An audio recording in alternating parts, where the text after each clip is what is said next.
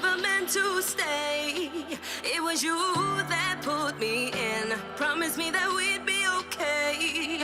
All of your lies I was believing. You were there most of the time, but that was never good enough for me.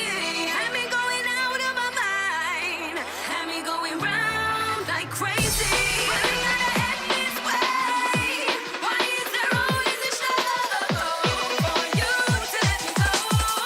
Whoa, you got me like crazy. Like you were always right and I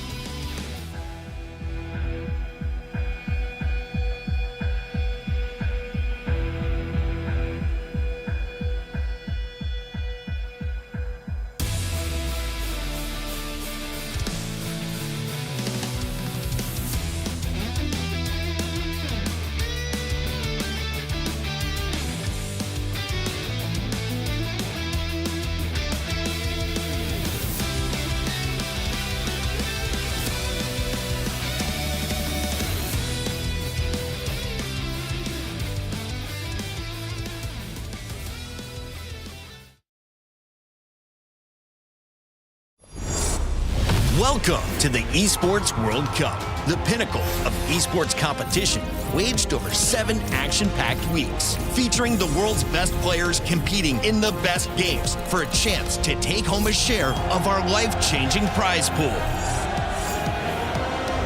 There's a ton of money on the line, so let's break it down. $44 million will be split across game championships, qualifiers, and achievements, with the remaining $27 million reserved for the best performing clubs across all tournaments in the Club Championship, where we'll crown the best esports club in the world. However, earning that title will be no easy feat. Throughout the Esports World Cup, clubs will earn points based on their placement in each title. At the end of the Esports World Cup, the top 24 clubs will earn a share of the $27 million, with the winner taking home a staggering $7 million, and of course, the title of Best Esports Club in the world. And it doesn't stop there. For these 7 weeks, Riyadh Boulevard transforms into the ultimate gaming festival, featuring everything from heart-pounding community tournaments and creator meet and greets to all-star show matches and live performances from global music icons. Bigger, bolder, and better than ever before, all kicking off with a jaw-dropping opening ceremony. Who will rise above and write their place in history? Watch it all here at the Esports World Cup.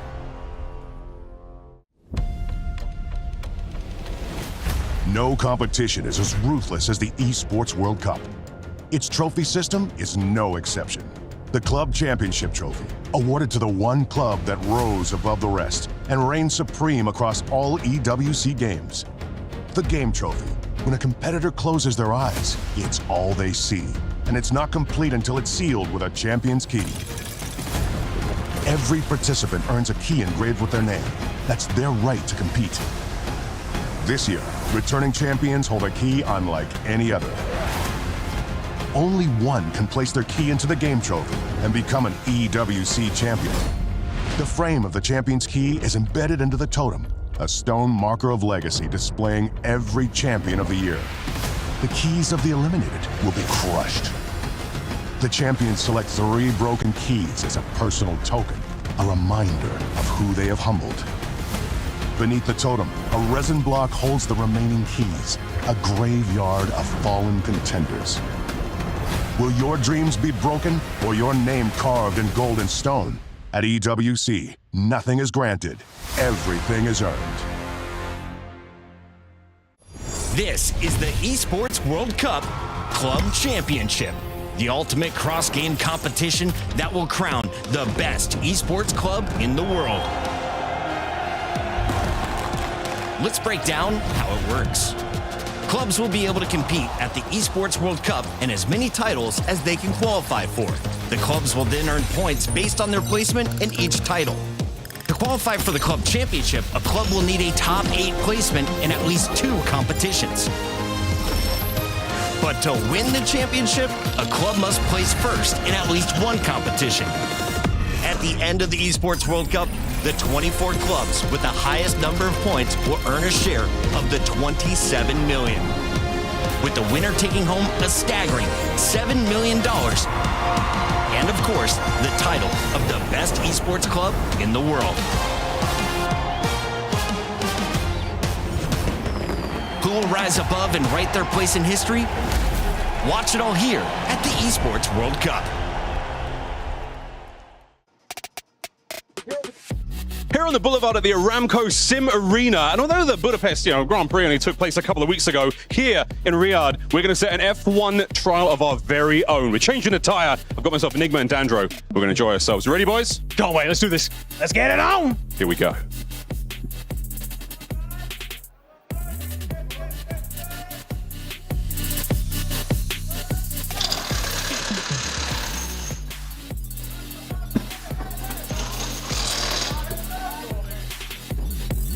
How are we feeling? 302. We'll take it. No contract, but we'll take it. It's harder than it looks. It ain't NASCAR, but we're good. All right, get us out of here.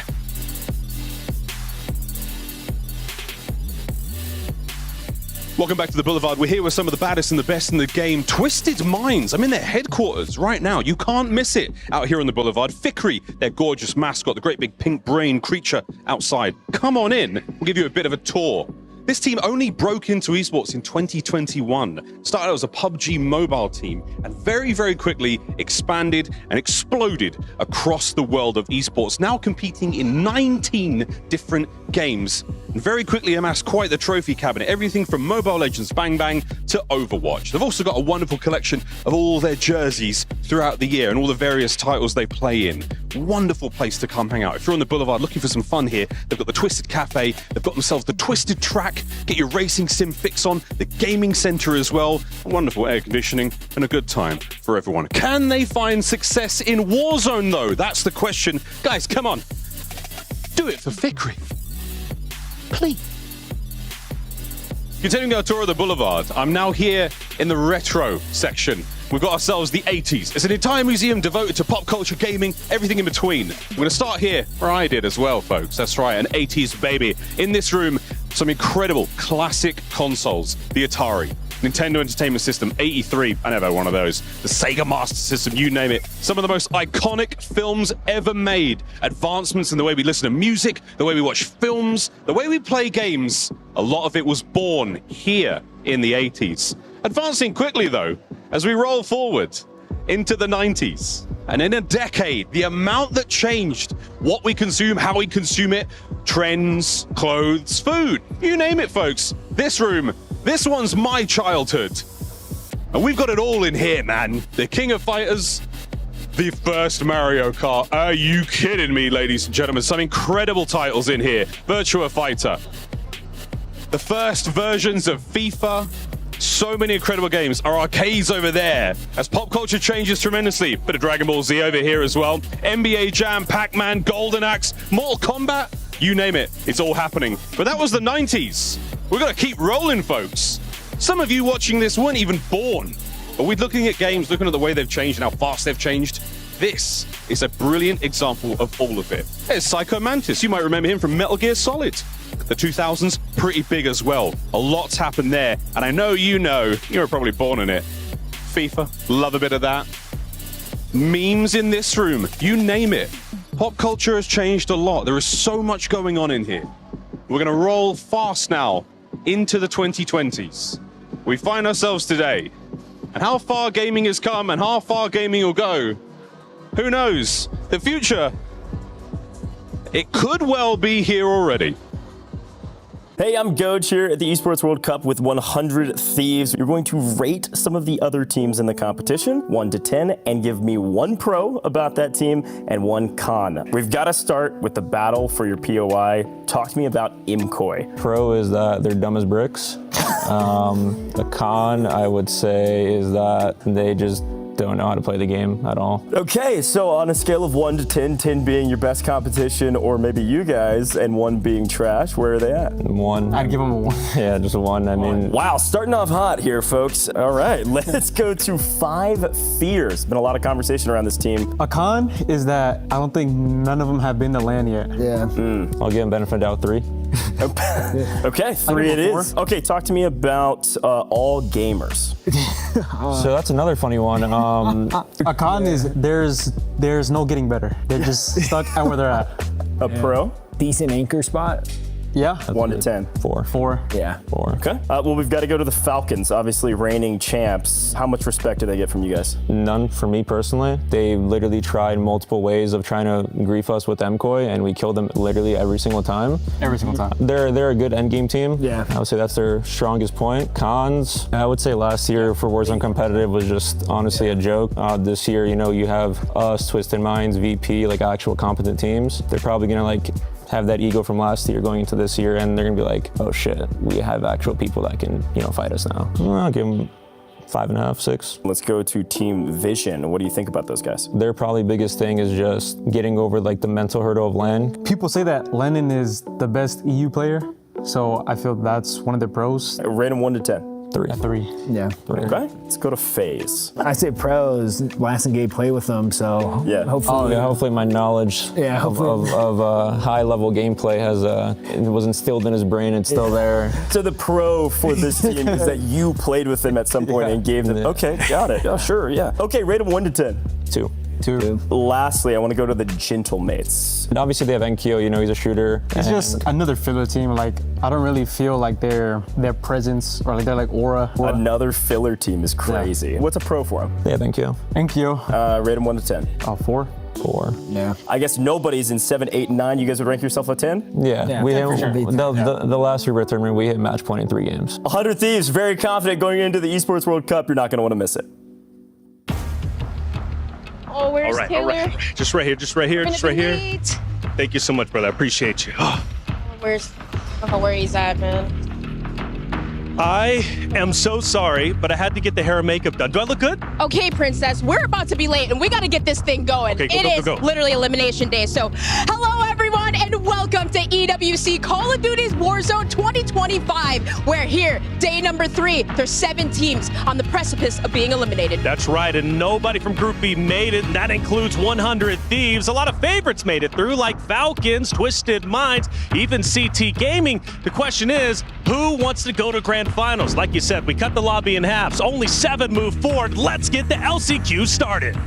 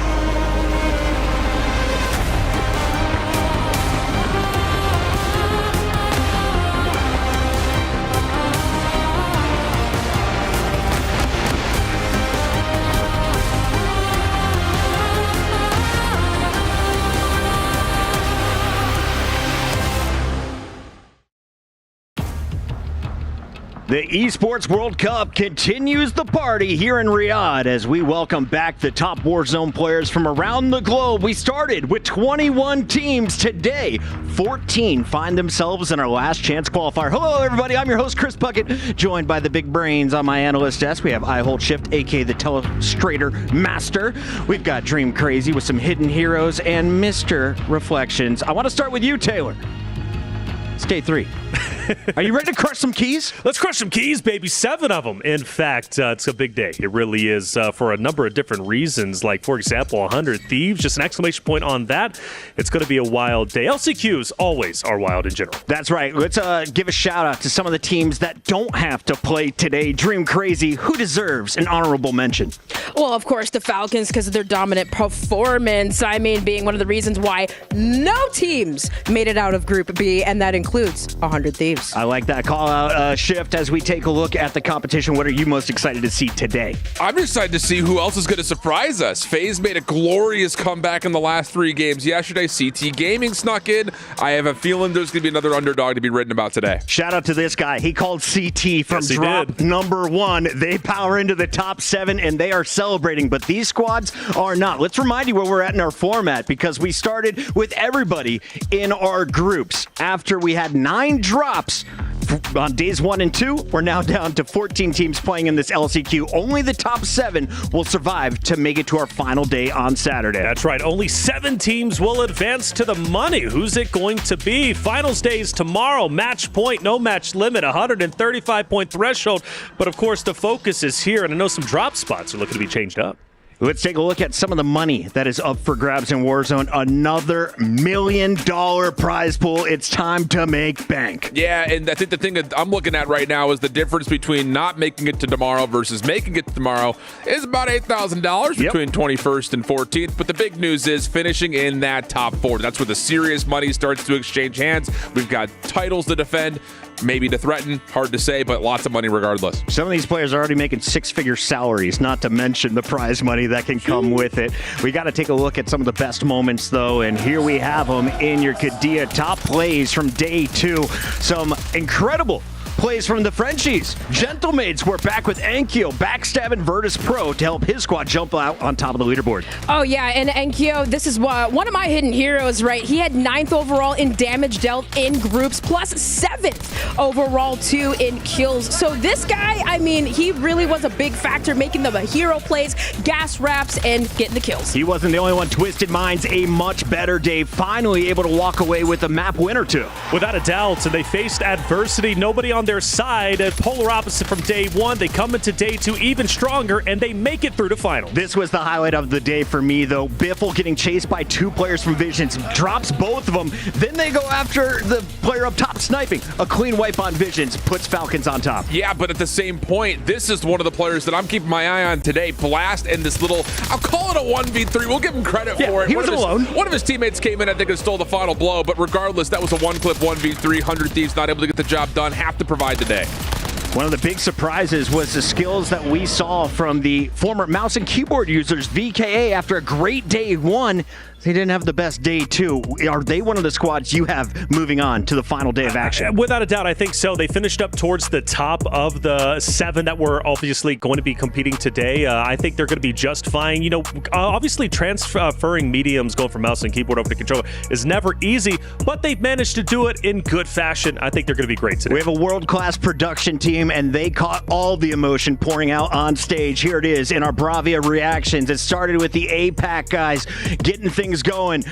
Big performance from our Europeans as well as they finished top 5. Yeah, Novo really kind of flew under the radar as a top 5 squad. I mean, we talked about them when they were in final circle moments, but feels like eyes are not really being geared towards them. Same situation for Vision. They're one of our top average placers through day number 1, and they provided with a couple of wins yesterday on top of that. So big stuff out of the EU teams. Shifty yelling at the fans, yelling at the opponents, and you saw Sage from Virtus.pro saying Falcons who? Right. There's a little bit of a rivalry, and it could be a 3-team race if Twisted Minds gets back involved. That's right. Twisted Minds, I think, are always going to be a dominant force, but the Falcons are the ones you have to dethrone, and the fans were going crazy not only for Twisted Mind, Falcons, but also for the Gentlemates, who we will be watching today.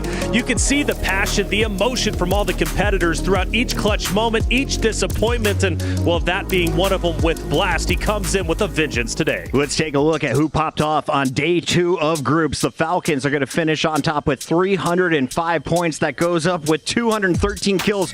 Right behind them, just 12 kills back, though, is VP. And all of our top 7 squads are taking the day off. As you take a look through this list, what are you taking note of? I think really for the top 7 teams, you're in a comfortable spot, but there's going to be a lot of learning to be done today because teams like Thieves, Inner Circle, ROC, Movie Star Koi, they may be changing up drop positions. I would say we've got 4 teams that are dominating their POIs on drop, but everything's going to change after today. Yeah, that's right. And you also have to consider with those top 7 teams now out, the bottom 14 teams have pretty much free reign to do what they want to do without being contested by the top dog. Shout out to FaZe, by the way, for making it in along with CT Gaming, yes. But 100 Thieves on that bubble, they have to be a favorite for today. Inner Circle, Rock, 100 Thieves all falling short. They will be challenged by Movistar Koi as we will see a huge fan base cheering on that club. In the meantime, though, there's been a lot of talk on Twitter, and the loudest, they may be on Virtus.pro. Yeah, this is sick. First of all, just in terms of like the editing ability, yeah, beautiful That's Biffle, stuff. by the way. Biffle just getting kicked in the face. What a shot by Sage. And it's not just this angle. They did. Wait till you see his face. It's even better. They have 2 angles. I didn't see that there were 2 angles. That is so the tweet of the year right now. Virtus.pro, their Warzone team got my follow after I saw that on the timeline. They weren't the only ones talking, though. The Falcons were clapping back, Taylor. Without a doubt, and the Falcons should be clapping back. There was a lot of talk about Virtus.pro after their game to win, but Falcons said, we're not not done just yet. They end up taking over first place. All right, we'll keep our eyes on those big clubs on the final day of action. But here at the LCQ, it's all about these players. And here in our Jamil Motorsport Arrival Cam, it's our players getting into the vehicles and making their way out of the incredible hotel. We have been treated so great. Oh, yeah. You got to think the 100 Thieves, they had a good meal last night, had some good VOD review. They're coming in hungry today. I think the thing is there should be no lack of confidence because you're on the bubble in the first place. Yes, you did choke the last couple that drops to get you a guaranteed spot into tomorrow, but I think this is actually going to be a day that really benefits 100 Thieves who were lacking identity when they were dropping really in simultaneous form with Movistar Koi. If that battle continues today, those extra reps are going to go a long way for both those two squads. And of course, Inner Circle also walking in, a favorite of mine. You called CT Love Gaming. I'm not giving up on Inner Circle. They're coming back today with a vengeance. The APAC squad will be challenging our top squad from NA, but that was the big surprise. If you were watching the qualifiers, you had Virtus.pro at the top. 100 Thieves was right behind them. Well, 100 Thieves are now playing for their lives today. Dream crazy. If you missed the early days of action, what caught you off guard? Why aren't these guys amongst the big four like we originally planned? Well, listen, if you're the Falcons, right, you don't want to play 100 Thieves. And guess what? We saw Shifty mix things up and go to Control and contest them. And for 100 Thieves, that was a big issue at Control. They're getting pushed by Movistar Koi. They're getting pushed by even VKA at one point as VKA is flex POIing. And then it's just pure chaos at Control for 100 Thieves. For some reason, for this squad, all of these teams, even 5 Fears were pushing them.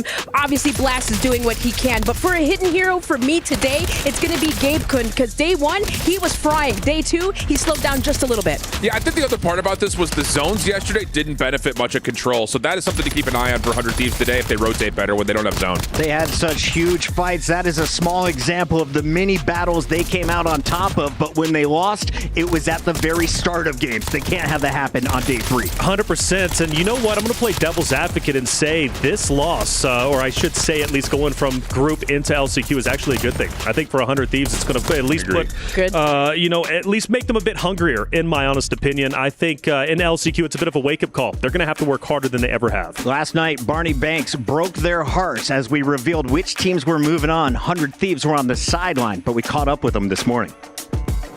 The one and only Gabe Kun, 100 Thieves. Mate, not the situation you wanted to find yourself in today. Obviously, LCQ, you were so confident yesterday. What went wrong? Well, we had 3 teams coming to us, including the boat. But honestly, I just felt like we were kind of rushing things. We got a little bit too cocky, but nothing that we can't handle. There's a difference between being cocky and being confident. Obviously, you take a big hit like this going into the LCQ. You're obviously a strong team coming into it. Does it hurt the confidence? If it does, how do you bounce back? Does it hurt the confidence? Not at all. If anything, we see it as a chance to just take out MKOI and a bunch of other teams, because realistically, if we would have qualied, we wouldn't have had a chance to personally take them out. And also, we just wanted to make things interesting for the audience and the fans at home. So everybody loves a big comeback, brother. Exciting stuff ahead. Okay, so you've got the kind of hit list, the teams you want to attack. Yeah. Who do you think's coming for you? Everyone. Whole lobby on their backs. I wish you the best of luck, brother. Good luck in there. Have a great day. Thieves feel like they've got everyone coming for them, but the key wall is starting to get a little bit thinner. 7 of those keys will be crushed by the end of the day, while everyone else has one more chance to insert their key into that final trophy. They protect those keys at all costs. That is precious, without question, for 100 Thieves. Such a storied organization, such a storied team. They've got a lot of pressure on their shoulders today, but I think they can bear it. Absolutely. On the other side of the world, though, there's an APAC challenger that has caught everyone off guard. I thought they were a shoo-in for top 7. They fizzled out towards their end drop, but they're looking for a strong day 3 performance. If you're looking at individuals, Teeny with one of the best single drops, 16 kills in that game. Yeah, I think the thing too is it's not just Teeny. And I know, Taylor, you and I watched this team and were blown away by the fact that they were giving Na'Vi a world of hurt when they were playing through their qualifier, but they don't do it in a normal way. And even the Na'Vi guys were like, they don't play the game like anyone else does. They deathball, and all 3 of them can get in the kill feed at any given moment. Yeah, and what does that mean, deathball, right? Well, they focus as one unit. They wolf pack together. A lot of teams don't play that way. Like, for example, Falcons with Ahsoka, prime example. He stays back. You will see that from time to time with this Inner Circle roster, but you have to be ready for all 3 to be challenging. So we know the deathball can be more dangerous when you're fighting 2 guns against 3. but isn't that a huge risk that you could get team wiped? I mean, a risk, but, you know, high risk, high reward, right, for some of these squads. And, I mean, when you got Teeny, too, also on the squad, dropping to 4.3 average kills, I mean, hey, why not, right? But, hey, for Bray, too, I got to give him a shout-out for, again, being the youngest player here. He has really been putting up a performance. It is high risk, high reward, though, Puckett. This is a team that won 2 drops in their first 2 days, but still only averaged 9th overall. So it comes in waves. Either they find success doing it and they finish in the top 3, possibly winning. Otherwise, they also have a lot of 13th, 12th, and 11th place finishes outside of the multiplier. They were so close, and what a fantastic tweet, because they were in the running with the big dogs. That's Can right. they keep it going today? 100 Thieves will be a competition that they'll try and keep pace with. Inner Circle, though, under the leadership of Tommy, they are listening. You mentioned they're young. They are hungry as well, and if you are Tommy, you can't ask for a better coachable roster. Every day, they're looking to improve. Without a doubt, and obviously bringing that veteranship to 3 individuals at their first LAN event, for them to perform as well as they have is great. They had 0 expectations on their shoulders. If they perform badly, okay, no big deal. First LAN event, chalk it up, go to next year. This year, though, unstoppable. I'm loving them. We caught up with Inner Circle. Here's what they had to say. With Teeny from Inner Circle, mate, how are we doing going into the LCQ today? I'm feeling great, man. Feeling very confident, you know. It's obviously a very easier lobby, so it should be fun. You were definitely having your fun yesterday. 16 kills, record set. You were loving it, weren't you, mate? 100%. I mean, we had 2 short games going into that, so I just thought we seen red, you know. We seen red, and I had to go crazy, you know. You went crazy, man. Well played. Obviously, 16 is a difficult number to replicate, but have you changed the game? Have you sort of making teams look out for you a little bit more? Have you sort of set a bit of a meta, if you will, here? That's the goal, you know. A lot of people counting us out. We just want to prove some of the doubters wrong, you know. Love it, man. Thank you very much, mate. Good luck today in the LCQ. We'll speak to you later. Thank you. Again, like Schiff said, we're going to start thinning out those keys. For Inner Circle, they are taking it full speed ahead. They want to protect it at all costs. And one thing that I loved in an interview with Teeny, he said, easier lobbies today, and I think that's going to be the case. Those top 7 teams are gone, and for them, they were already putting up a wonderful fight against Falcons. They were putting up a great fight against Vision, against Twisted Minds at times. Today, I think they could very well dominate everyone. Oh, absolutely. And I mean, when you look at their scores, especially their map 5, where, you know, Shift, you did mention that 13th place, that was their only game where they had 0 points. So it's like you have to think 5 more points, 4 more, a couple more kills could have made the difference. One of the biggest disappointments on day number 2, unfortunately, was Rock. Now, Rock Esports is in the Club Championship, and they were hoping for Club Championship points from their Warzone roster. Wars, Prodigy, Vision, all off to a hot start. They won the very first drop of the entire competition, but towards the end, they bombed out in the final drop. Walk me through that map number 9. It's not even just the final drop, it's the one before it. I know that all eyes are on 100 Thieves because of the brand and like, wow, how do those guys throw it? But Rock is not away from that conversation. These guys had a cataclysmic choke, not being able to get their feet on the ground in the last 2 drops. So they have something to prove, and again, they're going to be looking for some ground to work with those top 7 teams off the map this time. And the best thing about it, though, for Rock, you don't have FaZe to contest you anymore, right? So a lot of these battles happening on the north side of the map, the south side's free, right? We heard AG Global even switching their spot to Factory. So for Rock, I feel like they should have easy pickings, probably easy ride in the finals. Yeah, and that's a great point. So the fact that Rock goes over to Prison and they hold it down and they finish just outside the bubble in 10th place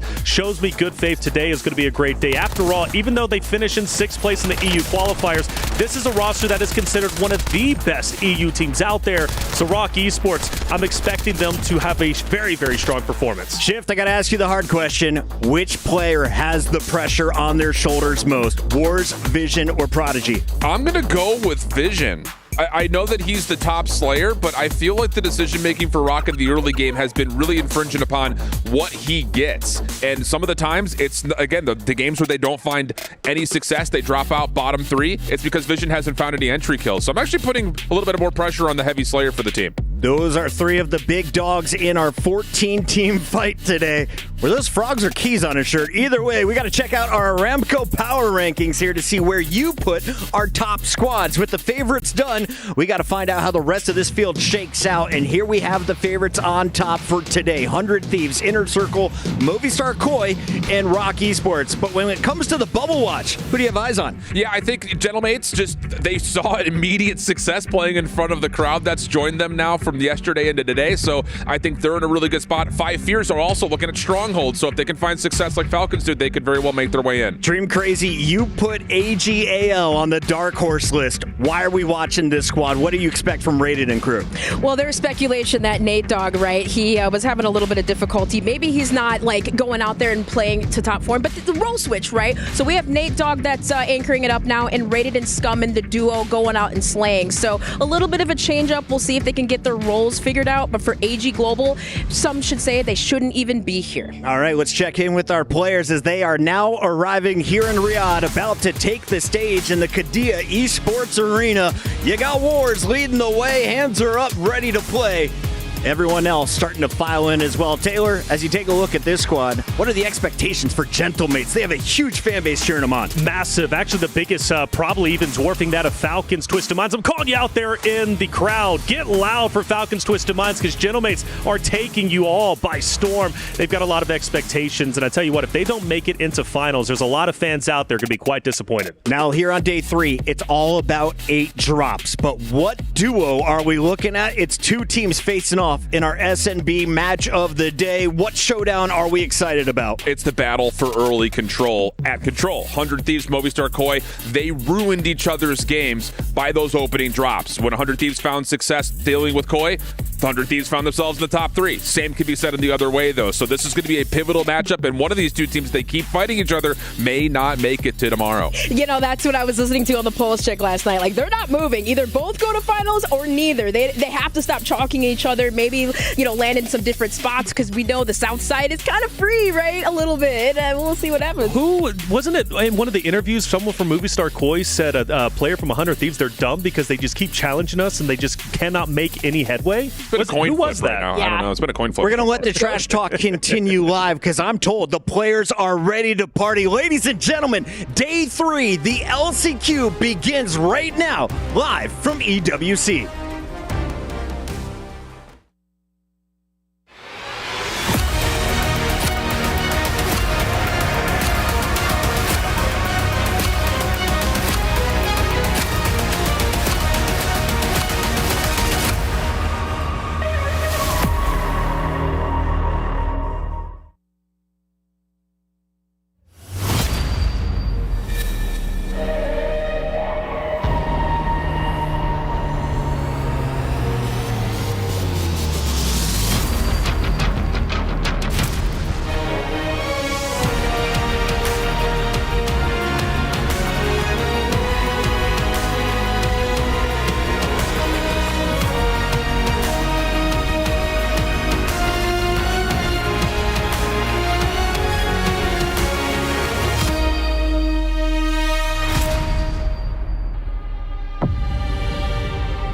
Survival in Warzone isn't just about kills. It's about what you do when your squad is down and your back is against the gas.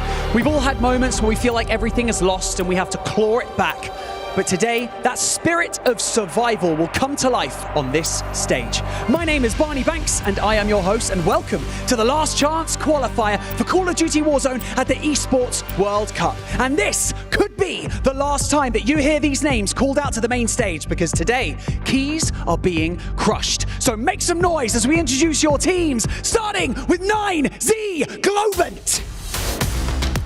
They are Goodbye, Elato, and Bale.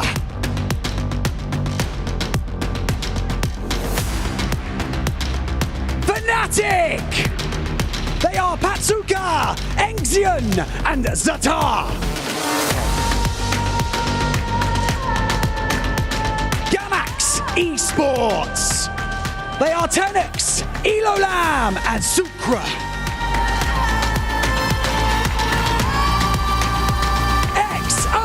Esports! They are Hamoud, Notorious, and Penguin.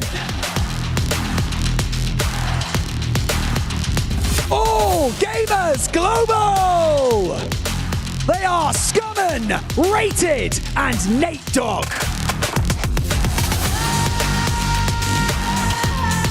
EVOS Esports! They are Robstar, Jawad, and Showstopper. Leviathan! They are Deki, Lace, and Stukex.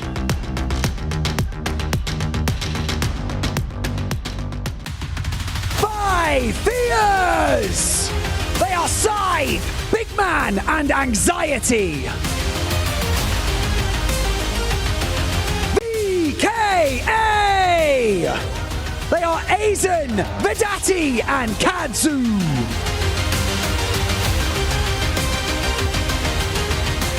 Gentle Mates.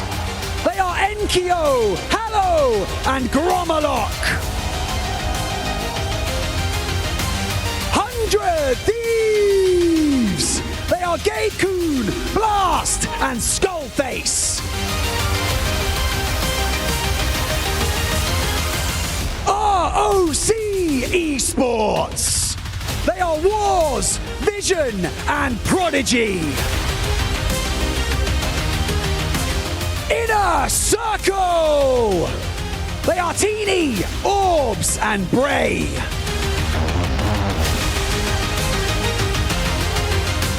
And finally, Movistar Koi. They are Goat Clamp, Netodds, and Bolcom.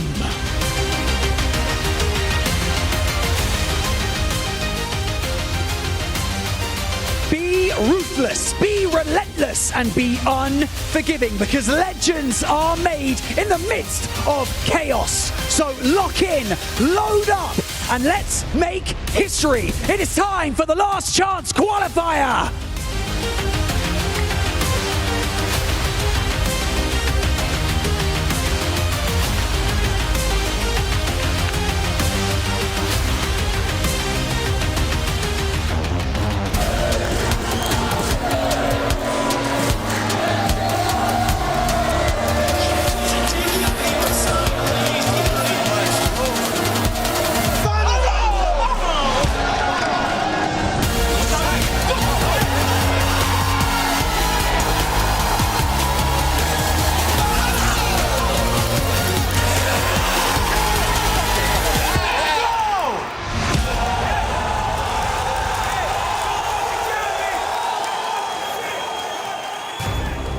Well, good evening, Riyadh, and well, good morning, good afternoon, wherever you are in the world. Welcome into Call of Duty Warzone here at EWC LCQs. We've got Goj and Tun here in the booth.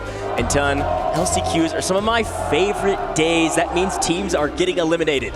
There's times where we're actually going to see some keys get crushed, right? Yeah. I mean, that's what EWC is about for me. I want the jeopardy. I want the risk. I want the stakes. And they have never been higher for all of these teams who are ready to get it down on Rebirth Island once again. We will lose 7 of them. 7 will head to our finals tomorrow. And frankly, it's quite hard to say exactly which 7 are going to be going through. I like to think, as far as predictions go, we've been okay along the bubble. Maybe mine of Falcons not finishing in the top 3 is the most questionable and was from the get-go. But at the same time, there's every single team could make it through again. It wouldn't shock us. I mean, outside maybe 2, I think I'd fear for 9Z Global and Gamex Esports to be able to make that push. But outside of that, literally every single one of these teams has the potential to make this tomorrow. Well, frankly, I wouldn't count anybody out, maybe even not 9Z. And I think the reason why is because with LCQs, when your back's against the wall, or the gas in this instance, like Barney Banks eloquently put, is teams are going to change things up. You're going to see totally different strategies. You're going to see totally different play styles. I expect a couple of our top teams that quote-unquote shouldn't be here are going to keep the same strategy. I expect 100 Thieves to keep going control. I expect Imkoi to keep going control. But everybody else, I think, are going to drastically shift things up. And like the analyst eloquently put as well, this is a totally different map. You don't have the Falcons and VP soaking up a crazy amount of points. You don't have a crazy amount of teams in certain POIs like Chemical. This map is going to change dramatically. Oh, it 100% changes the scope of things entirely. Heading into today, everyone getting themselves ready and excited to jump in. And the crowd, once again, very much getting behind the General Mates, of course, but Falcons there with plenty of support also. The General Mates, I'm curious actually how much of a crowd buff they actually did gain off yesterday. A much better day yesterday. Coming in, I want to say it was like 9th, 10th, around that kind of area in the end, didn't they? For them, if they had that second day and the first day, they would have cruised through. It's just a really slow start on day number 1. But if they can bring that play to the LCQs, they're a shoo-in. Yeah, and I think that, talk a little bit about the minutia of that team too. You got to remember, they were absolutely crushing it up until their very last map of the day, where frankly, they were selling used cars. I mean, the biggest sell we've seen in a long time, and it wasn't necessarily their fault. Teams just decided to make a play for them and wipe them extremely early. So I will be looking at the Gentlemates and a lot of our other teams here on the stage to make a name for themselves, or continue to do so at the very least. Because, to get into the weeds, let's talk about some of the overall standings from this last competition. Of course, you will not see these top 7 teams today. It's LCQs. We are eliminating 7 of the bottom 14. So we're going to be starting here at 100 Thieves as our top seed, technically just missing out on skipping LCQs straight to the finals by only 4.4 points. Yeah, it wasn't a lot, was it? For them, though, there was too many slip-ups. I mean, we've seen in those final 3-4 games how often they were not putting themselves in those good positions. The risks were coming through. But in fairness to them, I feel like Falcons were absolutely bullying them throughout. They were constantly hunting them down, making it very difficult for Thieves to really find a great deal. But again, let's talk about the teams on the lower side of things. You can see everybody there down the right-hand side. We'll all have to step it up, but in very different conditions. Well, we've got some support for a lot of our big content creators and competitors out there. A big shout to Dave Samir, great guy, a good friend, fantastic streamer, and a former competitor at this stage and World Series of Warzone. I love the shout to Dave Samir. If you're listening, Dave, you make big waves and really have a lot of momentum in the scene. Keep pushing. But excited about all of our teams, and I think one that was really interesting is this squad on our screen right now. VKA is one of those teams that after day 1 we said, hey, they kind of snuck into this competition. A team got bumped out last second. They get bumped up. They're the last seeded team. And after the first day, we were all saying in the green room, hey, they might qual straight to finals. Day 2, though, very lackluster in terms of points. Yeah, I mean, they did okay, but in comparison to their day 1, obviously it was a little bit off the path that they'd taken. But for me, look, they have the potential to go through today, absolutely. I think that's the beauty of this last chance qualifier, that literally it could be anyone. I think, we have our favorites. For all the Thieves struggle to get through top 7, they come in as one of the highest seeds. I'd be immensely surprised if they don't manage to find their way through top 7. But the battle for them is going to be between them and Movistar. We're going to be talking about the drops when we do head in. There are some things to talk about on that side of things. But for them and Movistar, they're both going to be dropping there together, we believe, still. Yeah.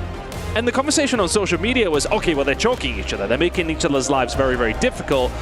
It's almost that, I don't want to say it's blind ignorance, it's more arrogance when they're both pushing towards that, in the sense of like, no, we're going to beat you out, but is that going to bite them in the backside? Well, I made a tweet about this because it was a really kind of minutia breakdown of what happened on their POI. It was a double contest, but they're used to that. Those two teams have been fighting each other throughout all the qualifications in all of these scrims that they've been doing, right? Different regions, but when they came together for all the scrims preparing for this, they continually fought each other, and neither team really minded it. Both teams were able to put up a decent amount of points for the most part. 100 Thieves usually won that fight, though, and so they were expecting to do the same. The problem is when both of those two teams drop together every single scrim, every single map, and then go into group stage and do the same, everybody else also knows it. So the problem wasn't the contest, the problem was the 2, 3, 4, even 5 teams that came into third party and cleaned them up, where neither team were able to qual because everybody wanted a piece of just a couple free kills.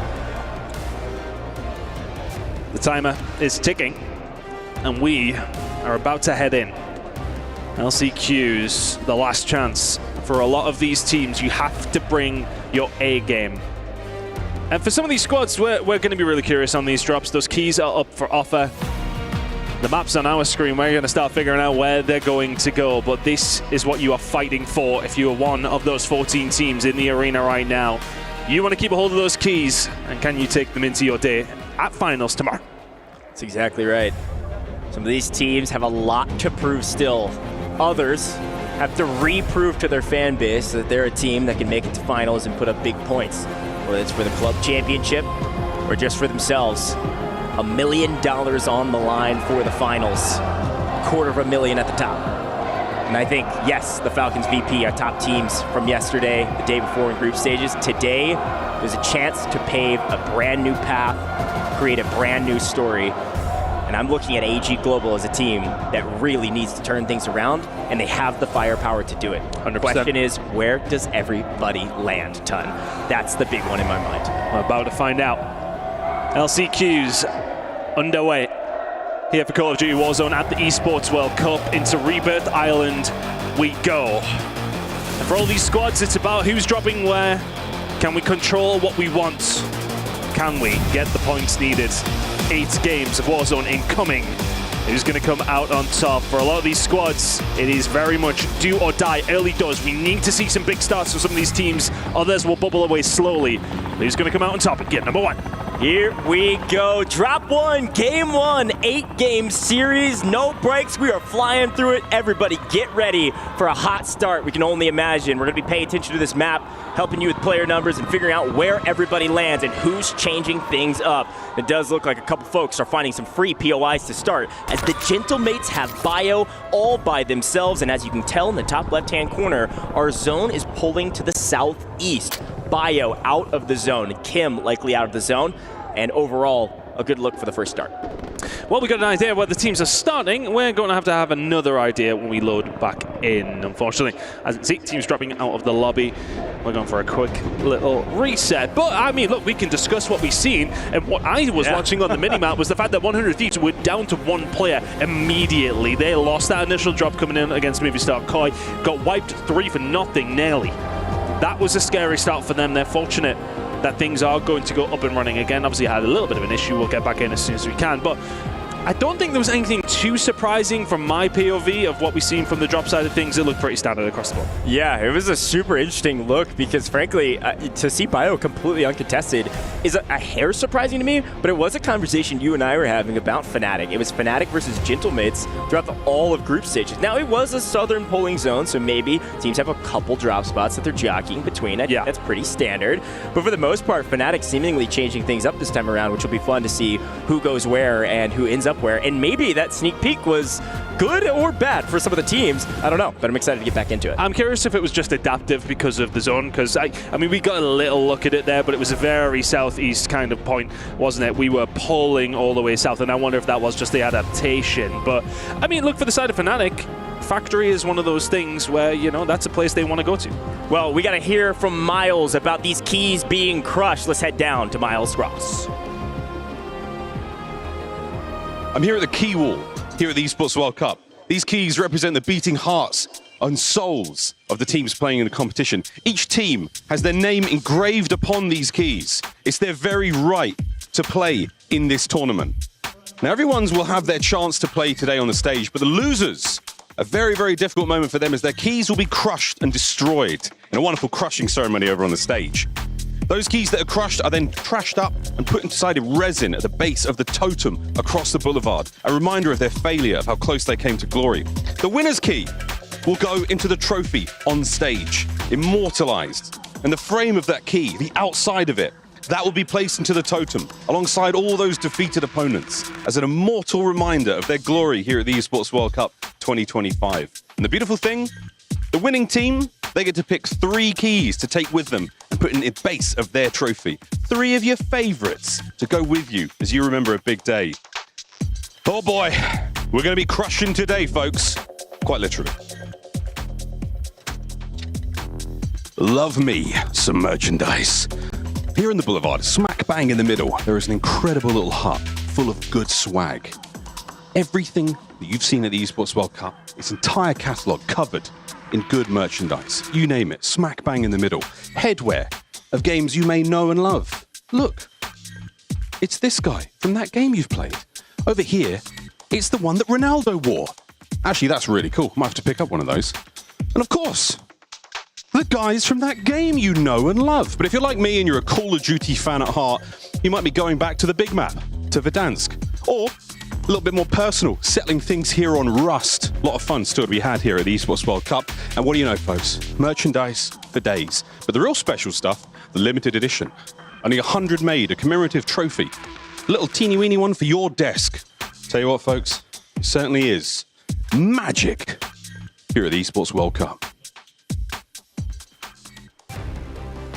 Well, dang, we love Miles Ross and some cool swag down there, folks. We are getting everything sorted here for our very first lobby of the day. While we wait, we're going to take a very short break here in the booth. When we come back, it'll be Game 1 of Call of Duty Warzone at EWC.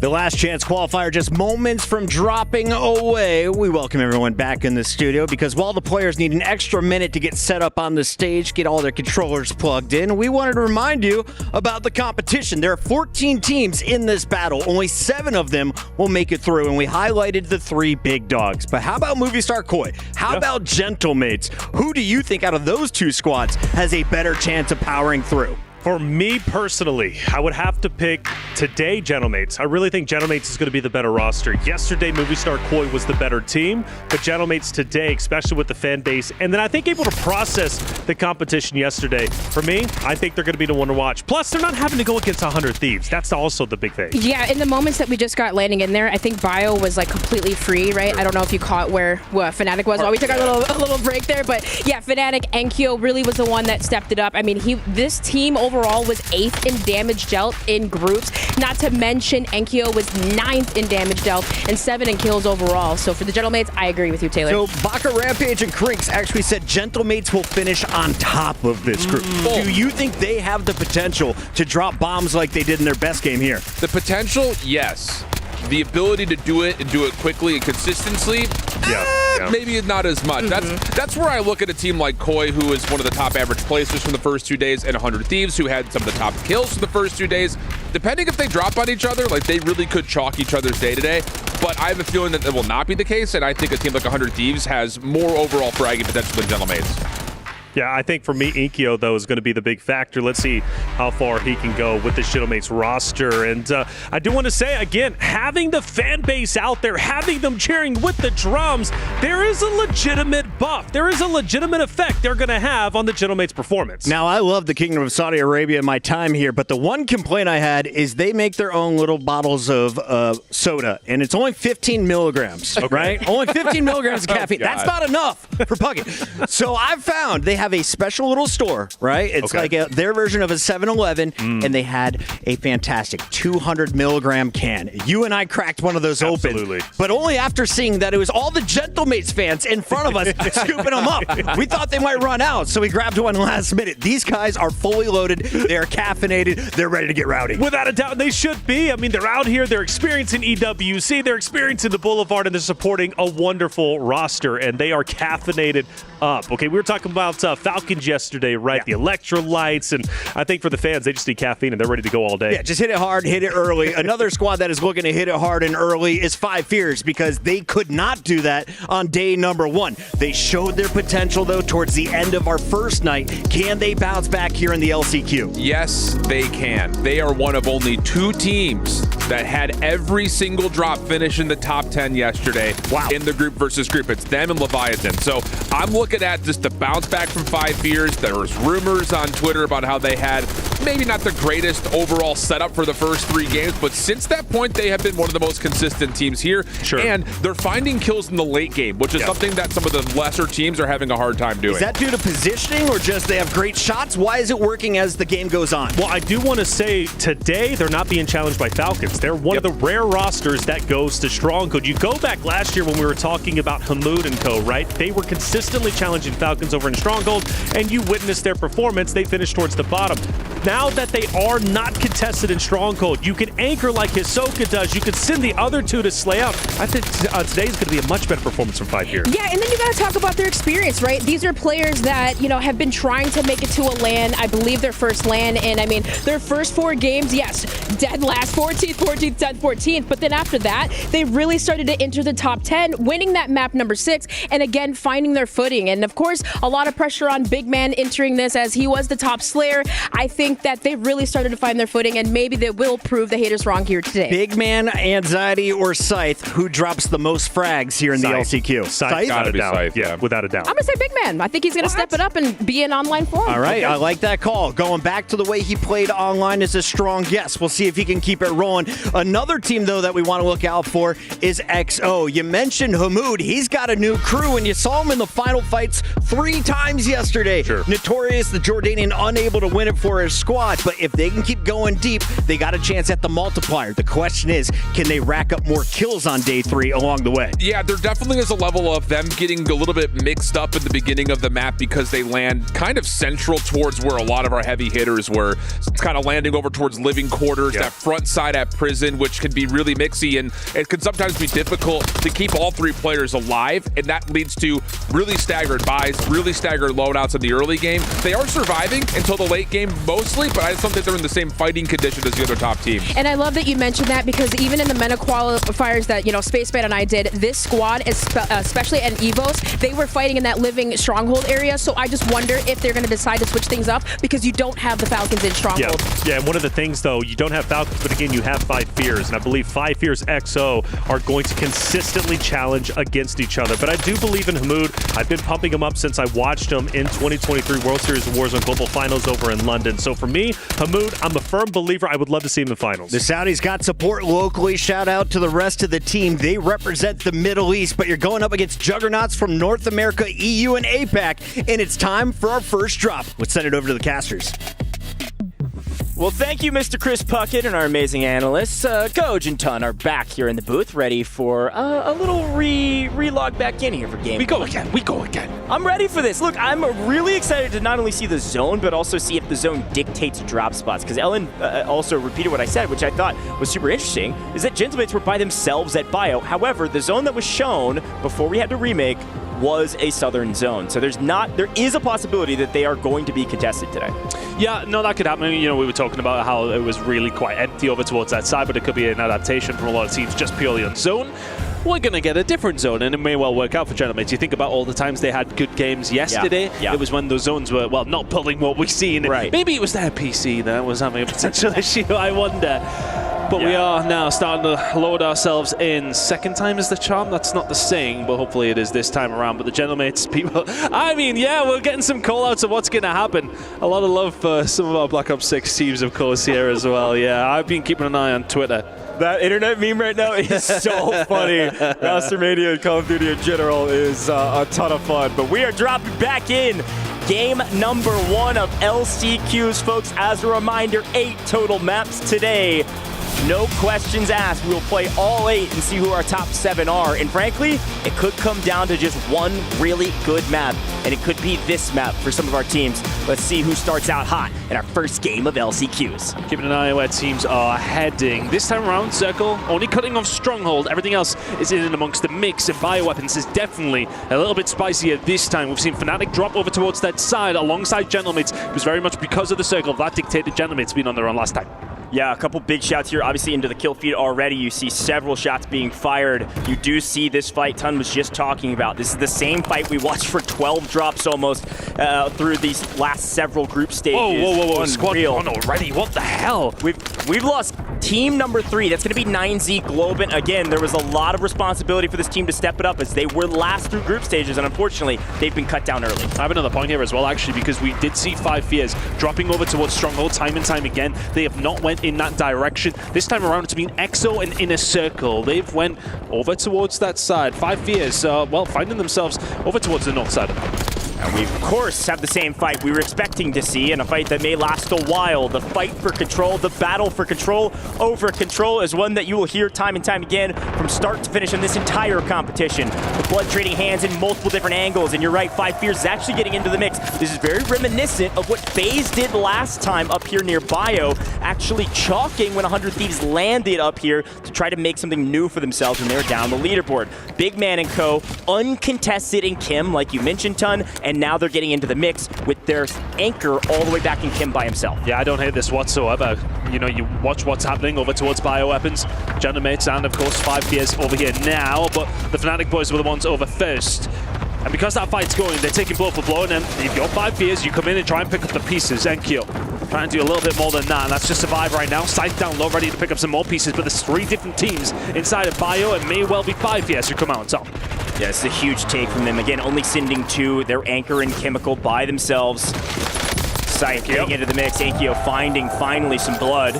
All of these teams trying to restabilize. Fnatic has completely abandoned Bio now after being pushed out. So you're going to see the Gentlemates in that blue 8 all day today. You're going to be seeing 5 Fears in that green 5 on your screen right now. Scythe trying to win a 1v2. Grand Prix fires, doesn't connect. Scythe swings through and should get the 1v2. Scythe is going big, proving the deaths to be correct. Yeah, 3 kills already. That's Bioweapons under their control. And now the push is actually potentially going to happen over towards both. There was the anchor from Gentlemates over towards that side. Could be in a little bit of trouble, but we go over towards the other side of the map. This one has been raging for quite some time, but all of a sudden VK are now starting to get themselves over and involved. Over towards Stronghold. Teeny already on 3 kills here for the side of Inner Circle. Yeah, huge take here, but Vidati's team is in living quarters. Their anchor sitting in living quarters by themselves. Well, these 2 Slayers get into the mix here with Inner Circle and EXO Esports, who both drop Stronghold. Looking to find the picks, and it looks as if Inner Circle are going to be forced away. It feels like the map's almost freed up a little bit. Oh, yeah. Seemingly allowing themselves to be a little bit more fluid in their transitions. Everyone getting a little bit more aggressive over towards control, though, where things continue to be the same. There's no fluidity here. It is very much the same picture we've seen over the last 2 days. Maybe start Koi and the Thieves find it out. This is a tug of war that we saw actually for 12 games. These two teams in the same group, which means they play each other for all of their games, and they will continue to fight for this position. 100 Thieves said it. They said, hey, you know, LCQs, we want to try to knock each other out. But speaking of knocking each other out, we swing back to Vidati, whose anchor was challenged. EXO knew exactly where this anchor was, and all of a sudden, VKA had to come back and play support as EXO was trying to relocate and regain on top of AZ. Fight continues. Looks as if they are going to win out here, VK, in a relatively decent spot. But one development that actually has gone on, you can see at the top of your screen, Showstopper and Robstar controlling headquarters. AG.AL, they had to vacate, they had to move away. They went over towards the north side of the map. They're now fighting over towards chemical engineering with 5 fears. Dynamites have regained themselves over towards bioweapons, but you can see that circle starting to close. Things are going to start getting a little bit tighter. Yeah, huge shout. AG after a really frustrating group kills stages. as well. They've swung all the way over to, I believe, Factory Harbor, now all the way up into Kim. So they're fighting that anchor that is 5 fears. It's a great shout as this fight continues on main. There's not a lot going on, though. There's not a lot going on. Yeah. There's not many kills coming in for either one of these two teams that we've seen a great deal of. They're doing that thing we talked about time and time again. They are slowing each other down just a little bit. Nobody got that ultimate control over where we are right now. Well, we got to take a quick listen in here with the 100 Thieves and see what they're thinking. They are not getting third party. They're just in a tug of war. Let's listen in. Pretty sure they're like B. Mini. How many? Push, come in. This one. I'm fine. Hey, we're second B down. I'm going back. I'm going behind. I'm playing the heady. They're coming up third. Yeah, they're coming up third. What's up third? Hit Norman. Hit 2 Norman. Knock one. I'm pitching. One back. Playing left side. All three there. Hey, soft. Back down. About to sip up us. They could be roof. They just present. I think they're all third. I'm gonna go. Oh, try and loot up for a loadout. There was no one bolt skull. Yeah, I got 10 seconds. They're pushing me mid. Yep. Chase me. 3 seconds. Yeah, we're going to the hill bar or something. Ready? Bummy second, I think. Mini hopping up. I'm gonna total loadout. Come over. Ready? Challenge me. Where? Challenge me to my flash. One shot, one bullet. Demo crate. Well, that listening kind of showing what's been happening for both these two teams. Not a great deal, to be honest with you. Eventually, the fight will come through, and it's a bit of a 50-50 game. We'll clean up on the net odds, but other than that, you know, this has kind of been the story of Control Center. Over and over again, teams fighting for that control, but neither really gaining a great deal in the entire scope of things. Yeah, it's a tug of war that doesn't seem to have any end until the end of this map, maybe. Good grief, they're going to be fighting for a while, but Ankyo off-screen has been frying, and frankly, it's because Fnatic has been fully eliminated. Something we saw during that listening. Fnatic, the only other team fully eliminated besides 9Z on the hands of the Gentlemates and a couple other folks, frankly, up in Chem. And we do see AG, there they are, I was about to call them out. AG have restabilized down in Harbor after causing some concern up in Chemical with 5 fears, with Gentlemates, and now the late Fnatic. Great spot here for AG. Yeah, and I like the push from them. They're kind of being fluid. We talked about it. They're happy to go in any different direction. They headed all the way up to Chemical Engineering. Headquarters is their drop, and right now they're now focused in and around Factory. Circle's starting to close in about 18 seconds time. We'll know exactly where we're heading. Still, 12 teams remaining. We have not lost many bodies yet. But with this circle, if it does move in any direction rather dramatically, then we may well do so. Let's see Rock is taking a high ground position. We haven't checked in with them yet. And so far, a pretty slow game because frankly, they've had Prison by themselves the entire time. There's a big fight going on over towards the Prison side, but you can see already Chemical and Engineering team's gonna have to try and make their push. Can they manage to find a way through? I'm not too sure. But Harbor right now is completely uncontested. But about this fight in front of us now, EXO trying to get something going. Jawad will fall. The Mutant Code just trying to get a little bit more purchase around headquarters side of the map. Everybody's starting to get involved over here. There's been multiple different teams heading over towards headquarters, mixing things up. It's been a hotly contested area. Nobody really in full control right now. Yeah, as you can see, Laze has found an angle. We've been wondering what Leviathan would do with Twisted Minds off the board. Would they just go back to docks, or would they change things up? Factory, rather. Over by the seaside, near boat. AG, though, seemingly doing a lot of the same. Our zone has pulled to the southeast. And as it does, everybody's going to be filtering into this Factory side. Could go school, could go Factory. We're expected to end as this fight continues. Gentlemate's now in trouble. Gromalok, wrong timing as Laze, Decky swing in and pick up another. Nice done. These are big kills coming through here for Leviathan. haven't really had much of their own way whatsoever throughout the majority of the entire broadcast, to be honest with you. It's been a little bit of a slow showing as well as it had been for G-Max, but over towards ROC again for Warzone Code. They're pretty safe, yeah, not finding many kills. You might find one here, but Enkyo grabbing his loadout card to find those shots. Finds the first one, couldn't follow it up. Frankly, low risk, low reward sometimes with a sniper. Like, if you're not hitting your shots, you're not getting anything for it. When you do, sometimes you're able to pick up a couple early picks. But in the mid game here, Rock has been really slow because, again, they're not contested by the same teams in Prison. They've had Prison mostly to themselves, besides a few regain players. And Wars is trying to get any number of kills he can find here in the mid game, so that if they do make it to a multiplier, they're looking good and finally connect down one. Yeah, Gentlemen are in a lot of trouble here. They've really been trying to get away, but they've got Wars sniping down on them. They've also got the Leviathan right in front of them. And for all that, this circle moved very, very late. I mean, they moved late, I should say. The circle was here for quite some time. Grom trying to survive. Got to be living on a wing and a prayer. That should be Gentlemen. Oh no, somebody does spawn in, so they just about survive as long as they needed to. Grom will eventually fall, but Enki and Co may well live to fight another day.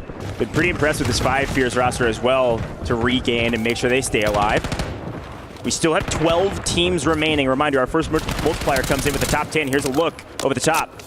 G-Max trying to do everything they can to find angles here in Prison, trying to retake mid-map. The zone has pulled actually a little bit further to the north than I expected. We were headed Harbor or potentially Prison or somewhere in between. A big place here for Inner Circle to swing up, but unfortunately Big Man's found the angle, and all of a sudden 5 Fears striking fear in the hearts of Inner Circle. They've got to back up. Yeah, 5 Fears have had themselves a good game here, but still 12 teams remaining, by the way. As that circle gets ever smaller, teams over towards the boat side are going to be a little bit of trouble, but for the Australians here, can they continue to survive? So many teams in and around it. It's going to be 5 Fears who come out on top. The hip fires in. Big Man sit down. Teeny finds the gunfight. They continue to slay, but so many different teams in and around them. Factory control now here for the side of Inner Circle. It settles down just a little bit. Teams starting to fall. Not quite still. 12 now, 11 as 100 Thieves. Wow. Fall out of the competition. Could not get things going. That control center drop ain't working. 100 Thieves completely out. Not in this map at all. Going to be near the bottom of the leaderboard for LCQs. We'll see if they shift things up as Movistar Koi is alive and have moved all the way down here. They're in that lavender color, number 13. Watch out for Volcom and Netots here on the angle in Factory. Going to be playing around Inner Circle down below. AG is restabilized. Okay. Look at our new zone though, folks. We pulled all the way up to the land between Harbor and Prison like we were talking about. It's wide open except for the sliver that is touching Prison. I'm looking at those teams already in Prison in a really good position if they can maintain control of the high ground. I believe that's going to be potentially EVOS and, of course, the side of ROC. They've been there for quite some time. Now on with Leviathan. Lays. He had been that guy for them, hadn't he? 8 kills to his name. And that is now going to be some good points on the board for them, but those multipliers are going to start coming into play. You would expect it maybe a little bit sooner. We're in Circle 5 closing, and still with 11 teams. Hazen will fall. Prodigy and Co's trying to get something going here.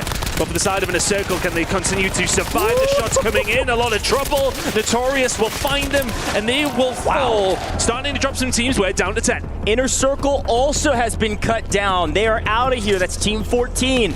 They're off the map. EXO barely still alive on the back of Penguin after a self-revive. As we also lose the Gentlemates off screen. We lose Hollow. Squad 8, that's your Gentlemates. High ground position goes to Rock Esports. They said we shouldn't be here, and now's the time to prove it in the very first map. Down to the final 5 teams. This is the best multi you're going to get besides the win.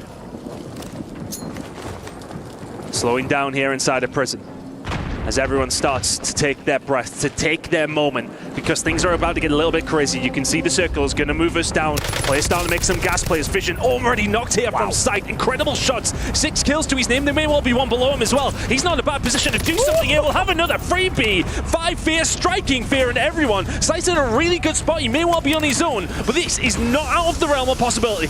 As a solo, to get the zone position, to get these kills is everything. We knew how close the margins were in group stages. Now's the time to do it again in LCQs. Rock Esports in a pretty good position if they're able to fight through that team number 4. That's going to be Sucra, TNX. Watch out for this team. Technically with the advantage, they do take the high ground position. And all of a sudden, 5 Fears has bought one back. Does get cut down. We've got a floater and a solo and a duo. Prodigy just trying to survive. Smokes out to try and give him some sort of cover. The floater's going to be an issue. Another player coming back in. Big man gets taken down. So 5 players are out. This is a 2v2, but 1 player floating in the air. Prodigy in a tough spot. How are they going to manage to find this? Another player brought in. Wars is into the party. G-Max, can they find it? They had the established ground, but now all of a sudden things change up. Fisher tries to get the position, but all of a sudden the drop's coming through from Prodigy. Pull off the 1v2. It's a 1v2, 1 down. You can't get the res. You got to win it. Sucre pinches perfectly. GAMX Esports, the first winner of the first map. Incredible work from GAMX. I counted them out immediately, and that is a huge win for them to find. As time will go on, squads will figure it out. But over the course of 8 games, a win is a huge statement here in our very first map. Incredible work from GAMX. Easy work, slight work for the boys. Really proud of these guys. Talk about a turnaround on the leaderboard. GAMX Esports at the end of group stages was in 19th. 3rd to last overall. 80 total points is our average through 8 is what they had last time, folks. But today in our first map, that average is going to be drug up. You're not going to want to miss game 2. We're going to head to a very short break here in the booth. We'll be back with more LCQs.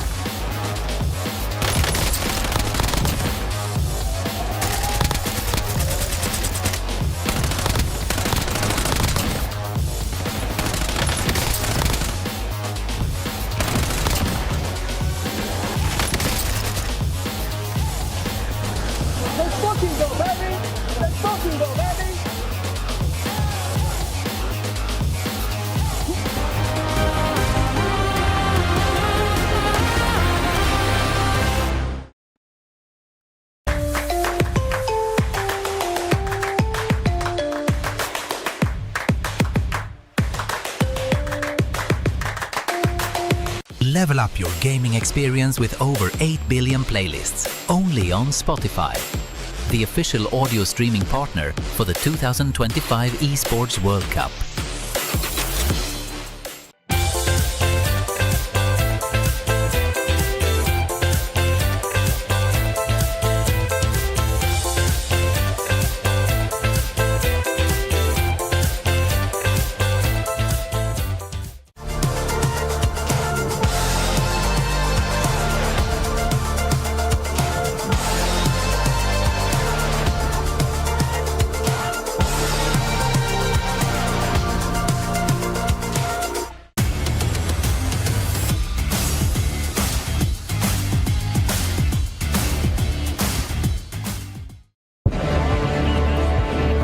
Esports World Cup is incredible. It's amazing seeing what's happening here in Riyadh with all the big teams from across all the big esports all coming together to see who is the ultimate esports team.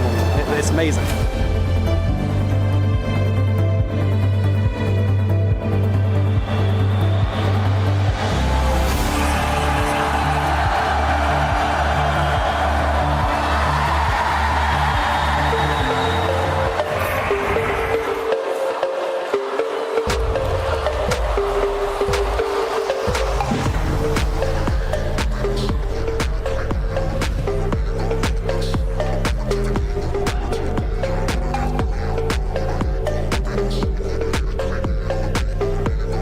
People enjoying, smiling, families, just people with a passion.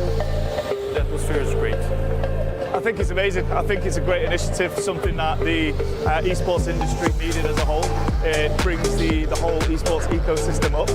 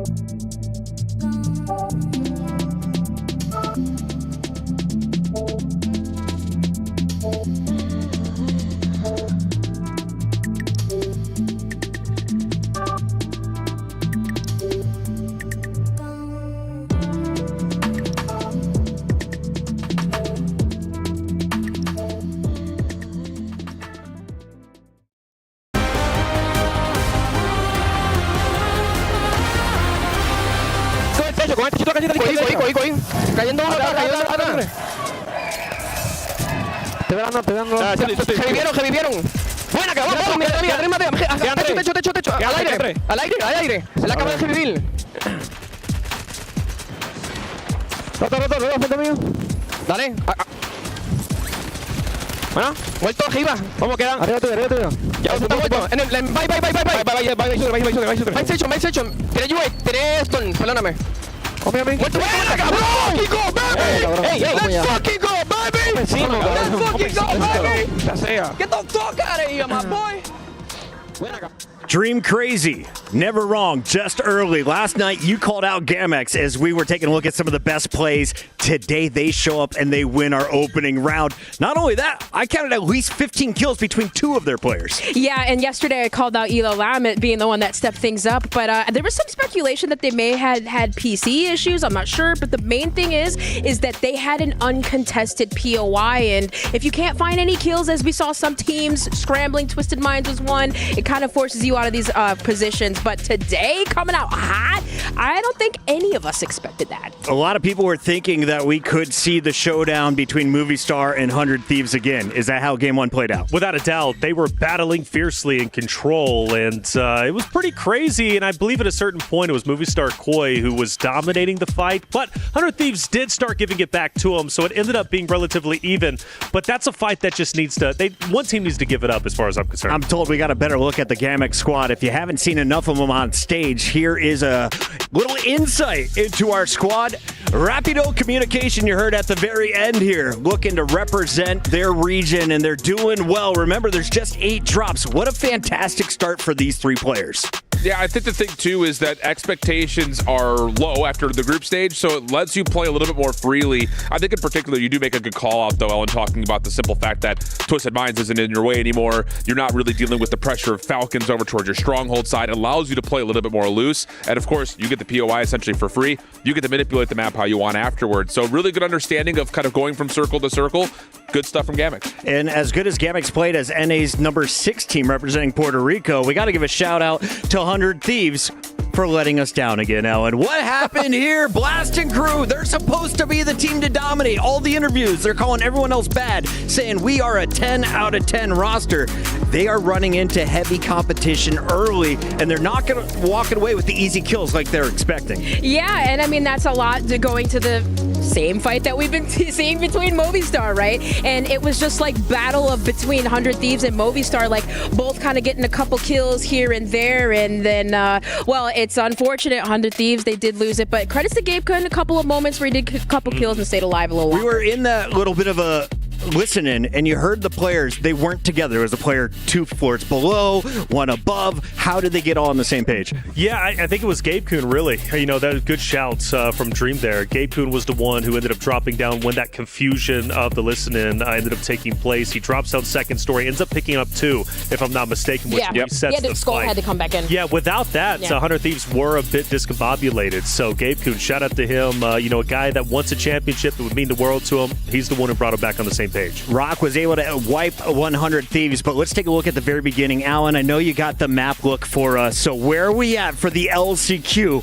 What are the hot drops? Yeah, I think the thing is we know what we're going to get in control. It's Movistar Koi and it's 100 Thieves. Both teams landing on each other, both teams fighting against each other, the entirety pretty much of that map. Movistar Koi, though, like we saw from day 1 and 2, better at escaping when they're not finding favor in the battle, whereas 100 Thieves kind of limp through the rest of the map. I want to direct your attention, though, up to the northeast side of the map. Yeah, tell me who these numbers are. Yes, so as far as I can read, number 5, that's 5 Fears who get into the battle late. They had Chem for free, so they rotated in early with loot against that third-party situation where you've got Team 6. That's going to be Fnatic. They did not do all that well in their opening battle versus Gentle Mates, but the big news there was Chem was free. 5 Fears take advantage of that. They wipe essentially both squads in the first 2 minutes, or at least get a lot of the kills in the first 2 minutes, and then you go down towards the bottom side of the map for free. Squad 12 gonna get Factory. That's Leviathan. We heard that AG was maybe gonna drop there and challenge it. Yeah, Raiden even tweeted it. Big talk. Bait.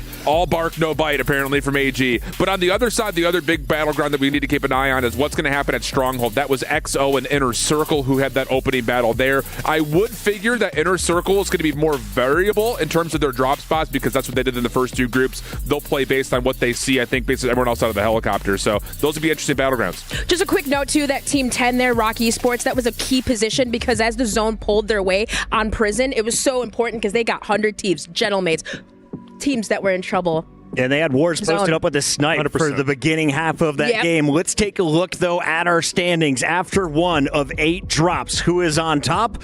Well, Gamex was able to win the game. Rock was constantly in the kill feed. They were in the final 3, and Leviathan is actually going to be at the 2 spot. Gamex at 1, Gentlemates at 3, 5 Fears, and then Rock round out 4 and 5. Yeah, Leviathan sitting in second in overall points. That's because they found 21 total eliminations, even though they finished 4th in the actual drop itself. So again, we're seeing 2 squads in the mix in the top 4. 5 Fears, Leviathan, not contested off of drop, but getting early loot advantage and third partying quickly. They both found lots of kills. Decky saying, Ich habe Hunger, Leviathan, the German boys. I love to see them on top because as I told you earlier, Reflections, if Leviathan get those opening engagements and get lazy back into the mix, they're going to be a force. Dream, what was he saying again?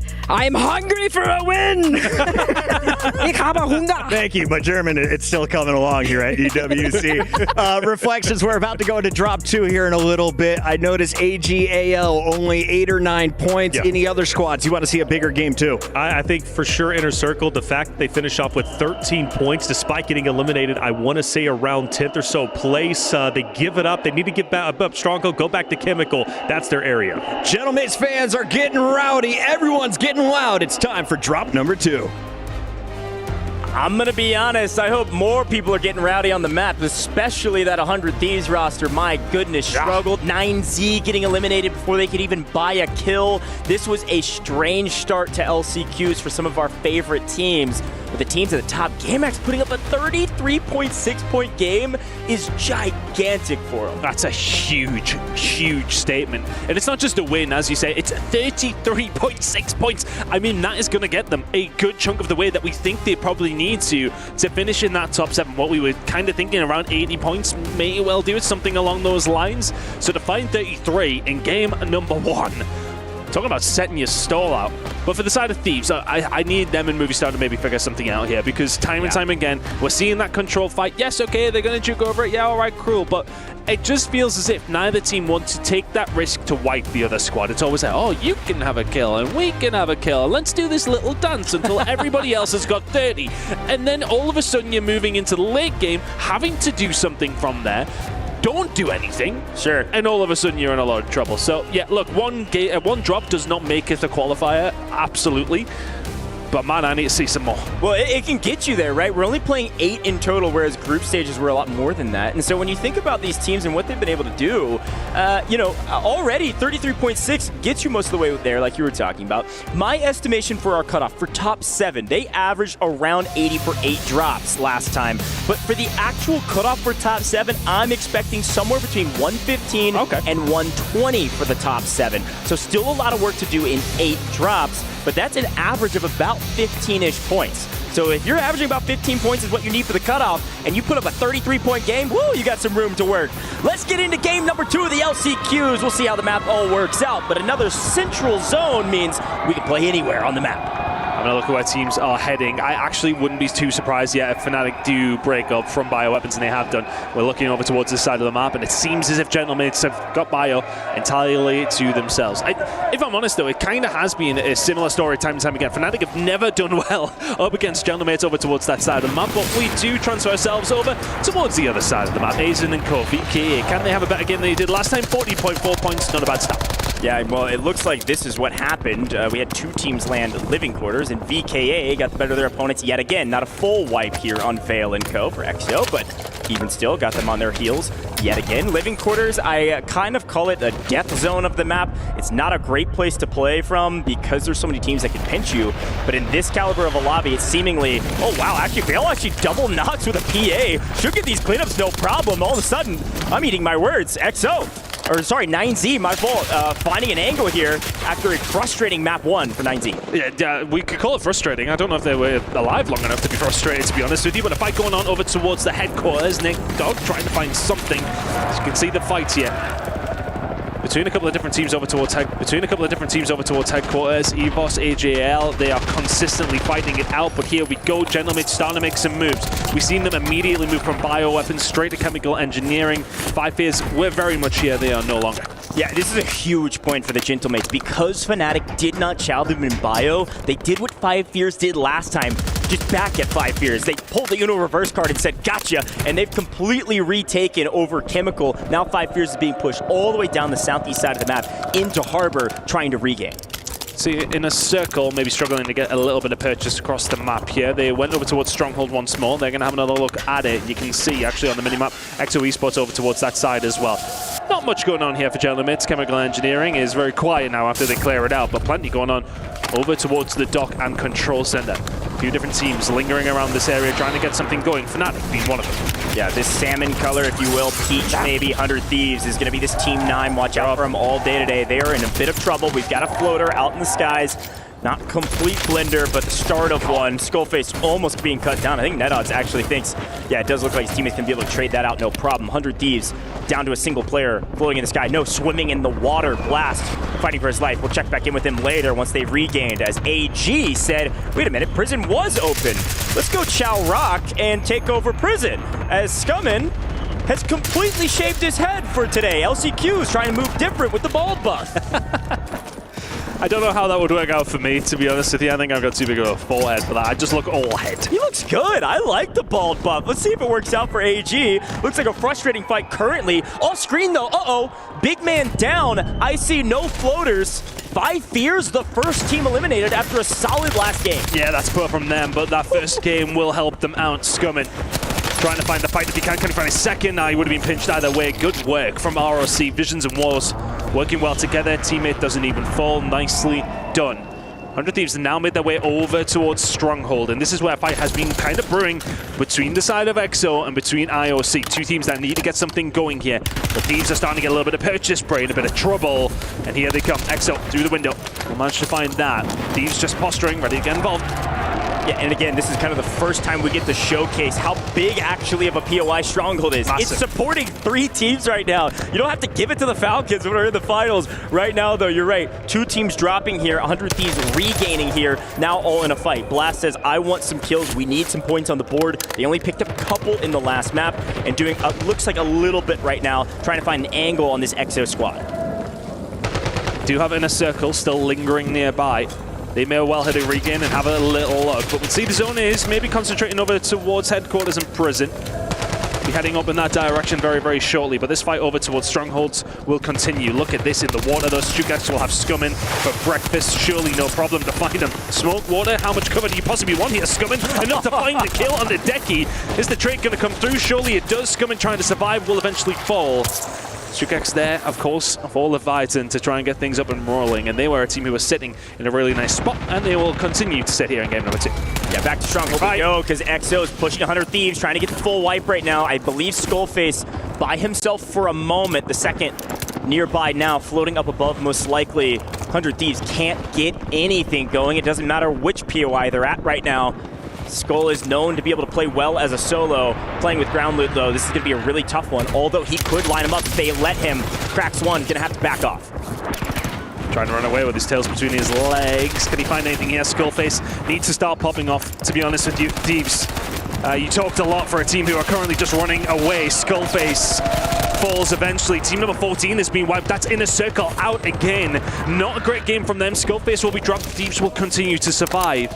But it just feels like desperation for Thieves right now. That's all they can hold on to. We've got a lot of room to work if we're EVOS. Watch out for this Robstar, Jawad, and Showstopper team. They've struck back on the Gentlemates as they have a giant spot on the map to control. There is not a soul in prison or headquarters right now. The middle of the map is wide open, and they know it. EVOS continuing to play near center, and it's working for them. Gabe falls as another player from 100 Thieves does actually manage to spawn themselves up. He will start to float. We'll keep an eye on how things are going there. But over towards the other side of the map, we can already see ROC. Not over towards top prison, where they typically have found a lot of their success. They're moving over towards that left-hand side. Not much going on there, so we will move back down to living quarters, which is, by the way, incredibly mixy. 1, 2, 3, 4, 5 different teams over here. Yeah, 5 different teams and a lot of folks trying to regain in living quarters. That's usually where you could go for a moment. Skullface, not by himself, all 3 players on the map, but nobody has hardly anything besides maybe a pistol coming back in, whatever weapon they give you. Either way, Skullface ain't gonna get out of the water this time. EXO continues to hunt. EXO actually putting up a decent amount of numbers on this map. EXO wiping all of 100 Thieves yet again. They're one of the first 3 teams down. They get no multipliers and hardly a kill to their name. 100 Thieves in the blender. Let that one sit with you for just a second. Our #1 qualifier coming out of North America are barely getting anything going. Everybody else, though, starting to have a little bit of a better time. The team that's typically dropped with them over towards Control, Movie Star Koi, gone as well. Team's starting to drop a little bit quicker than they were in game #1. Team's loosening up maybe just a little bit here, Coach. Well, VKA and Robstar getting a piece of scum in there.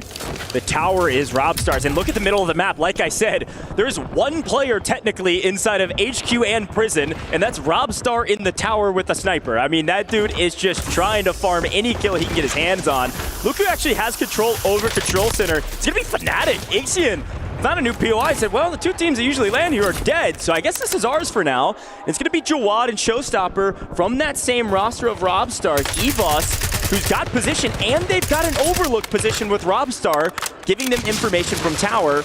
Not a bad fight for him. Not a bad fight at all. Ixion tagged up. Showstopper not wanting to really go for the peek here. Pertuka has the cover, but the problem is, yeah, Robstar's not quite getting involved right now. Had to drop out of the tower, maybe took a sniper shot, but either way, this fight will continue over towards Control.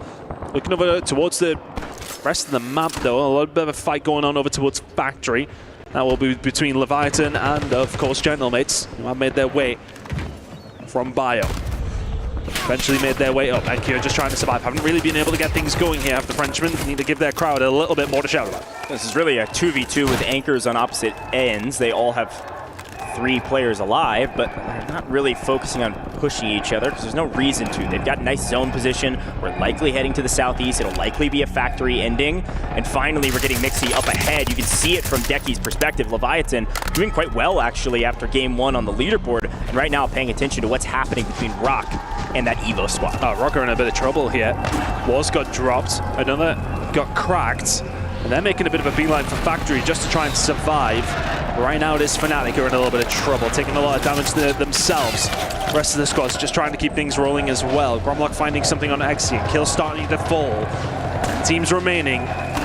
To just trying to survive. It's been a little bit of a better showing, I think, from one of our bottom teams, but precariously placed. Few teams just trying to figure out exactly where they want to go, figure out where is free. Headquarters still under the control at this moment in time from EVOS Esports. They've done well. We're currently on board with Leviathan. Lay's not quite having the game he did in game #1, but that would be quite the feat. Fnatic's finding a couple out of that Vidati squad. VKA. But so far, it's a little bit of a slow play right now. I thought it would actually pull to Factory, but you can see the edge of the new zone pulling directly to headquarters. This is going to be a zone that absolutely is going to benefit that Evo squad, and everybody knows it. Everybody beginning to collapse towards the middle of the map. It's been quiet for a while. It's not going to be quiet for very much longer. Bottom of Prison, top of Prison, tower, everything's going to be mixy real quick, and it's actually Fnatic finding a few off-screen. So we see the Gentlemates come flying in. Death Ball is what the Desperate calling it, and here comes the Death Ball of the Frenchman. Gentlemates trying to get into the mix, trying to take down the team at the top. Gamax in trouble. A lot of trouble here. Sucre yet dead. There they go. Gamax are winners in map #1. Find themselves falling out in 10th place. So not a great deal to write home about for them. A few points to their name, but their very good game #1 is going to allow a performance like that. But a lot of fighting going on over towards the headquarters side. We can see now, of course, Gentlemates have made their way up towards the top of the hill. Big fight going on here. Showstopper's trying to survive, but squad #1 is gone. VK out. They had another good game in #1 as well. They will fall in night. Reminder, next multiplier is going to be the top 5. Some of these teams like Fnatic, who have actually found a few kills, need this multiplier to help bump them up the leaderboard. It's going to be very small margins. The kills will come in the final fights. Get yourself to a good position like Gentlemates. See AG is fully regained down below, now rated down and in trouble. Coming also out. Let's listen in with the Gentlemates now that they've got position. Ouais. En l'air. Mort. Nice. Ok, on a un advance pour les deuxième. Presque crack. Il est à droite sur le bleu. Là, ça va sortir point vert. Ouais, je vais venir avec vous, les gars. Non. Tu bloques, frérot. Et tu dis si t'as besoin de go pop. Ça sort. Ouais. Ok, go pop pour la rota. Ok. Les mecs Fracto vont sortir. Ouais, on monte. Ça sort. Crac. Faut bloquer, ça ouais, les gars. C'est bon, on a bloqué. Encore. Crac. Putain, 2 cracks.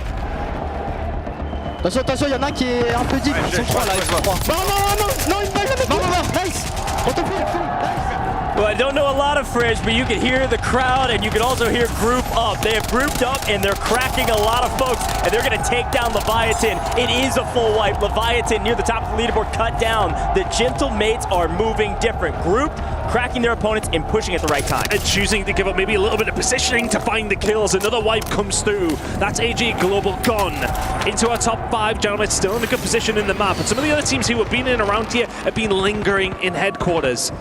Of course, you've got a couple of different teams in and around it. You've got number 3 team, 9Z Globe, and they're continuing to survive inside the headquarters, but this is a tough position for ROC. They've got to fight their way out. A 3v3 inside of Grandma's house, and Grandpa's house also occupied.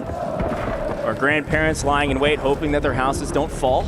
We'll see if they're a fan of the Gentle Mates or Rock Esports.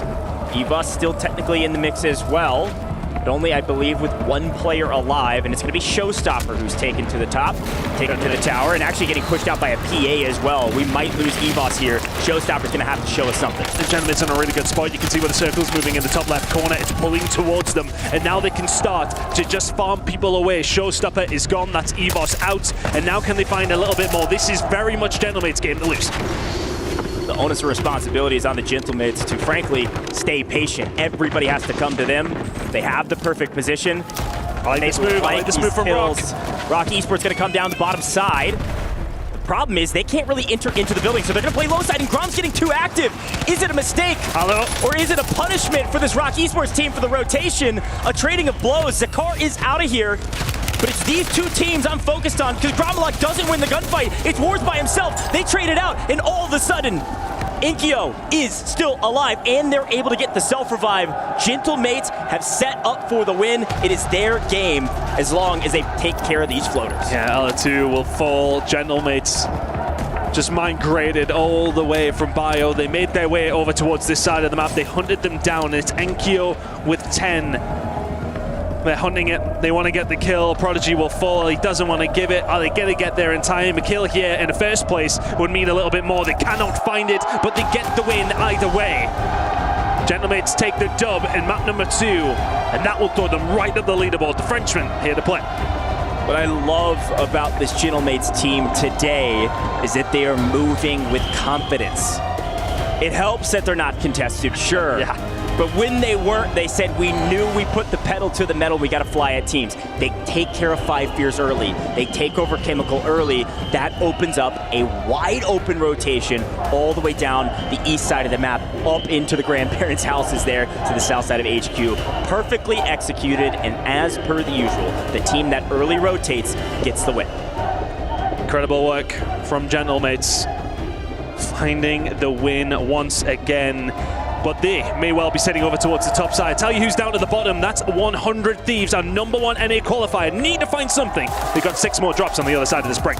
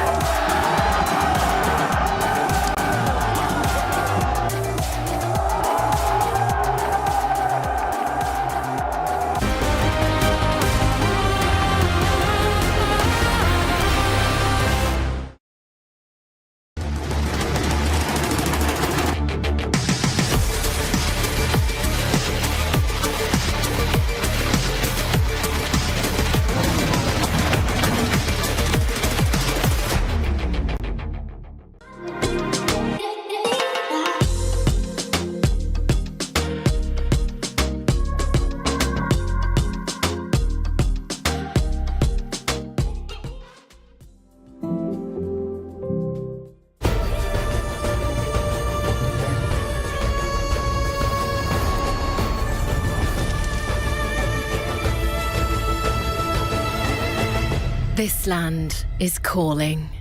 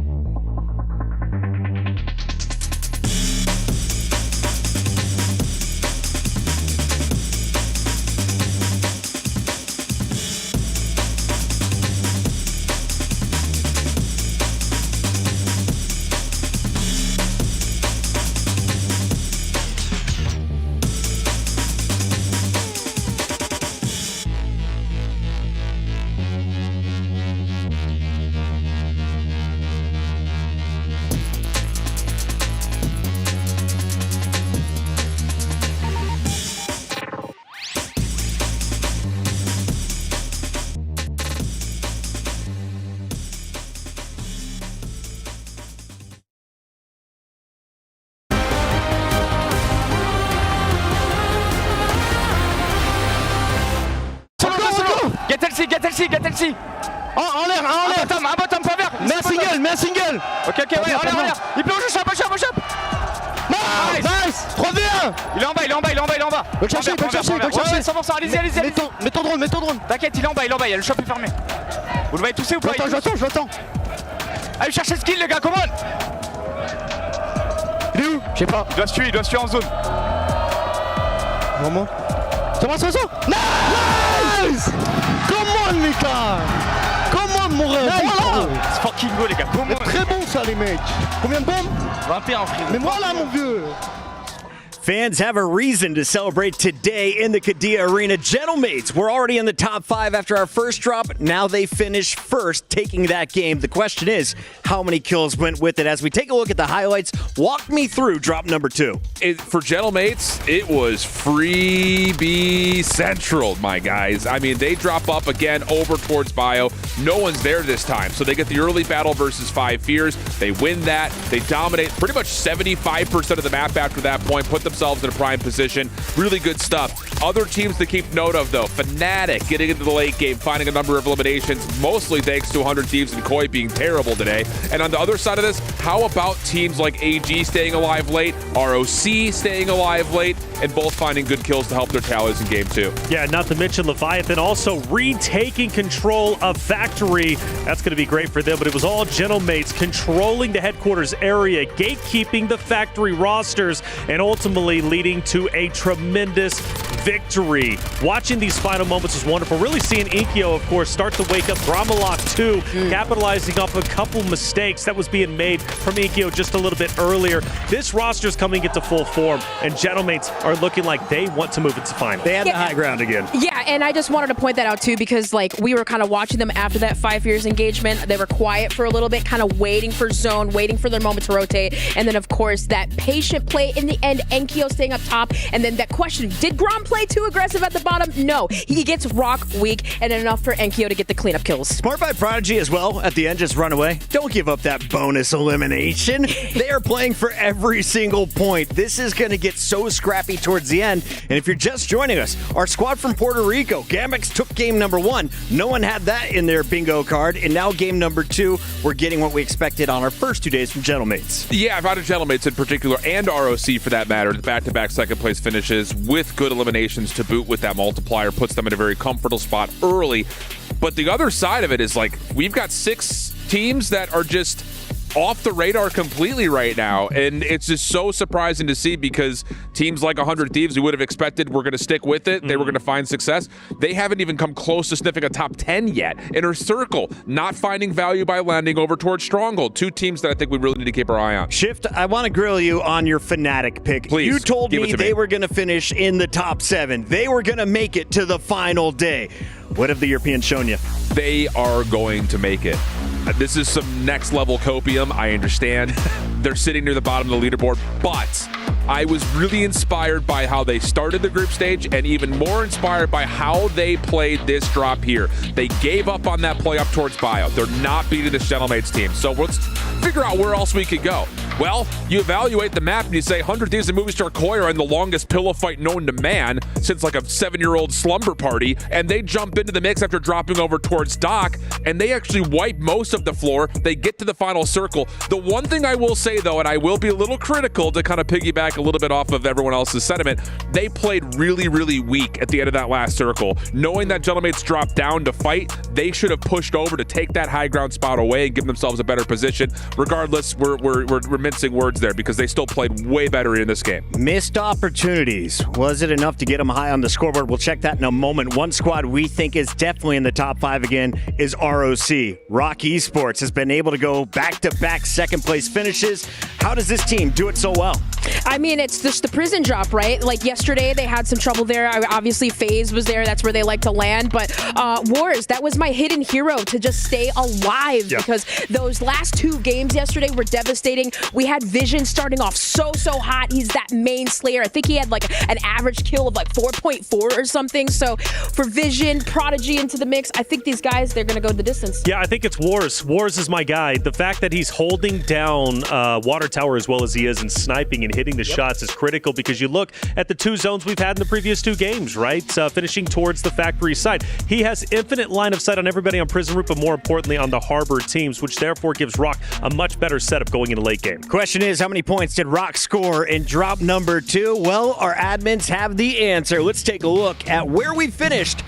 Here, this is just our second drop, and Gamex is going to finish on top again. 21 kills, 33.6. That can't be right. We'll double check it. Leviathan, Gentlemates, 5 Fears, and Rock were our top 5 after the first drop, so that may be an earlier scoreboard. Double checking, though. We're going to get everything figured out for y'all. What's your gut telling you? Is Rock doing enough to have the top spot, considering they finished second and second? Top spots, it'd be close, but I think so. At least top 3. For sure, definitely within that safety realm to be top 7. I mean, because consistency is key, and they've got it. And Gentlemates were, of course, in that top 5. They just won that last game. They had a lot of eliminations on the way. Yeah, Gentlemates should be number 1, I think, by a pretty hefty margin. I don't know if Rock have actually had that many kills in their second-place finishes, because even in that final circle, yeah, they finished second, but if you finish second or you finish 5th, it doesn't make a difference. And honestly, you're just sitting and staying alive in the gas. Like, none of those late-game kills came the way of Rock. They were just surviving. So I think them finishing second twice in a row is a little bit disguised for what they actually pulled point-wise. I was checking in with a few of the watch parties, and one of the highly contested topics was Leviathan. Expectations for our blue team as we see them so far today. Yeah, they were orange yesterday, right? But here in blue, that number 12 team, they're really doing a good job at Factory, holding it down, and rightfully so, right? They were challenging Twisted Minds there yesterday, and in the beginning, winning it, and all credits to Lays. It seems like, though, Decky is more in the mix today, looking to be in top form. I'm told we got the second report card in. Should we check it out? Let's do it. Yeah, this has to be correct. Here we go. Leaderboards after map number 2. Gentlemates, as you called out, at the top, 33.6. That is the best score on the day. Evos is the surprise for me, and EXO in the mix once again. Great performance here. I mean, it's not a huge number, but close to 20. If you can keep that up, you're expecting to finish top 7. Yeah, and you know what? I was really going to quickly point out EVOS Esports, right? You were talking about some of those rotations, especially around the headquarters side. I believe that EVOS did knock out Movistar Koi too early in the game. So between that team and also the zone favoring them headquarters, they were able to get a lot of kills. Let's take a look at our overall score after our 2 maps are combined. Who's in your top 7? The left side of your screen will say Gentlemates, Leviathan is there, Gamex, Rock, VKA, EVOS, and Movistar. But down at the bottom, Blast and crew from 100 Thieves are riding the struggle bus. We checked in with their coach, and here's what Ebates had to say.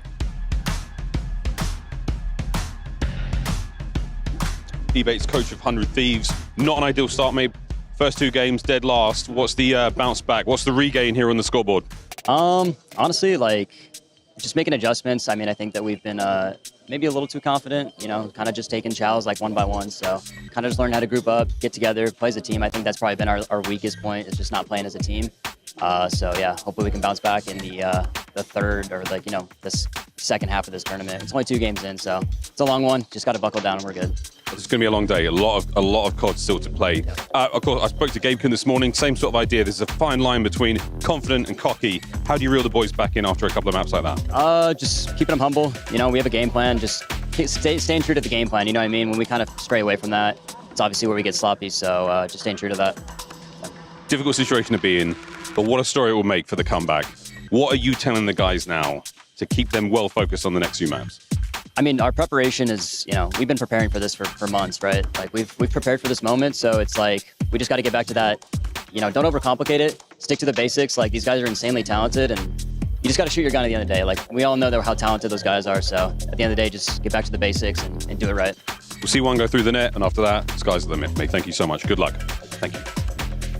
Is there such thing as being over-prepared? You know what? That is a good question. And I would have to say I don't think they are over-prepared. And in this case, they're struggling. And one of the things Ebates said, we're not playing together as a team. And one of the things you brought up during the listening was, well, they seemed a bit discombobulated. And I think that's very apparent as to why they cannot regain. They are a team that should have no problem regaining. They land. They fight Movistar Koi, a fight that's been taking place since, really over the past 2 days. They start losing it. Now, where do they go? Stronghold, immediately running into issues. Then, where do they go? They don't know. Their regain game, which should be very strong for a team, at least with players at their caliber, should be incredible. But they continue to struggle. They've got to dig themselves up, but I think they have the mental fortitude to be able to do so. I'm not a coach, but if I was, I would say, Blast, pull out your pockets. Each of you grab one of his pockets. We're all running in a triangle. Just run together, because trying to split and do too much may be biting off a little bit too much to chew here. I think you just scrap control and start leaning towards factory drops. Factory? Yeah, Leviathan. It's open? It's open. It's just them and Leviathan. Why not give a different team a go? That's an interesting take, and it could work out, but Leviathan is strong. Players are ready. Drop number 3 of 8 loading up right now as we send it back to the Qiddiya Arena. And here we go, ladies and gentlemen. You know us, you love us. It's Dandro and Enigma coming in here for the next 2 games. I know you're pretty happy, buddy, as we come on into the Gentlemates winning a game. I gotta say, they not only just catch the W, but they catch a W in a very clean and fantastic way. Yeah, it's a lovely thing to see them kind of, we talked about it earlier and a little bit with Goj when they were casting. There's an element of confidence there. There's an air about them that says that they're here to play. And a lot of people will be like, oh, well, it's your big fish in a smaller pond here at LCQs. Let me remind you that that's not how it's working out for many of our bigger teams. Of course, we're looking at you, 100 Thieves, down towards the bottom of the board and whether you can bounce back. But, yes, for Gentlemates right now, it is a great passage, nice and early. That will lift pressure, no doubt feed their energies through the rest of the day as that crowd wills them on to victory. But of course, so many other teams here fighting for the top 7. And even with that 100 Thieves roster down towards the bottom, I agree with what the desk is saying. You can never count them out. It only has to drop once and they will run through the rest of this tournament. They did it through day 1 of group stages, right? They were looking at the right side of the leaderboard, and next thing you know, all it took was one fantastic game for them to be able to be on that other side. We thought they were going to qualify.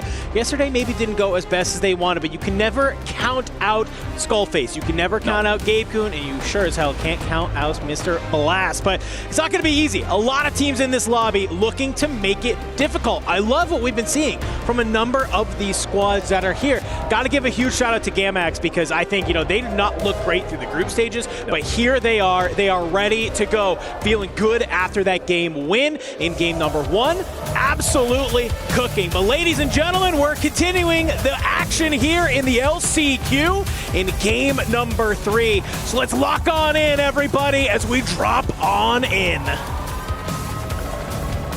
Consistency being key for some of our teams, of course, floating on in. For others, it's about walking out of the fires.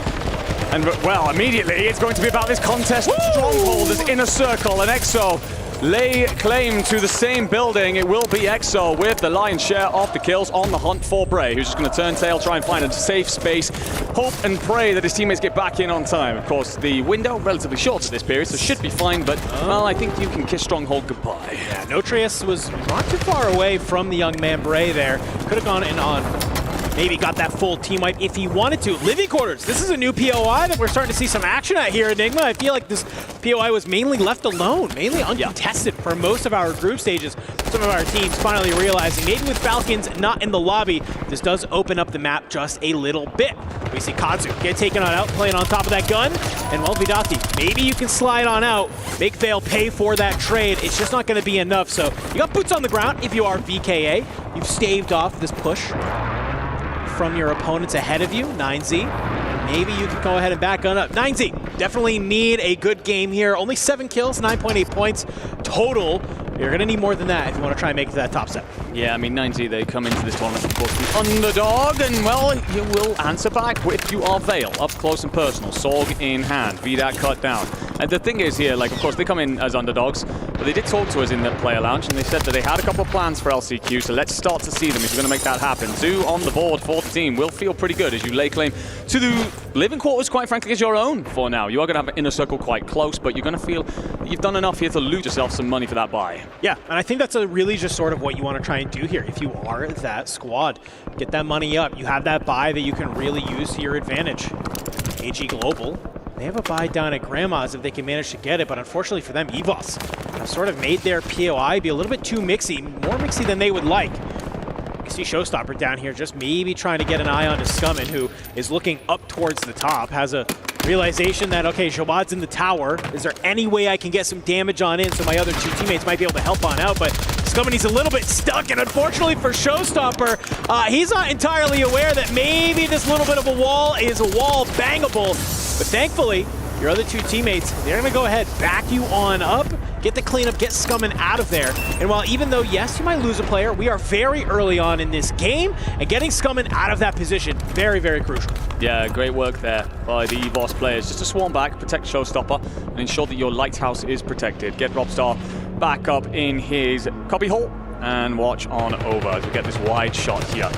EXO trying to find a way up out of Stronghold that they won earlier on. Now going to make their way into living quarters. We've seen a couple of teams become a little bit unstuck here. Your contest will be against 9Z Globant, Elato, top. Big green here, sniper rifle in hand. And Robstar, he'll open up elsewhere onto Volcom. So it all slows for a moment, a little bit of a breath for everybody in our lobby. And just as I say that, we're going to look on over towards Harbor, where we see Kazu find one, get cut down, answered back by 5Beers. Yeah, 5Beers just deciding to play this side of the map, pushing on forward, finding that kill is really, really solid. And Scythe on the back half, he's able to bring down Taney as well. So Inner Circle actually maybe potentially get wiped already. We're going to wait to maybe fully confirm that. I'm seeing 13 out of 14 at the top, so I think that we are good. Inner Circle, not a great game number 3 for them. It's like a contested Stronghold hot off the drop, and just unfortunately it's just not able to regain. 5Beers going to go ahead and stop them. Rock, already a fantastic day so far, feeling very, very solid. So starting to move their way up from that Industries prison side, and well, prison was pretty open for the time being, so They need to wrap back on up. They can manage to have it, but GAMX going to be shooting from range, not really giving them the opportunity to really get this rotation for free. If you're Prodigy, you got 2 smokes in the backpack. Can definitely invest some of those resources for that wrap if you need to, and I think it might be wise to make that happen. No, I agree with you. One of the things to note here is how much slower things seem to be playing as opposed to our group stage games yesterday. An important note on that is because we know how important placement is, but to really clarify just how important 25 kills is what Rock Esports come into this map on. They are in 4th. 25 kills is also what XO Esports come into. They are 8th. So that is the difference between qualifying and not, well and truly in that multiplayer. And I think a lot of our teams are recognizing that, slowing down the pace and trying to find safer rotations. I'll definitely be curious to look at some of maybe the average placements of some of these teams coming on in, because I totally agree with you. It really is the key difference maker between some of these squads. And well, for Leviathan, it's been a great day for them so far. Currently sitting 2nd on the leaderboard as Stukex. He will be able to find Scythe. A nice little trade comes on through, and you might try and surge on forward. Can you find Big Man here? He's only the last player alive, 4 or 5 fears, and he's just trying to stay alive. We're still very early on, only 2nd circle. Resurgence going to be ticking. Can you manage to stay alive to get the teammates back on in? I don't see them here on the minimap just yet. Big Man will fall, and just in time, he has a teammate respawn back on in. So great job, though, from Leviathan to kind of push out into gas, be able to find that. It's a very aggressive play to be making this early on. Yeah, I'm a fan of it because it gives them complete control, basically, of that southern side. They have Harbor all the way down to Factory. We'll give them a nice rotation off towards this circle. Late on, 100 Thieves, we know how much work they have to do right now, and a big kill from Blast. We'll come through onto Elolam. He's on 7. This is so much better. You could argue they've got more points already than they had in their previous 2 games. Yeah. So the start that you needed if you are a fan of the Thieves, and we will see Gabe can get back in as well. So 3 set up, Stronghold still going to be held here by this XO roster. You're going to have company from the Frenchmen in VKA, but they're going to be weakened up. Katu's getting back in, Azen's in the water, Vidati's just trying to stay alive. You are full signing this right now if you are XO Esports. Hamoud, he's on 7 as well. The Stronghold POI drop, they know that, hey, this is free, this is open. And while maybe they might not be able to do this strategy in finals, you can do it to get there, and that's what's most importantly. You swing on up, you find Kazu, and there you go, looking at 8. Fantastic. Not bad at all, XO. They will... sitting very much so on that bubble of qualification. Of course, we've still got quite a few maps to go here, but a great start lifts that pressure, lets you play with more freedom later on. For all of these teams right now, that's what you're fighting for. Walls will find coming in the feed, the wide shot. Rock Esports starting to figure their way across from prison. They will have company from GAMX just off towards their southern side, so it's how you play it from here. And let's find out, my friend, as we jump in with a listen in.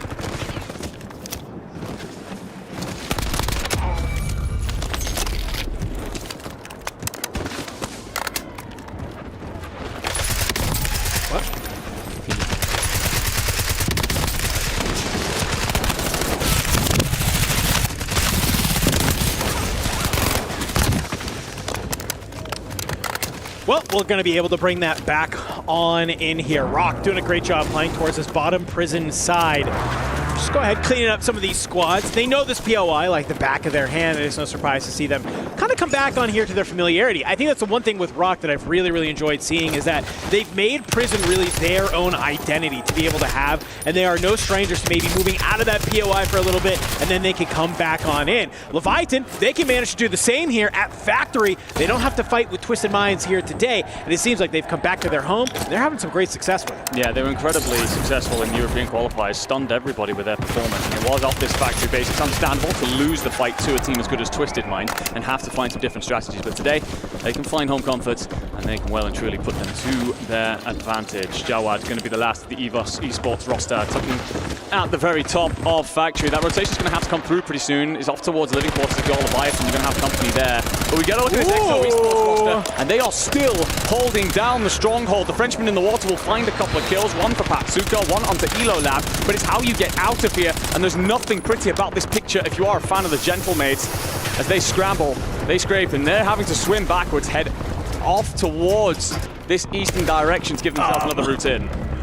Yeah, I mean, I saw those shots from range and then LC10. I don't know if maybe you just don't have an AR or no long-range option in your back pocket, but got to imagine maybe some ciphers in hand for EXO Esports. We could be seeing a very dwindled Gentlemates team, but the fact that they managed to kind of stave that off and are able to get out of the water for free is absolutely wild. Continuing down here at the stronghold, because the Gentlemates, they have hopped that wall. They are in the mix here. A couple of teams playing alongside down here. Of course, you have that EXO Esports roster. They are here, but above them is going to be Fnatic, just trying to maybe claw their way back in to this upper side. It hasn't been a great week for them. This could be the turning point. If they can manage to take down the Gentlemates and also bring it to EXO Esports and really control the stronghold side, it could be a huge boon. You got to go through a number of teams to make it happen, though. You do, indeed. There'll be so much action going on there, but for now it's for Leviathan to push through living quarters. They, of course, have company in EVOS Esports, as well as that 9Z Globin team that desperately need a bit of a map here.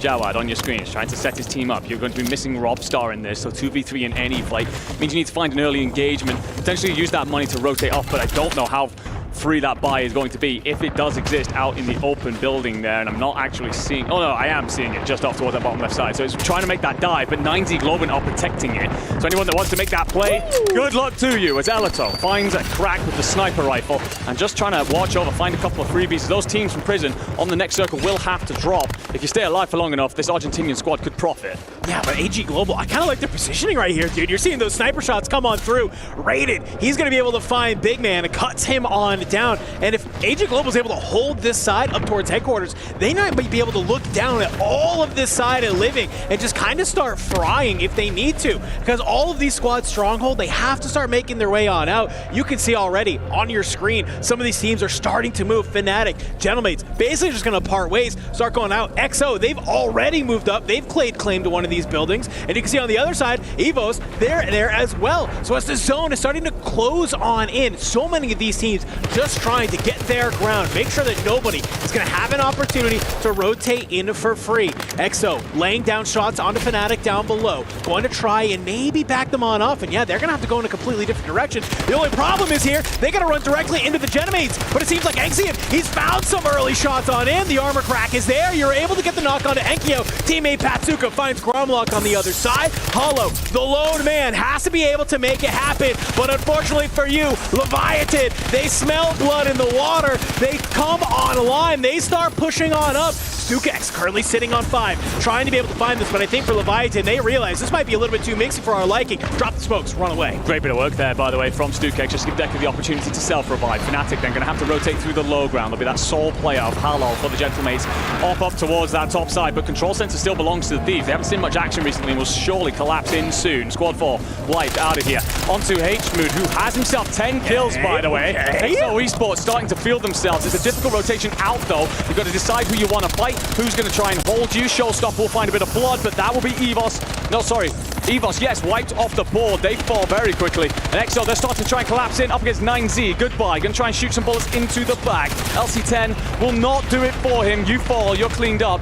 And EXO continuing to roll here. Gentlemates wipe, Fnatic wipe. You can see already EXO, they're moving on up, but look who is maybe in their way. 100 Thieves looming on the other side, and it looks like AG Global have come down from their top side and are trying to move their way on in, if that is possible. No, that's actually Rock Esports, my apologies. They're being able to come on through, but Gabe Kuhn, he finds Nate Dogg. Final member of AG Global taken on out. Look where this zone is starting to pull here, Enigma. It's on the high ground. It's up towards the top, and I think 100 Thieves maybe have a little bit of a learning from yesterday when they lost that game against VP. They want to hold this high ground when it comes down to this final zone.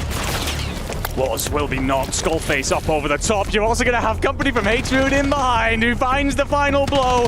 So 3 on 1v1. You will see H-Mood put up a little bit of a fight, but 12 kills in the feed. It will be the end of his reign of terror as 100 Thieves finally come online in day 3 here in Riyadh. And with a big map. I will say, I don't know how many kills they have across the board because they didn't see much action towards that middle portion at Control Center. But their early work, their late rotation positioning, that is what gives them a map they sorely needed. I think it's a decent amount, man. I was watching that kill feed and I was seeing Gabe and Skull were popping on up. Right at the end there, you can see it feels like almost a weight lifted off 100 Thieves' shoulders when it comes to the end. They haven't even finished the game yet. Blast is standing up. He's trying to get the fist bumps, keep it going, and Skull's locked. He says, no, I need to clean up this last player before we can do that. But thankfully, they get the job done. A huge bounce back here into game number 3 for 100 Thieves. But kind of the unfortunate asterisk to that win here, Enigma, is that, yes, maybe that's enough to get them into the top 7.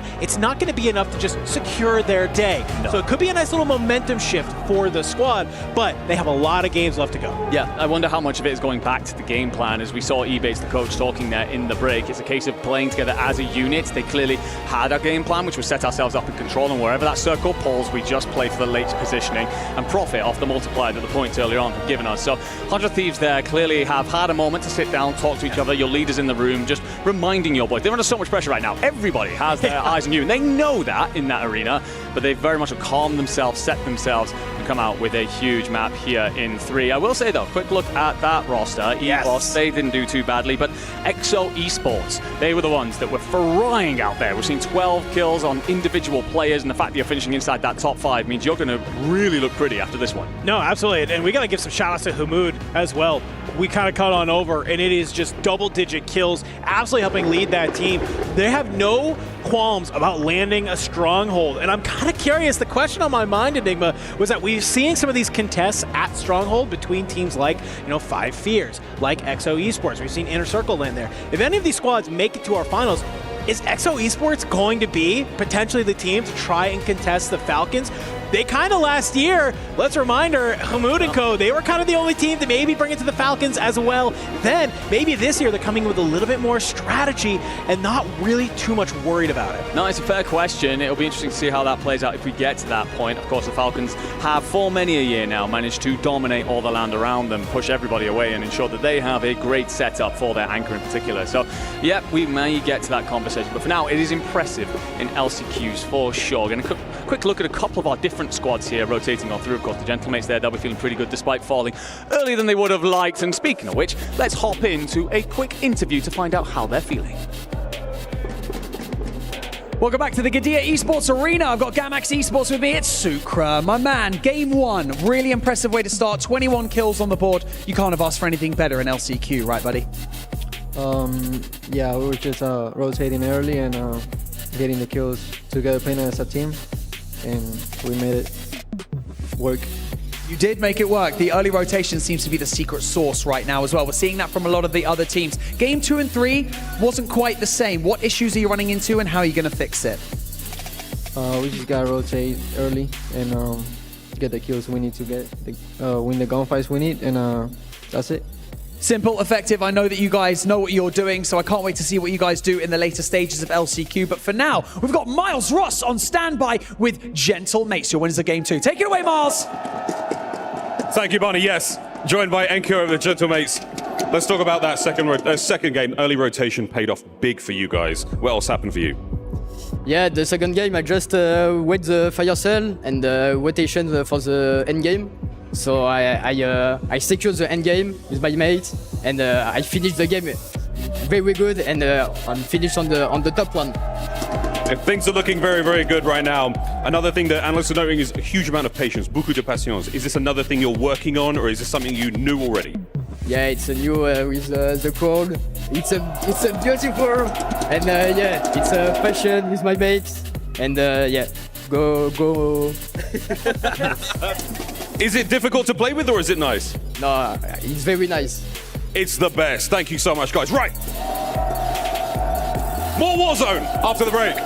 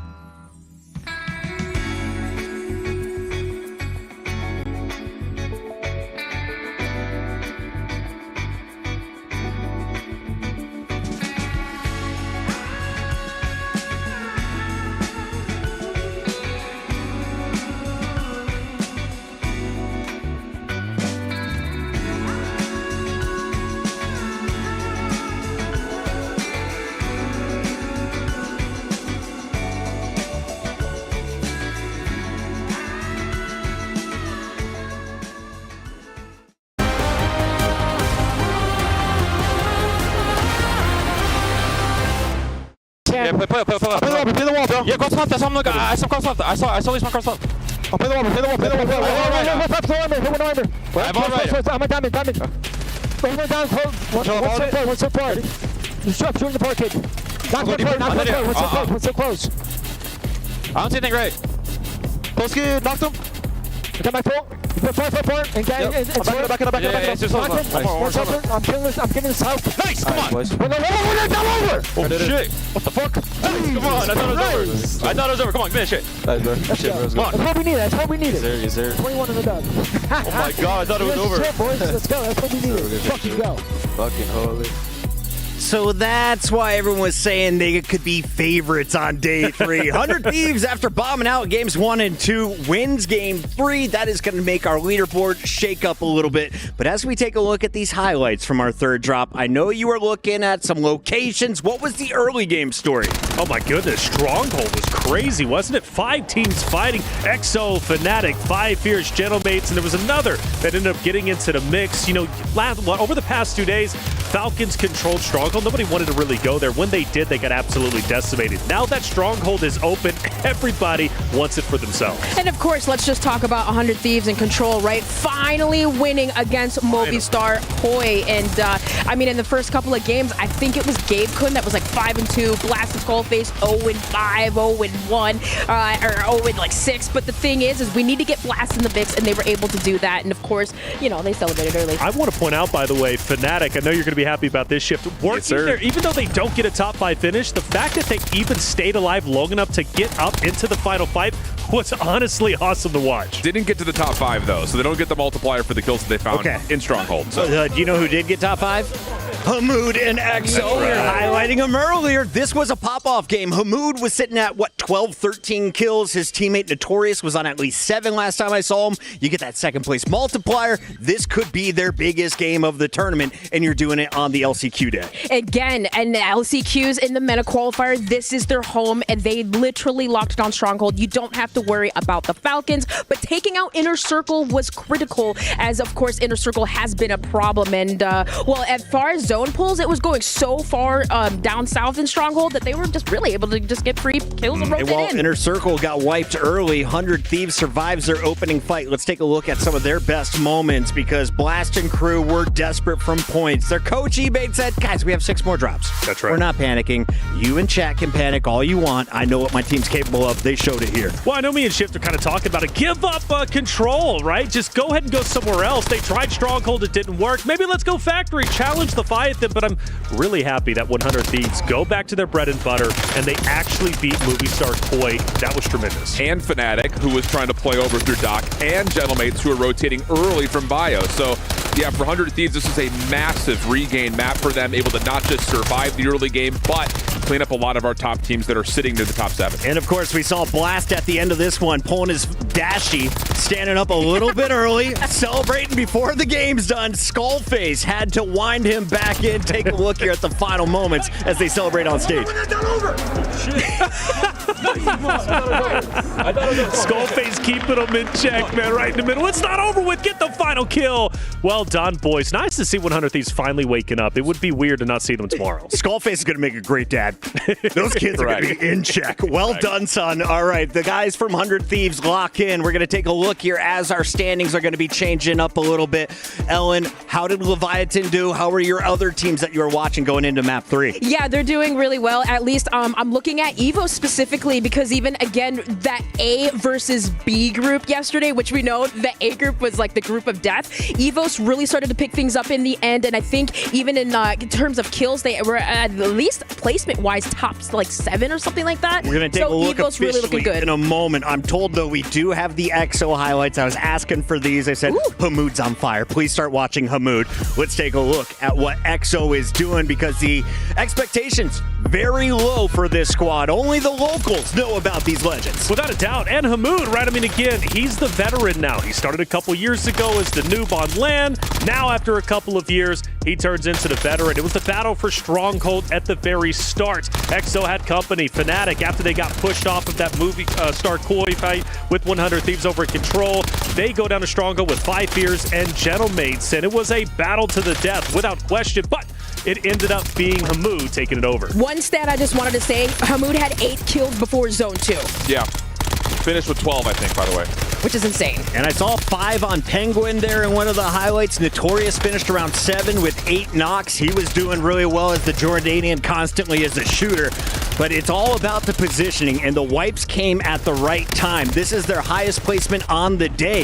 Can EXO continue to finish in our top 3? I think if there's going to continue to be this fuster cluck of a nonsense battle at Stronghold, yeah, absolutely, because you've got 4 or 5 teams that are just on 100% just pillow fighting each other, and no one's at full strength. And EXO is just sitting here watching everyone rotate into them with how these circles have moved. So far, things have been really smooth in terms of taking advantage of the teams that don't have an identity in the map. Yeah, one of the things, though, EXO did well in that Stronghold engagement is they rotated early enough to get ahead of the pack. That's something Fnatic didn't do, and therefore they had their back against the wall with multiple teams gunning them down. Hamoud with a massive game number 3. Where does that put him on our overall kill list? Probably right behind this guy. Enkyo has been dominating for Gentlemates over the 3 days. We look at his kills here, 22. That's a score of 30.4. His team score, 64.8 after our 3 drops. Yeah, he's been a spotlighted player throughout not just this day today, but in particular the last 2. He continues to provide consistency for Gentlemates, which is leading them to skyrocket up the leaderboard. Yeah, not to mention the damage that he's been putting down. I mean, hey, he will get into positioning, but we saw him in that game that essentially they won, right? He had the high ground while his teammates were picking up the bottom. Shout out to the admins. They got done doing all the multiplication needed for this scoreboard, and here we have your final answers. Leviathan, how good did they play? Well, 51 kills after 3 drops. That is good enough for first ahead of Gentlemates. If we can start to zoom in on our blue team, Leviathan is taking it to another level. The real question, though, is who is going to finish in our top 7? VKA. The former mouse and keyboard players, the auto-aim abusers, are now on on controller. They're back into your top 7, Taylor. That's it, just barely, though. I think the big takeaway from this entirety of the scoreboard is the fact that it's still very, very close. Break it into top 7 for even rosters such as Inner Circle, despite being so far away, have a chance. We've got 5 games after all, but for 100 Thieves jumping up to 5th, I know a lot of fans are happy for that. It's kind of weird. 15 points a game seems to be good enough to keep you in the top 7. Will that be true all day? I don't think so. For now, though, Shift, let's zoom in on the mini-map. What do you got for us? Yeah, Gentlemates game number 2, they are really reaping the reward of finding a ton of free space. So I was kind of want to break down where their drop is and how that map started to progress. So we talked about where they're actually starting things off at. Bio has been 100% free for them. The only contestant nearby has been 5 fears down in Chemicals. So what they're doing is getting the very early loot. This is like a minute 30 into the game. They're getting the very early loot and then rotating down and putting pressure on 5 fears. This is a head-to-head that they feel that they can absolutely dominate with. So as you watch it play out, that's kind of what happens. You find the kills very cleanly, and it ends up leading to a position that everyone else is focused on the middle of the map. So they're able to take over not just Bio, not just Chem, not just Industries, but a good 75% of the map, because everyone else is worried about what's happening down here between Movie Star Koi, Fnatic now in the mix. This is game 2, and of course 100 Thieves. It's just this giant battle that continues to happen on the lower part of the map. But meanwhile, while everyone's focused on that, including teams like Team 4 that are rotating over, what you're going to see happen is, hey, we're locking things down. I could go ahead and take a nap inside a Bio right here, and all of a sudden, everyone else starts to move up the map and take away space. So they end up finding a lot of success across the map. You fast forward to a different part in the map, and this is now where you start to see the late game start to develop for them. Again, so much free space, moving down through Harbor. Now to even have a position to contest Leviathan, who has been free inside of Factory. The only thing you have to worry about is Prison. But honestly, at this part of the map, you're not really caring about that, because all you're worried about is getting your 2 players forward. Go ahead and again, set up your bedroom inside a Harbor. That's going to be your lockdown spot while everyone else continues to fight. This works out well. Leviathan's going to get pushed off. It's going to clear off Factory nearly completely. But as the last circle starts to come into play, the one thing that I really enjoyed about this particular map from the side of Gentlemates was that they got to read that, hey, we've got a lot of free space up here. Let's actually take a late rotation up the Prison and find out if we can get some high ground action.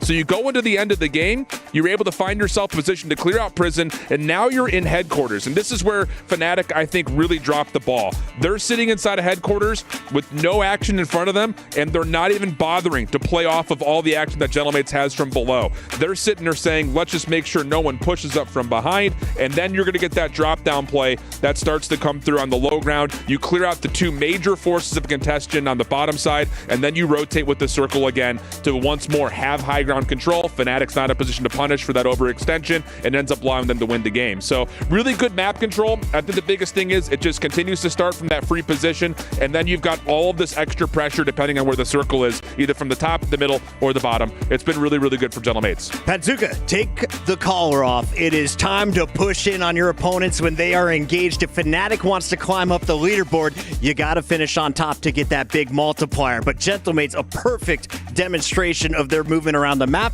They've been playing Coast Guard, little perimeter boys early on, but once they get high ground, it's game. Yeah, they've been really clean, and I think the thing is they're evaluating the fights that they need to take very, very well. Yeah, and they also don't have vision now to worry about. They don't have twisted lines to worry about, and they don't have the solo Abiffle to worry about either. They recognize that, and they capitalize. Stream Crazy so far through 3 drops. Gamex from Puerto Rico takes drop number 1. Gentlemates from France take drop 2, and the NA boys from 100 Thieves are going to take drop number 3. Will any of those get a second win, or will we have a new winner at the end of drop 4? Well, the team that we've been seeing most consistently is Rock Esports. I want to see them take a win because they have been into the top 5. Can they do it this game? I think so. If you're looking for one of the most explosive rosters, it is Inner Circle on your screen right now. Teeny dropping the most kills on day number 2 for any individual. So far, they have been silenced, wiped first in their last drop. Taylor, how do they bounce back? Inner Circle go back to their bread and butter, what works. I want to see them head back over towards the bio side of the map. That's what was working for them. They've been changing up today. There's no reason. Go to what works. Headphones are back on for Gentlemates. XO looks ready to take the stage. Final thoughts on your Fnatic crew? I love them. I love them a lot. I think they're making really smart reads. I mean, getting it over to Stronghold to reset after they got pushed off of control this last time by 100 Thieves. They were successful there. They were able to win out a number of battles, give themselves a chance. That late circle just kind of screwed them a little bit with where it was. Looks like we're just waiting on vision from Rock Esports. And Ellen, you mentioned they have been top 3. Second, third. That is the most consistent anyone has played all weekend. How are they doing it, and why aren't they higher on the leaderboard? I mean, of course, holding prison, but yeah, we saw Wars getting a lot of snipe picks, you know, and it's just like patient plays. But the thing that Alan had mentioned before was like, are they picking up enough eliminations? Maybe not a lot, but the consistency in their placements has held them in 4th. So as long as they keep doing that, I think the plan for Rock is we don't need to get too overly aggressive. We've seen some of these teams say, hey, let's pick and choose our fights very carefully, and I think for Rock, you just keep playing that way. Yeah, I think consistency is key for Rock. They've got it, and I want to continue to see them do exactly what they're doing. No reason to do anything crazy or try to get wild with their game style. There's a look at the team in first place through 3 drops. Leviathan is on top of the leaderboard. Gentlemates right behind them in second place. They look to continue their winning ways. Who's the player to watch from that squad? Who's been impressing so far, JJ Redick? No, you did not with the JJ Redick. If I had $1 for every single time, I'd say Decky or Stukex. Honestly, Stukex is a guy that I interviewed, I believe, day 1, even before the competition started. He said he was going to look to go all the way, and he's doing so. Lazy as well as all smiles right now. It's time to send it back to the casters for drop number 4 of 8. Wow, it's great to know that we have an NBA coach sitting on our desk here for Warzone. I never knew that we were around such royalty. But where else would we be here but the Esports World Cup? Nice little break there. All the players got a chance to stretch their legs, kind of be able to go to the bathroom, maybe regroup, reset as a team. And I kind of wonder, we just watched 100 Thieves, a team that struggled through map 1, map 2, really come back with some fire in map number 3. Will that break cool them off, or is that even a better chance for them to regain? Say, hey boys, that game is exactly what we need to do going in here to drop number 4. Yeah, I think for many teams it could ice the kicker a little bit, right? But I think for 100 Thieves, you end up in a situation where if you want to prove that you are one of the world's best teams, you've got to see moments like that as an opportunity to remind yourselves, boys, we just stuck to the game plan and it worked. Let's make sure we're doing that going on from here. We heard from Ebates earlier. He said that there was moments where they're being overconfident, over-challing, maybe not necessarily respecting the lobby that they have in front of them. This is LCQs, yes, but all these teams qualified to get here. They're really good teams, and I think sitting down together, talking about that, and just reminding each other that you are each other's best friend and the best way to see success today is what you wanted to be doing. One thing that was also interesting about that game is, well, the game that 100 Thieves win, who was the team that went out early? Movistar Koi, currently sitting down on the bottom side of our leaderboard. So is correlation causation? Some would say no. I say maybe. And this lobby might be a realization of how that could happen. But here we go, ladies and gentlemen. After a nice little break, we are getting ready to hop on in to map number 4. The Juggernauts, the momentum is starting to get felt. The stage is rising as the tension does, not only in the arena, but also on the map. You are trying to be top 7 to make it back to the finals, back where you belong, so that way you can prove you deserve to be here in Riyadh. Yeah, and remember, ladies and gentlemen, that this will be the halfway point. After this one, you know exactly where you stand, and you do not want to be staring down the barrel of an early exit. And as our teams float on in, I can let you know nice and early that the circle's going to pull largely off towards the same kind of direction, maybe a control center finish for us here. And that would be something that the 100 Thieves would welcome, considering how they looked on day 1 with those. We move on over to the man that lit up last time, XO H-Mood here. He was having himself an incredible performance in map 3, looking to squeeze and help as his teammates fall to Inner Circle. Yeah, Inner Circle doing a great job, though. I think just playing a little bit more together on this drop. We see Penguin go down, we see Notrius go down. Teeny starting to light on up. We saw a number of games yesterday where that young man was shooting. He was firing on all cylinders. Another game like that here in game number 4 would be a great way to kind of get momentum back on your side. Over at Control Center, though, we still see this battle between Movistar Koi and 100 Thieves. Blast just slowly but surely making his way up the stairs, and you're seeing a lot of stuff get invented, and I'm seeing a lot of Marines in hand as Gabe slides on out. Skullface, Gabe Kuhn. It looks a little bit too clean, but there you go. Nedogs, he's good for a trade. He cleans up 2. It's all on the Blast, and just like that, he's got to skedaddle. He's got to get out of here if you want 100 Thieves to stay alive. The shots are a little bit too good, and 100 Thieves, after you get a map win, it's starting to look good. You take a break, you come back into map 4, and well, you basically give all of that momentum right over to your opposition. I mean, Nedods just goes nuclear, right? Gabe Kuhn slides in, finds the first, great stuff from him. It's an instant trade out of Nedods, and then he also finds Skull, which flips the entire script of that fight. Blast is forced to back off because the self-res comes through, but he's aggressive on the hunt and finds the final blow up towards the top of prison there. Nate Dogg gonna get up and over, finds Showstopper, gonna be shot actually from the tower. That's likely Robstar peering on over. You get a little bit of a shot of him there. He's gonna slip and slide away. And well, EVOS, they've got a bit of work to do here, sitting right on the bubble. They could do with another good map here to keep things moving. AG Global, they're also right there. This wall up towards headquarters, important for both of these teams right now. We get that wide shot, setting us up for everything that's to come. Reminder, likely playing off towards Control, and the bow is going to be a huge part of that conversation later as VKA square up against Fnatic. I like this. Kazu immediately just going to drop on down, make Patsuka play for taking out his teammate in Vidati. So great work there. Is Volcom just going to try and look for Kazu as well. Nice little armor crack. Won't be able to convert that into anything, though. Initial engagements kick-starting our map 4. We're already missing one team, and it feels like maybe a little bit of respect going on through some of these squads already. All 3 members of VKA alive and well. You got one floater hanging out up towards the top.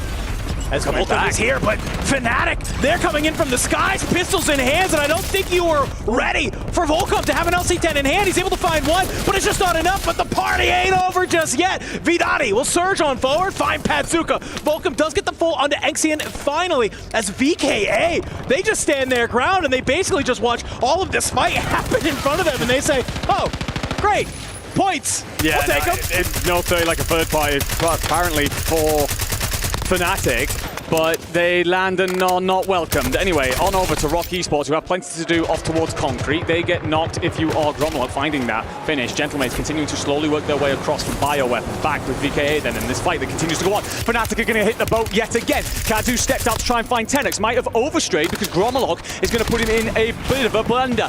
Vidati will at least find Patsuka, going to be challenged up, cracked himself, bit of back and forth here, and Fnatic continue to suffer. The Frenchman will punish them for returning, but Movistar Koi want every bit of this fight. Yeah, NetOdds, he's still up at control center, so you're kind of okay with your duo. Just going ahead, trying to fly at the boat and go clamp. He's able to do it. Finally, a little bit of revenge that's there. And look at Volkov. He just sees these two members of Gamax, knows they're probably over in the water. Just gonna try and maybe clean them on up. Anybody trying to hit this ladder, not entirely sure. You'll see Sukra out in the water as well. But I think for the time being, go ahead, maybe try and stabilize this fight because you got the Gentlemates raining bullets on you from afar, so you don't need to get overzealous. You don't need to try and clean that up into the water. Just get back with your team. But Movistar Koi, fantastic play. Said it when we came into this game. Hey, they need to have a good one if they want to try and get back on into the mix. You can't let 100 Thieves run away with this.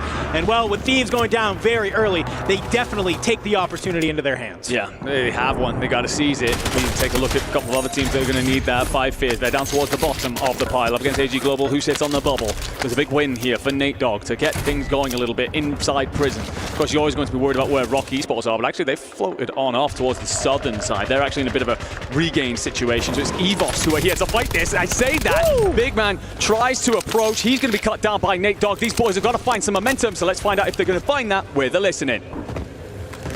Go back to Grandma's if you can, Nick. I'm trying. I'm gonna hit Lodi. I'm throwing a recon up. I'm throwing a recon up in this corner. No, just come to Grandma's. Okay, give me time. I'm gonna let you know. He's not in Grandma's. 2G2. Yeah, fine. You wanna get a PA? No, they're playing us. Get ready to take a play. They have flashes. Hold on. A live bone. Come. They have mines. Yeah, don't even flip it. Come. Oh, no. Come. Okay. I knew. Nice. Pushing you right here. Live, one shot. Knocked. Dead. Wait, let me play. Wait. No, he's not. Oh, my bad. That's on me. Stop. Not big. Go G2. You can reset in G2. He's going back. Jump across you. AG Global into the mix here at Grandma's. A little bit of a cluster at the beginning when we came on over, but Nate Dogg, that drone coming in clutch there, giving you the live thing on anxiety. He's playing on the roof.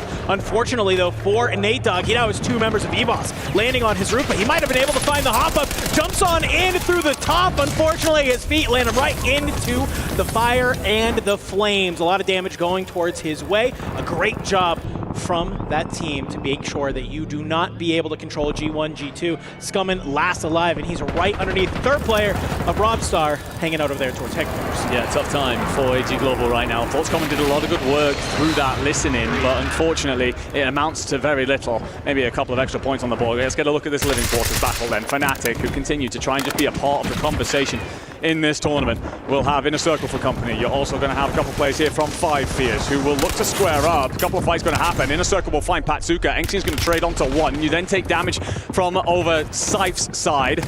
And you hear the footsteps. Engsy's got to slip. He's got to slide. Whoa! He finds the crack on 1, but the double team is there to clean him out. And yet again, Fnatic into the regain blender. There is another team rotating in towards the backside of this. Leviathan interested in every bit of that fight, and they will set themselves up for later. And you've got a little bit of a look at the map on your top left corner there. This whole fight that's happening on, guess what? None of this is going to be in zone. So if you manage to win this, you still have to make your way on out of it. I think if you're any of those squads, get the hell out of there. Try and get on into the zone. For the Gentlemates, though, they're actually kind of holding pretty good mid-zone right now. They say, this is our boat. I am the captain now. If you want to try and take this ship, you have to take it from our cold little French hands. Well, they have themselves a buy station, of course, down here, so they'll be feeling pretty good about that. A little bit of cash in the pocket, plenty of plates, the ability to hold it for some time. The interesting thing here is, of course, you're 50-50ing your bet here, because Control Center could well be a pull that we get towards some point. You don't want to be pushing uphill, and right now that is going to be held by Movistar Koi, who fought for it early. A couple of swimmers here out towards this dock side. We are going to see Enxy clean up yet again. Fnatic continuing to suffer.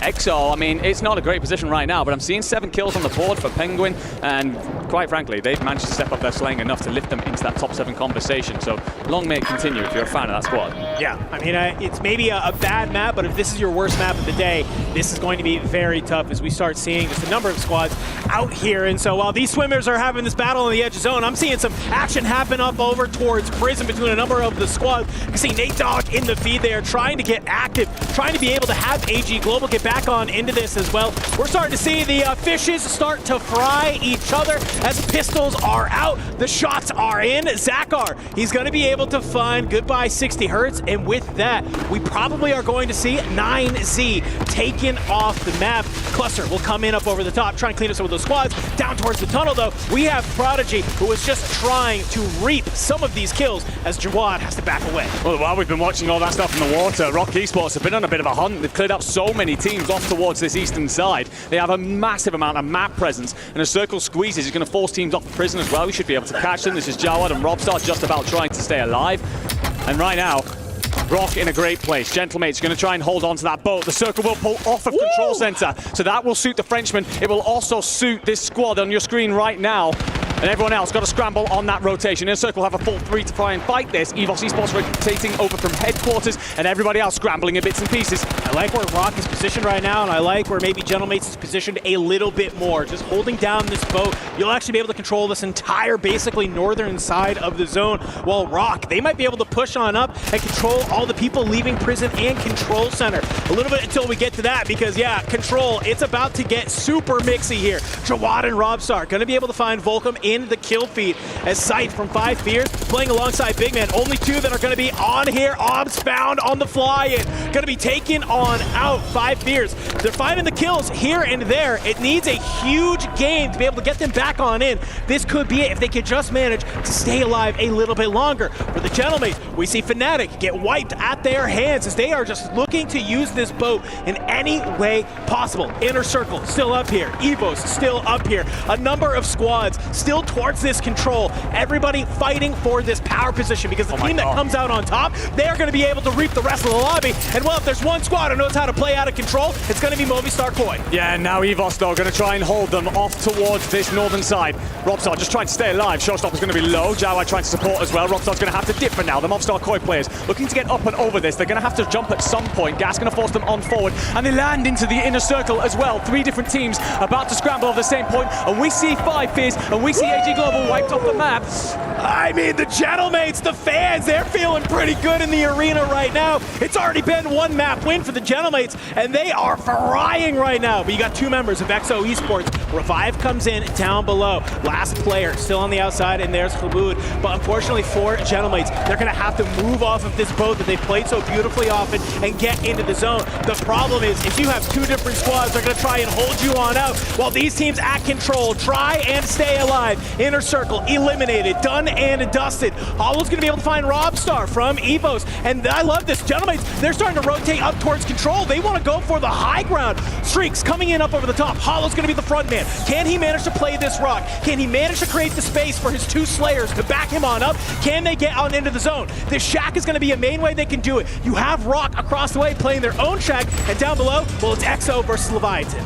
Jawad just going to lurk in the back here, and this is what the Gentlemates are worried about. They want to ensure their backside is cleared out so they can focus on the fight at the front. Kills coming through for Rock Esports. They will wipe Leviathan off the map. Jawad, what can you do? Can you be a factor in this fight? Well, actually, you're going to be found by Prodigy. Circle's going to pull back towards the Gentlemates. So how do you set up for that next fight? Rock Esports, they're going to try and ascend on this quickly. The Frenchman tucked into the shack, just trying to stay alive for a moment. Trophy system's going to stop a lot of these aids flying off through wars, looking to maybe find the opening that they need, but Prodigy, he hops through the window. Can he manage to find Follow? It's just a little bit of a do-si-do, but Enkyo and Alio, they find Vision. Hollow finds Wars, but Prodigy, he's good for the trade. He's trying to be able to find those cleanups. It's just not enough. It's the little French Prince from behind.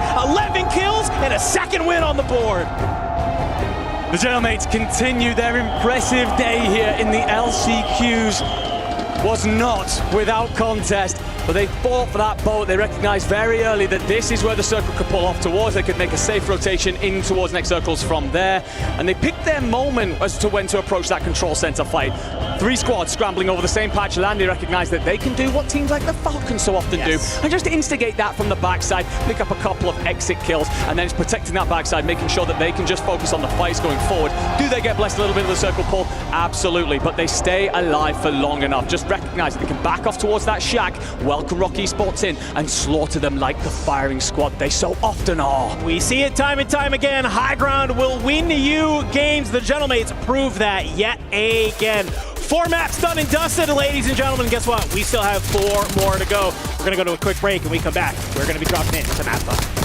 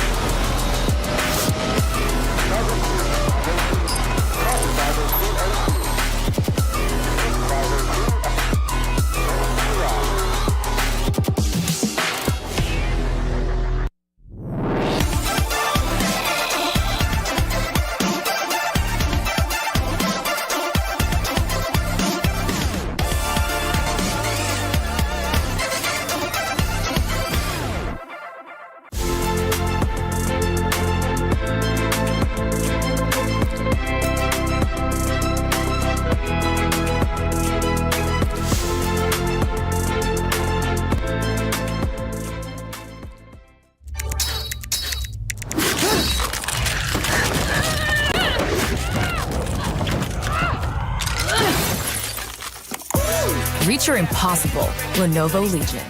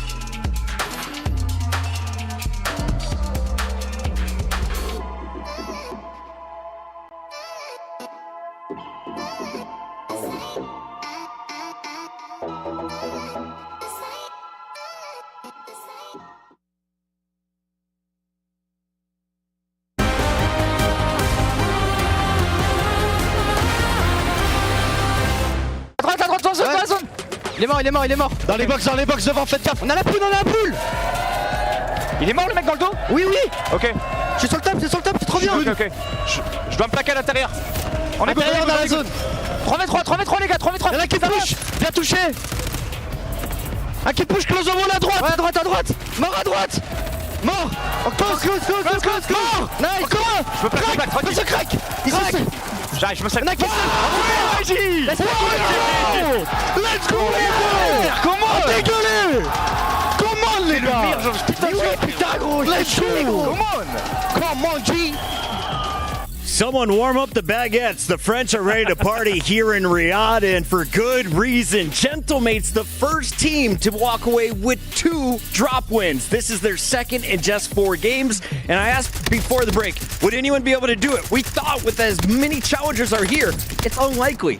They make it happen again, Dream. Yeah, I mean, at least finding themselves in the top 3, huge, of course, but this final moments, it was a troll, right? Rock was set up early around that prison side, right? They played for zone, but the zone pulled towards the Gentlemates, and of course, Gentlemates picking up a lot of kills along that dock side. Wouldn't be a battle royale if there weren't a little bit of zone RNG. But again, I just have to go back to like what we were talking about, even through their game 2 win.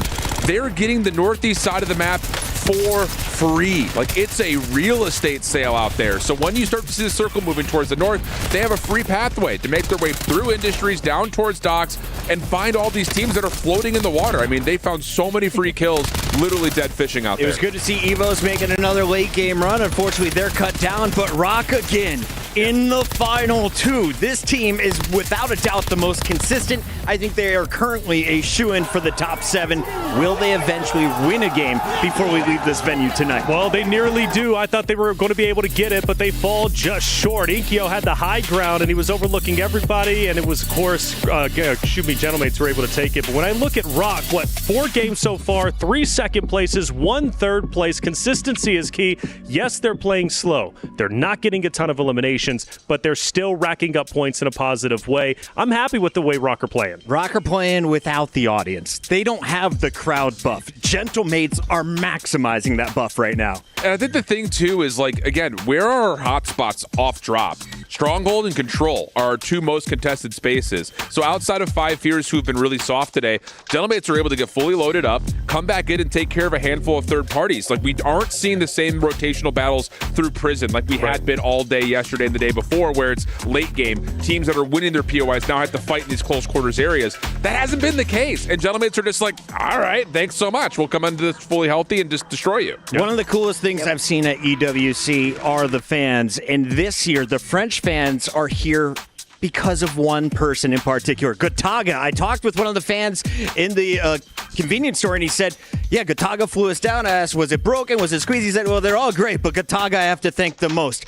How big of a move is this for an owner to put their own money out there to send 60 players down south? I mean, that's huge. I mean, we've been hearing the players too. It's amazing to see so many orgs involved in the Warzone space. And I mean, to throw your own cash, like that's something special. We could see why this fan base was just so unique. Well, I'm thinking, like, has any other org owner really done this to this scale? I don't think so. Scale. No, I don't think so. 60 people is a lot of people to fly out there, plus on top of your own fan base. Hey, Nate Shot, stop opening cases. Let's send some 100 Thieves out here next year. For now, though, I hear Miles is with the Gentlemates. Here, now on the Gentlemate side of the stage, the match is on. We'll try and keep the energy up, fellas. How are we doing? I'm great. For real, it's exceptional. So, yeah, we're gonna win today. It's our day. We're gonna go to the final. For sure, it's our day. Your voice is still strong after the singing. We have voice, we have energy. Here, it's fire. The best team, the best group here. So the best crowd.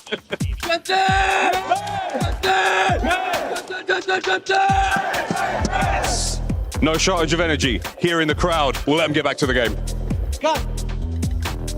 Game is ready. Fans are getting loud, and that means we have another drop underway. Let's find out. Can the Gentlemates go back-to-back? They already have 2 wins. All right, thank you, Chris Puckett, and our amazing analysts. Goj and Ton back here in the booth, and I gotta say, halfway through the LCQs, I don't think it's going the exact way we thought it would. 100 Thieves, while we were gone, had a moment of brilliance, and then when we were back after grabbing a bit of food, they got dropped first. So I don't know what's happening, but our leaderboard is certainly all over the place. Well, I'm looking at it as 3 teams who I fully expected to be pretty much cruising through. Well, at least 2 of them that I expect to be cruising through. We're 100 Thieves in a circle, and this is how things are lining up now after the halfway point. They're sitting in 9th and 11th respectively. Maybe start Koi sitting in 12th. Like, what are we doing? Like, we need to step this up big time. It's all very well getting that win underneath your belt. We thought that would help them along the way. But they are really flirting with danger now. They are, I'd say, at least a win off, getting themselves in the conversation right now, our Thieves. Yeah, let's talk about the top 4 teams. Obviously, they've separated themselves from the pack a little bit. Gentlemates, Leviathan, EXO, Esports, really strong teams. And then Rock, unbelievable placements, a decent amount of kills. But the other teams are slaying out. And something that we maybe weren't expecting was to see EXO Esports just slapping people around in Stronghold and finding kills along the way. They're pushing up at almost 80 kills in 4 maps. That's insane. Thieves, though, on the other hand, are sitting as the 3rd lowest slaying team in this game. It's all very well sort of thinking, okay, well, maybe, you know, they make it out of control, a few kills, but they cannot find a late game to save their lives. However, when we see they did, they go on to win the game. For them, it feels like feast or famine right now. For the side of 100 Thieves, they need to step it up very, very quickly, or they will not be seeing themselves in this competition tomorrow. Well, Game 5 underway, the second half of LCQs. Do people change it up or do they keep it going? That EXO Esports team around 80 points, 60 kills. That cutoff, though, is AG right now in 7th place with only 48 points. That means our metric for success on paper is going to be around 96 as we get into the map. And you can see our zone is on the northern side. Stronghold not in zone, living quarters cut in half. Control center only in zone for a moment. But for now, the Gentlemates are contested for the first time as down in Stronghold, the continuing fight of this Inner Circle versus EXO. Inner Circle are another team who we didn't really touch on that too much. They are on the bubble, as are Thieves. Look, it's far from over for them at this moment in time, with especially the potential they have to bring a decent game into. We've seen, of course, both these 2 teams, Inner Circle, Thieves, find big games, but it's the inconsistencies that could go on to hurt them. But here we go, into the game. Stronghold, a little quiet of a fight over towards this side. Things kicking off towards headquarters, control center. Well, I don't need to tell you how things are going there, but over towards headquarters, the same old story. Teams juking it out. Yeah, nothing's really changed on our map, hardly at all. EXO, Inner Circle, been fighting for a very long time. Up at the the north side, the only change is really a return to form. Fnatic has decided to re-chow Gentlemates up there in Bio, which is actually going to give a lot of room for 5 Fears in Kim to be able to play for that. So we'll pay attention to that while we watch this fight on our screen. That 5 Fears team, potentially a good map at hand if they can capitalize on it. Looks like Thieves have got themselves a little bit of a purchase over towards Control Center. So they're going to try and get some things going as we go over towards Stronghold. Both these two teams still struggling to get a hold of each other. There's a lot of action going on across the other side of the map as well. Right now, though, gunfights not quite blessing our screens just yet. And these two teams are important ones, but Leviathan, a very important team, over 80 points, second place overall, only behind the Gentlemates, and this is one of the reasons for it. They have this factory drop completely to themselves. Twisted Minds have already made it to the finals. Nobody else decided to contest them. But to Control we go, and here we take a quick look at it. Skullface in trouble as 100 Thieves. Movistar Koi continuing to trade blows. All of a sudden, Blast by himself. Blast does clutch up in the fight and take down one. Should get the trade here and keep his team alive. There was a moment where there was a chance 100 Thieves would have been wiped there. All of the alive players were in that building. That was scary. That's a lot better from Thieves, though. Managing to get themselves ultimate control now of their side of the map. And just to speak on this circle, it seems as if to be cutting off Stronghold, cutting off Living Quarters. So those teams over towards that side are going to be in a little bit of a sticky situation. But looking at where G-Max have found themselves, they went over towards Bio. Gentlemen seem to have been forced away. That won't threaten them too much towards the top side of that leaderboard, but they will have to go for a regain. And now it's Fnatic fighting over it with G-Max. Fnatic with maybe their first win in Bio since maybe the first map of the day in group stages, and unfortunately G-Max is going to come in and trade one out at the very least, but here we go. AC has found an angle, does take down 2, the third, the anchor, not here. Another nice win for Fnatic, a glimpse and a glimmer of hope. They might be able to creep up this leaderboard with a good map. And you take those kind of gunfights all day, right? You very thankful for the 2 kills that come through. You haven't really lost a great deal. You keep things rolling. Looking over now, though, towards 5 Fears. Looking to just try and clear out over towards the harbour side of the map, or over towards Chemical Engineer, I should say, and they are doing a fairly good job for 5 Fears this time out. They do need to step it up, though. We do need to see a big game from them, but team number 1 are being wiped. The first ones we've seen drop, that will be VKA from this game. They're currently sitting very much on the bubble, so a poor game then for them. At home, the rest of the competitors around them are also going to have a poor game. Inner Circle doing what they usually do in LCQs thus far, which is play from Stronghold, swing up into Living Quarters, and wipe anybody that they can. Unfortunately, they haven't had a great day of doing it. This time, found success. EXO not really on the board at all. They've scattered to the winds. This is the first time we could see Inner Circle have a decent map, but unfortunately, Leviathan swings up from Factory and punishes them. As much as I wanted them to have a good map, all of a sudden they are in deep trouble with Bray, the only one alive, as Teeny's going to get found out here. A significant amount of trouble, because the problem was they had headquarters team AG.AL sat up there, raining hellfire on them, as well as Leviathan finding 2 picks. So now all of a sudden Bray just needs to survive. The time of the redeploy should be coming in. They should be okay. But a tough position to be in. Bray will be okay here. It seems as if everybody else has just chosen to ignore him. This fight's now starting to break out over on the other side of the map. Gentlemates have actually had to make a reposition over towards Chemical Engineering, but over towards the dock we go. G-Max have made their way here from where they were in bioweapons. They lost that fight against Fnatic, trying their go over up against Movistar Koi. Northwest side of the map, an interesting place, because Imkoi, as a reminder, lost out on control this time around. 100 Thieves do have control over that southwestern side of the map currently, but that is being pushed out of the zone. As you can tell with our current circle, we are moving kind of to the mid-east, if you will. Prison well within this zone, but all those folks on the shore, on the west side of the map, are going to have to move, including this team on your screen right now, trying to hunt down EXO. This is a big team ahead of them, able to find a couple kills. Gabe, nice spot, but we got to back up. The gas saving a couple solos from teams getting wiped. Yeah, and you can see Penguin what he's trying to do there, trying to get the cluster out to give them a little bit of cover, and just gives the fattest shoulder I've seen all day. Hamoud, he doesn't know he's in so much trouble. Raided comes down from his high tower, and all of a sudden causes absolute pain over towards the EXO Esports guys. This is looking like a decent game from AG Global. They're finding a decent amount of purchase over towards headquarters. They're finding kills as well. But a big fight about to go down inside a factory. We can see that IOC have made their way over here. Inner Circle are here, but as are the squad of Leviathan. The Leviathan have been crushing it in factory. But now with several teams regaining there, they're backing up, not thinking that they have a good foothold to control this entire building. can see Inner Circle is fully regained here. The question is, what resources do they have? Leviathan are going to have his gun advantage. As Skelman is going to get Mixie. He can. There's nobody else around headquarters. There's hardly anybody in that south side of prison. So Skelman's going to go get active and go hunt for some kills. I really like this play from AG. They need to play a little bit more high risk. Yeah, he's in the meat of the sandwich right now between two different teams in IOC and Leviathan. Can he manage to find a great deal? He's actually found a couple of kills here. TV will fall. Squad 6 has been wiped, so we've already lost the side of Fnatic. They're not really having a great day, but the fight continues over towards this side. 3 different teams getting involved. Blaze getting out. See, the Scumming still was alive and kicking. Rated then get themselves involved. We can already see they have one player left over towards the headquarters. The anchor is still there. Rated gets amongst it, finds a kill.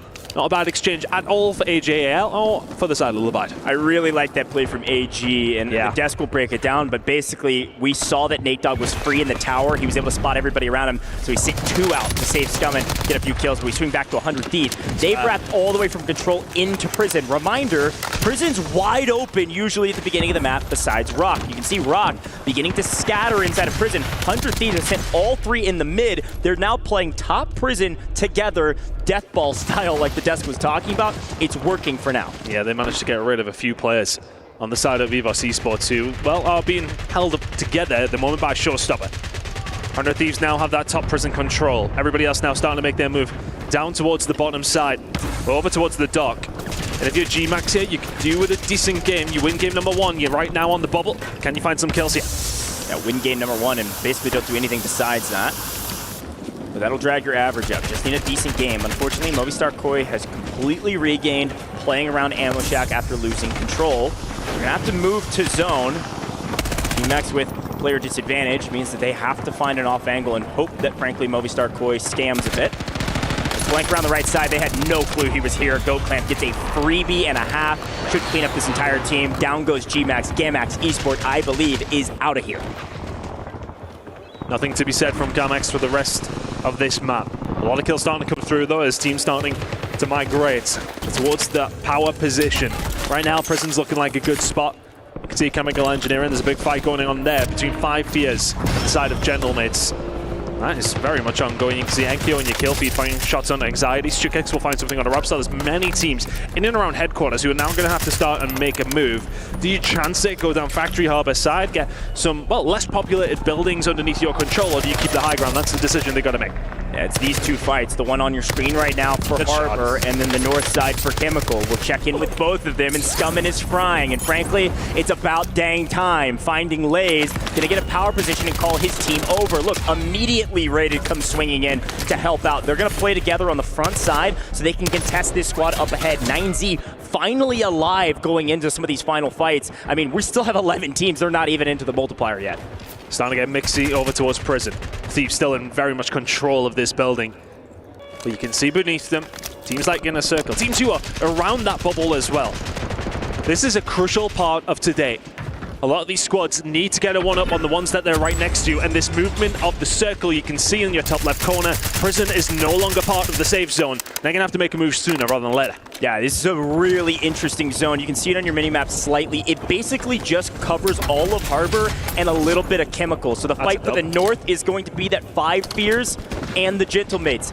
On the point right now is 9Z. Here's a quick look at it in the top left-hand corner of your screen. 9Z is that 3 orange team. They're dead center. At the bottom is AG in yellow. At the top is Gentlemates and 5 Fears. Those are the 3 angles. Everybody coming out of prison probably going to chalk each other trying to rotate in. And Thieves have done the right thing here. It was getting a little bit over-contested towards prison. They made their way out, but they may well be fishing a barrel right now. They're below IOC. We get a look on this. Here we go. Brainco now starting to find some fire. Can they get a little bit more here as Blast will fall on down? Gabe's just about live and kicking. Skullface is here as well. Brazy, the one next on the chopping block. Gotta find the shots, cannot find them. Is anybody from Thieves surviving? Blasting Gabe just about getting themselves out of dodge, but dropped again. Gabe found from Rated. The late move does not work out for the side of Thieves. They will fall out early once more. Inner Circle getting punished as well. Like I said, teams coming out of prison are going to get help. They're going to chalk each other, and Rock comes out the latest and gets actually paid for it. Rock Esports, the only team to actually come out of prison completely unharmed, so they're going to come join the fight on that AG side. So we go to the north, and here's the fight. Five Fears up above, Gentlemates down below. Let's see where this zone pulls. This is going to change everything, and it does go to Harbor. Everybody in this chemical building, you got to come out of it. Yeah, both these two teams have just been trading blows left, right, and center. But a big fight is here. Team number 13 is gone. Movistar Koi, another team we were expecting a lot more from, will fall out in 8th.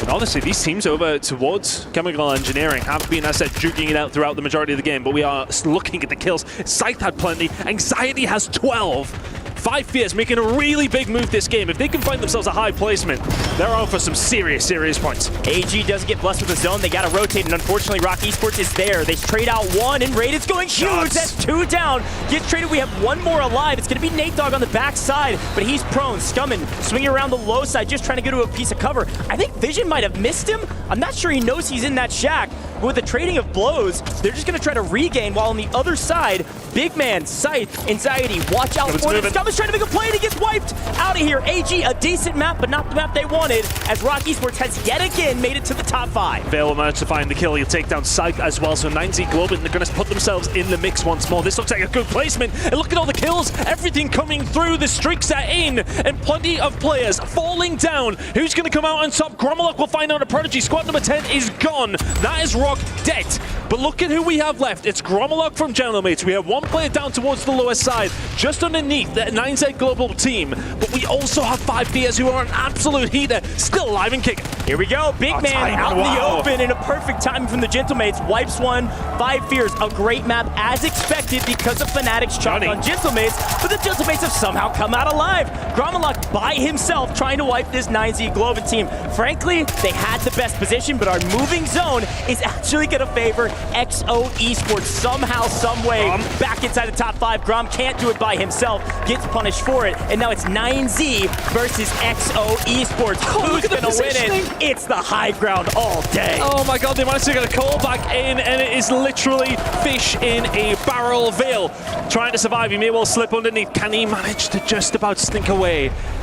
He doesn't have the gunny, he doesn't have the numbers, he doesn't have a hope or a prayer. Hamoud may well just have 2 kills, and may well be about to be 3rd unless Vale can manage to do something. Penguin in for the trade, thank you very much. EXO will find a win. They were sitting in 4th place, that could be a big one. I don't think the kills were necessarily out of this world. Well, they will take that all day long, but the story will continue in a circle. 100 Thieves, Movistar Koi, we've got to see some more. XO Esports, the heroes of LCQ right now, crushing it in the kill category, in the placement category, and inside the top 7. Hometown heroes, heroes of LCQ. I'm really liking what I'm seeing from this squad. They came to play today here, Ton. Really, really well done. Questions to be asked over a lot of teams there, though. There was, I want to say, actually, in the moment where AG Global had that kind of second where you see Rated find 2, nobody else from that team was able to follow up. We didn't necessarily see the fights before that, but he'll be asking where the trades were. Where were my teammates? I found 2 downs. We still lose the fight. So questions will be asked there, but still a relatively decent game from them. It's not necessarily about these... Like, I want to kind of give the example of Thieves finding a win and then plenty of, what, like 9th to 14 places. Yeah. Those middle-of-the-road teams who are chipping away, picking up 15, 20 points a game, they're the ones who are going to go through. Yeah, I mean, frankly, AG was sitting on the bubble going into that game. So the fact that they were able to make it to top 5 is a huge win for them. And I think I was really impressed with their chemistry that game. They're finally coming online. Let's head down to the stage, though, and hear from some of our players. In the words of I Hold Shift, are we joking? Because the level of consistency we are seeing on stage from these boys is absolutely outrageous. So I thought I'd jump in and have a quick chat with them. Wars, let's start with you. This consistency. Until this map, you were top 3 in every single game you played, and you just came 5th. So top 5 in every one. How was the consistency possible? I don't know, I just feel like we're playing a lot better in terms of like keeping our lives and just sort of not just getting wiped at the same time and stuff. I feel like we're doing a lot better. If one of us dies, other person just backs up and we just completely wait until the third person's back, and it just makes things a lot easier, yeah. Vision, what are we thinking about not being able to secure those first placements? Obviously, there's been a lot of situations where you guys could have claimed that top spot. What do you think is holding you back at this point? I don't know. I think personally myself, like I feel like my teammates are playing great. I think I'm just making a few mistakes here and there today, and I think if I can improve that for the last 3 games, we'll be fine.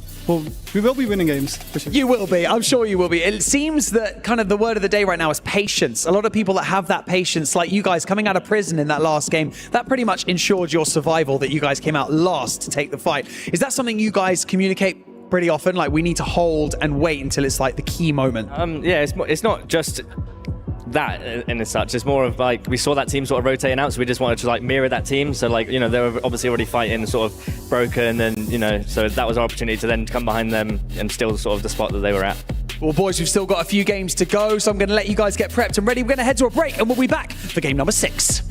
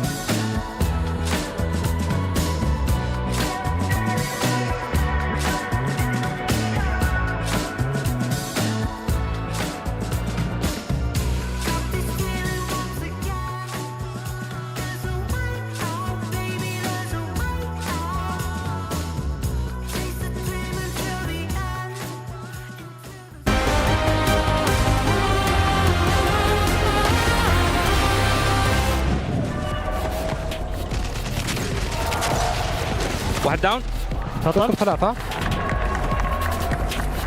واحد هنا وين شت حمود؟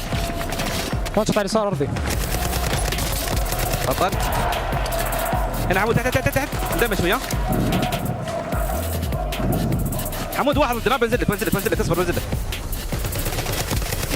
لك تفله هنا تفله لسه مدمج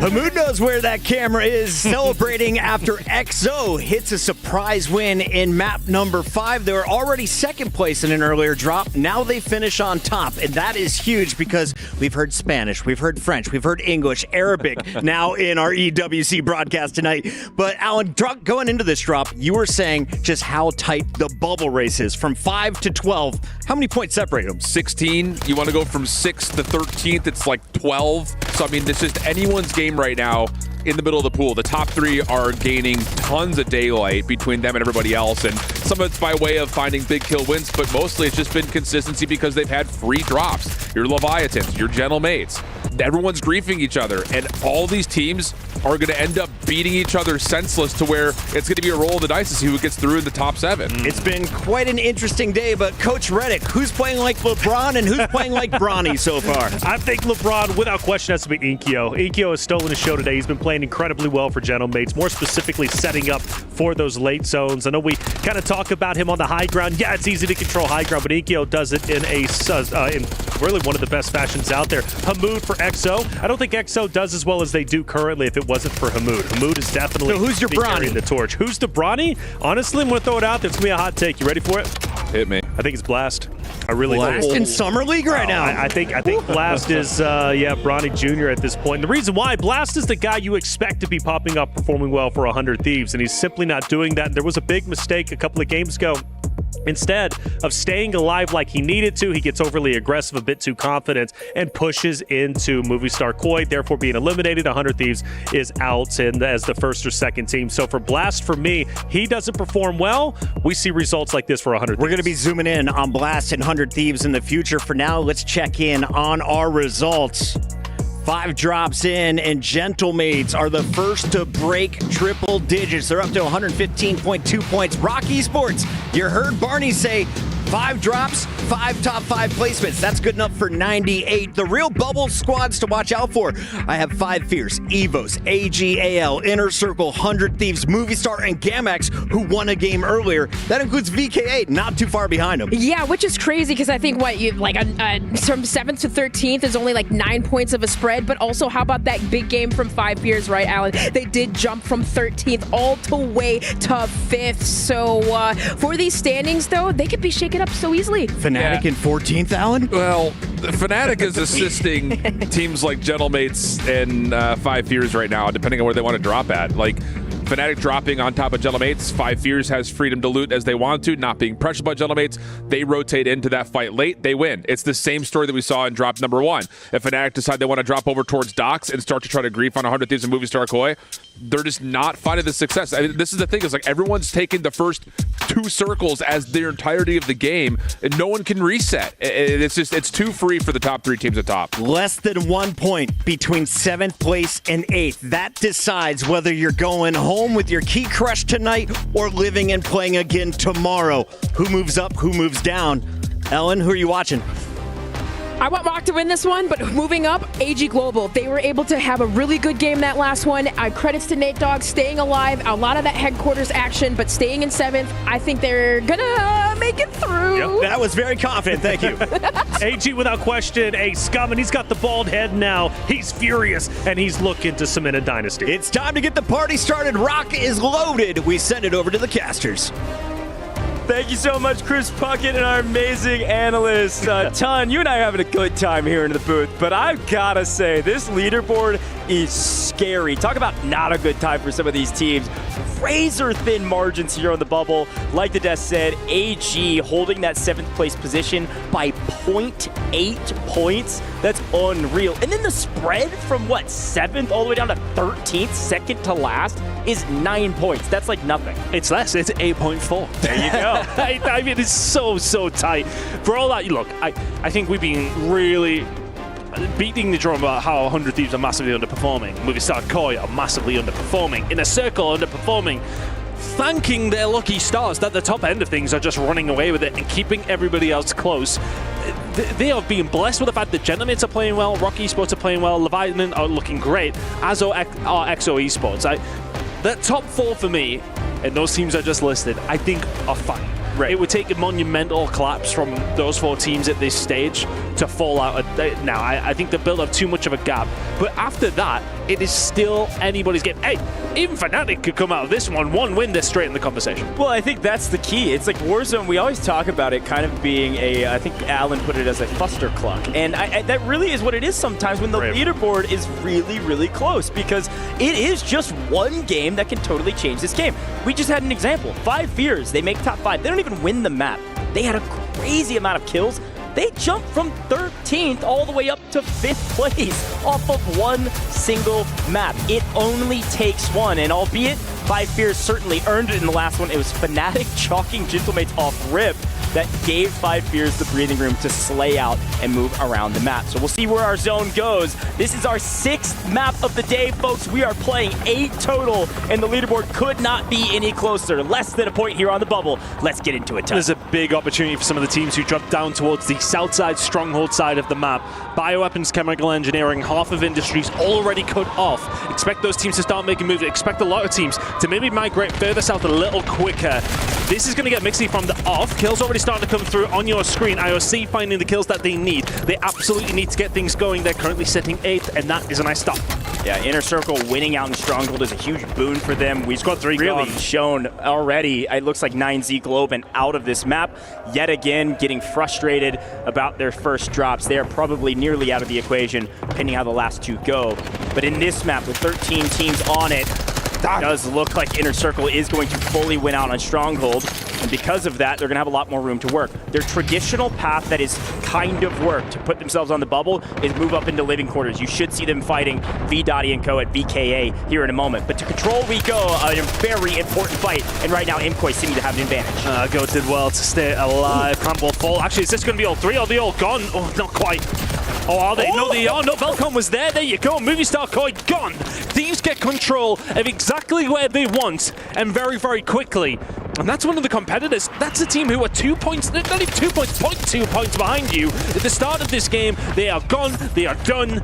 And they will have to do something special over the last 2 maps. Thieves now in complete control of Control Center. What a weird fight. I want to look back on that one later. I think a Thermite might have connected with Imkoi. Either way, 100 Thieves not totally out of trouble, because guess what? Fnatic, it's not a north zone, so they come back to the south. They land boat. They're coming in for the third party potentially. Blast has cleaned up one more. That's StukeX getting into the mix. I think it's Leviathan just kind of running around the map trying to find kills since nobody can test them in Factory. I don't mind that at all. There's a moment to breathe here as 100 Thieves try to get some information of where some of these players are at. Of course, Fnatic on top of them. They're not too worried about the gunfight, especially because they have a 3v2 ahead of them. Patzuka playing anchor on boat. That fight should probably take a long while. So we swing over. Guess what's happened over here in Chemical? Rock Esports said, hey, Prison's boring. Why don't we go over to Chemical, take back our building, and force 5 Fears out of here? So they originally went towards Prison, but then cut off over towards Chemical Engineering. They forced 5 Fears over towards Harbor. Bioweapons team, that's Gentlemates, come forward and get nearly wiped. Good job, actually, they had their anchor over towards the other side of the map. But rather than that, they will have to go for the regain. Really nice start from ROC, but going over now towards the living quarters, it is getting mixy. We've got 1, 2, 3, 4, 5 different teams in and around this area. Who comes out on top? As expected, VKA in trouble, getting pinched by multiple teams, one of which is Inner Circle swinging up from Stronghold. When they win the fight, they swing to up into living quarters to take some kills away from Gamax. Gamax had a great map 1, basically haven't done anything since then, and now they're outside of the top 7. They've got to win this fight here in living quarters, and then frankly, get out of living quarters. I am not a fan of this POI. You can get pinched from so many angles, and that's why you keep calling out how many teams are here. Yeah, Gamax really having a bit of a struggle. Eventually find a couple of kills, though, and that will give them just a little bit more breathing room in and around living quarters. Still, though, you do see VK over there as well. They're getting involved. Squad 5 wiped. Who have we lost? That will, of course, be 5 Fears. That's a bad map for them, straight off the rip of having a very good performance. That's an interesting perspective. Oh, no, they did not get wiped. They had somebody up and running. Thank you very much, Codcaster, for that one, but they are still very much alive. 5 Fears alive. Barely. That means we had that respawn come in within the last single second before the team was wiped. 5 Fears still on the map. They're going to have to regain, though. As we get back into it, Robstar, EVOS, they are contested by AG. They've been fighting a decent amount throughout the course of the last several maps. And a big one to take a look at, because this Robstar team, EVOS, is technically inside of our top 7, but they're not fully safe, like you mentioned. They talk now for AG Global. Still lingering in that area that they would typically would. Incredible work from them to try and find something but big man. Now this time around, 5 Fears will get wiped. It's not teasing me anymore, is it? So not much that they can do there at this stage. Fights coming in over towards the other side of things. Kadzu trying to find some shots over towards IOC, who are in a little bit of trouble now, having to back on down. Living Quarters fully does belong to VKA. IOC, to be honest, it's Stronghold, absolutely fine. Yeah, that's exactly right. Inner Circle, usually they were able to win that fight in Stronghold. They're going to keep one up in the tower in Stronghold. They're going to hold that tower, play anchor, send the 2 up into Living Quarters. They fight around, get a couple kills, and then they all respawn. So she should see this Inner Circle team get back into the mix, either against VKA or maybe up into this fight if it continues for too long. 100 Thieves and Fnatic still jockeying over Control Center. Doesn't seem like there's another team that's going to come up here anytime soon. Just these 2 teams fighting for a bit, trading blows. Thieves just about keeping themselves in a good enough spot to, well, survive at this moment in time. Yeah, okay, there comes the regain. This Skull Face will survive long enough. But for Thieves, they will look to try and get some purchase back over towards Control Center again. They've only actually got 1 player really dealing with them, but another squad has been wiped. That's Penguin and Co. gone. EXO out of it. Yeah, they've just been in a blender. Again, when you lose your POI, we're a bit in trouble, trying to regain, try to fly over the docks. I think it's Gentlemates that were at least able to take down a couple, but to the tower we go. AG Global, they still need more. AG is a team that's been playing in headquarters since the beginning of group stages and are finally finding some momentum in LCQs. They're slaying out. They're actually sending Nate Dogg as their anchor, either into tower or somewhere into HQ. Right now, they're trying to get Robstar out of that tower to take it over. And this is a different look from the side of Gromlok, very much on the opposite side of the map than they used to. But I'm very much used to fighting a team like Fnatic. There's been a long, ongoing battle between these 2 squads. Pazuka trying to survive, and this, of course, is their anchor. If they do fall, they do not have him to rely on. The rest of the team over towards Control Center fighting against Thieves. And you got Gromlok and Co. on the other side. This is a dangerous position. Enkyo, he's creeping, he's sending it. Pazuka, is he falling? Yes, he is. Now the rest of Fnatic have to be so careful. You can see some of them backing away from Control. They want nothing to do with the fight up against Thieves. Well, Leviathan, yet again, free down in Factory. Sure, they've won a couple fights, but nobody really contesting them, and because of that, they've got control over a pretty big position on the map. With New Zone, though, it does look like we're actually pulling a little bit more central. I think we might be going back to Control here, Ton.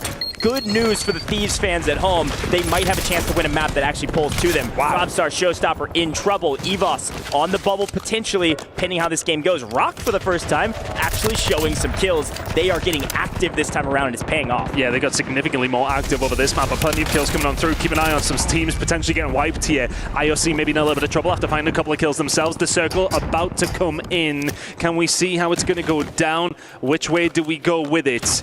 In a circle right now, though, are a team who need to get moving. Right now, they are safe, but let's go for a listen and win a circle. They need a big game. Yeah, he has an advance. He has enough for an advance. Go back to Barry. Back up. One just on the back. One just on the back. Red. You have to get an advance. You want me to battle? Yeah, battle. And pop instantly? You don't have enough. Oh, some kid laying tower, I think. Tower. Tower. I might land it. Pop the advance. I don't have enough. Come in. Shit on! Right up there. Another one. I'm helping you. I'm dead. He's top tower. He's going to be rezzing. You want me to zip? Overall, pretty good comms, and unfortunately, they're trying to push a fight that is nearly impossible to win. Winning that top tower, coming up the zip with a ladder, they're gonna get punished for it. Fnatic finding some sort of headway with kills. ACN on 4, actually good position. If Fnatic's able to win out here in Stronghold, they're gonna win the south side of the map. Couple quick updates across this zone, though. It is pulling Control and that boat outside of Control. We've got Gentlemates moving all the way down the west side of the map onto that boat, and still 100 Thieves in control of Control, as Brave finally fighting back against Fnatic. His teammates able to respawn. Yeah, just about, but I'm going to question the push. I mean, right, you've got to push so quickly together up towards the top. The coordination not quite there, and Brainco get punished for it. Bray continuing to survive. But the rest of Fnatic, who they have been trying to deal with, very much on top of the roof now, and Stronghold becomes kind of unattainable for the side of IOC at this stage. The only time they're going to be able to make a move is in, well, probably about 45 seconds, when the side of Fnatic to get forced away. But fight's going on over towards this side. BK finding it out here with Leviathan. Can they continue to find it? Kadzu will fall. Good shots coming in from Lays. 3 kills to his name. Leviathan looking to take over. VKA can't get anything going in living quarters. I mean, they've been in a blender since the beginning of LCQs. Can't get anything going. Leviathan swings up from factory, wide open, able to take down just about everybody besides now the new floater, who's going to go probably out deep into the water and just try to survive for some multipliers. The big fight right now is going to be this Inner Circle team who has somehow, some way stabilized in Stronghold after a brutal one against Fnatic. You've got this Leviathan team holding them out in living quarters. The fight at headquarters is a big one though, up the hill and through the woods, if you will. Wow. This zone will pull directly on top of Control. 100 Thieves are chilling. Everybody in headquarters gonna have to fight their way out. Everybody over on the boat gonna have to fight through the Gentlemates. Yeah, 100 Thieves knowing the script writers had them locked in here for this game. Control center looking good for them. This is not a good position for IOC. Fish in a barrel, quite literally caught by Leviathan. Braille will fall, or will he? He just about gets away by the hair on his chinny chin. Orbs will fall, as will Teeny. So he will continue to survive. Somebody else just trying to survive in the water for the side of Fnatic, right alongside him, but a bit of a push coming in over towards boat. And the problem here for the side of Thieves, Gromlock and Code, Gentlemates over towards the boat, they will be a big issue, but a big issue for these teams in and around headquarters as well, somehow getting to some sort of cover. They have got no man's land between them and Control Center. 3 big hitter teams all fighting for HQ. Obviously, this is Rock coming in late to the party versus EVOS and this AG team. Rated on 6, it frankly bodes well for this squad. They've been frying, albeit holding HQ. And down goes PKA. Crom gets it with, I guess, some bouncing betties. What are we doing? Some spring mine kills on this day and age? Good grief. Fnatic also full out as well, which means we're down to our top 7 as we trade blows inside of HQ and that edge of prison that is still in new. I'd be really curious to see how many kills Thieves have got, because they've been keeping themselves very, very quiet here.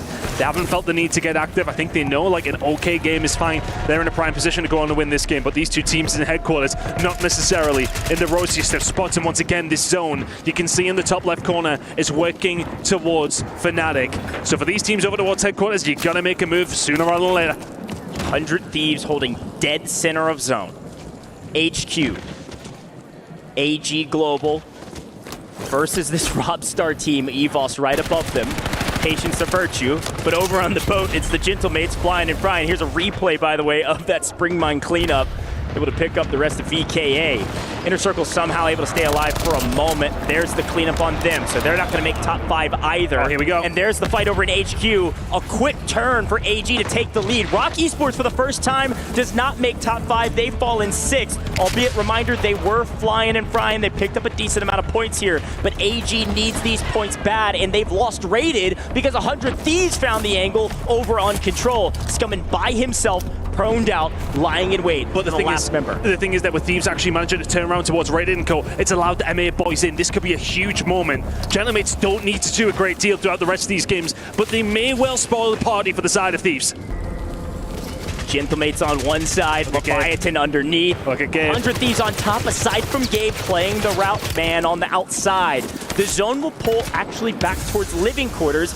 Gabe sees it and should be able to play the opposite flank if he wants it, which is where Scummin is holding. Scummin's kills here could be the difference maker, Gabe, and them qualifying or not. Gabe does so well. He finds Enkyo. That's a big pick for the side of Thieves.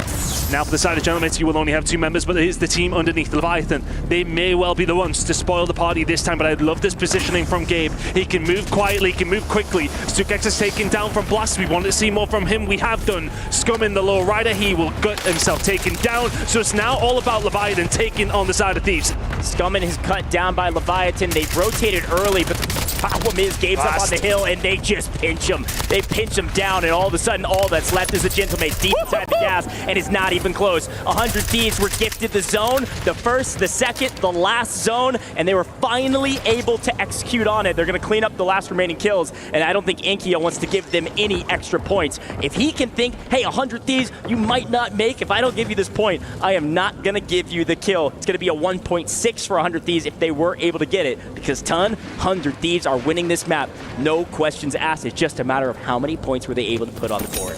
Wow. Enkyo will fall. There was actually one more member from Gentlemates around. They're actually trying to find him. Can they find him? Yes, they can. There's an extra 1.6. You take it all day. Thieves will find it and get the win alongside. Zone helped them. Absolutely it did. But the kind of game they needed. Thieves have either got to win in them or 14th. We need to find maybe a middle ground in the final 2 games. That's a great shout. It's win or bust. And so far, they've only been able to do either one of those. There's no middle, there's no consistency. It's only the extreme for 100 Thieves. But it may take the extreme to make sure that you make finals. A huge map for them, but Ton, it was their map to win. They won the first fight, and that just about guaranteed that they were going to win the map, or at least be top 5. Big shout to the rest of our teams that were able to scrap their way by into the top 5. AG having a pretty good map from a kills category. Rock not quite making top 5, but 6th overall, a sizable amount of kills. A bummer for 5 Fears likely falling out. This leaderboard was already razor-thin margins, and Ton, I can only imagine it might have just gotten even closer on the bubble. I mean, it's such an interesting game, back and forth all the way through. So many teams on this bubble are still going to be contending. It is going to be a hell of a final 2 games. Let's head down to the stage with Inner Circle and Bray and see what's going on with them. Thank you very much, gentlemen. I'm here with one of the, as we are calling it, one of the bubble teams floating around that 7th spot right now. Bray, give me a little breakdown of like how you're feeling today is going so far. We had a slow start. We picked up the pace a little bit, but I definitely believe in the boys to get these couple games done, and we're going to qualify, I can tell you that. I love that. Speaking of floating around, you're kind of surviving out there in the water at the end of that last map, weren't you? What was going on? What kind of pinched you guys? What was the issues you ran into? Just getting thirded and getting stuck in living. You know, we couldn't get past that next line, so we got stuck behind everyone, and yeah, next 2 games, we're going to push up, kill everyone, win the game. I like that. It's the way the cookie crumbles sometimes, though, doesn't it? But we had a quick chat yesterday, didn't we? And this is your first LAN experience. My man, how are you enjoying it? Are you soaking it all in? Like, what's the crack? Are you enjoying it? Yeah, it's very enjoyable. I was nervous at first, but now it's good. I love that. You guys are starting to look a lot more relaxed on stage as well, and I hope you guys ease into these games more and more, and we can't wait to see if you guys make it to the grand finals later on. Thank you so much. But for now, head to a quick break before we come back for our next map.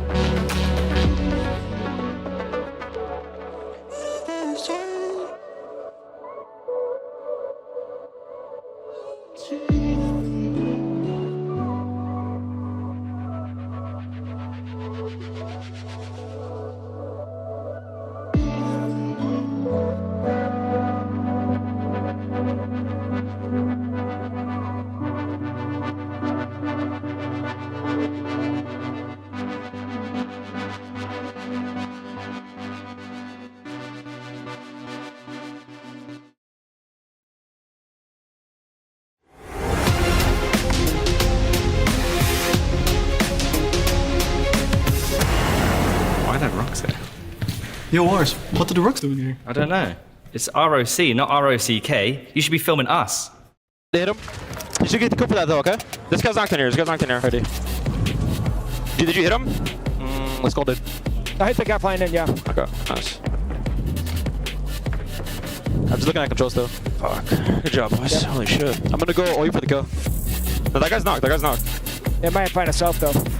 Go get him, dude. Fucking do your thing. He's third floor, guys. Third floor. Nice. Oh wait, this kid's self? Wait, I got I tell you. Oh.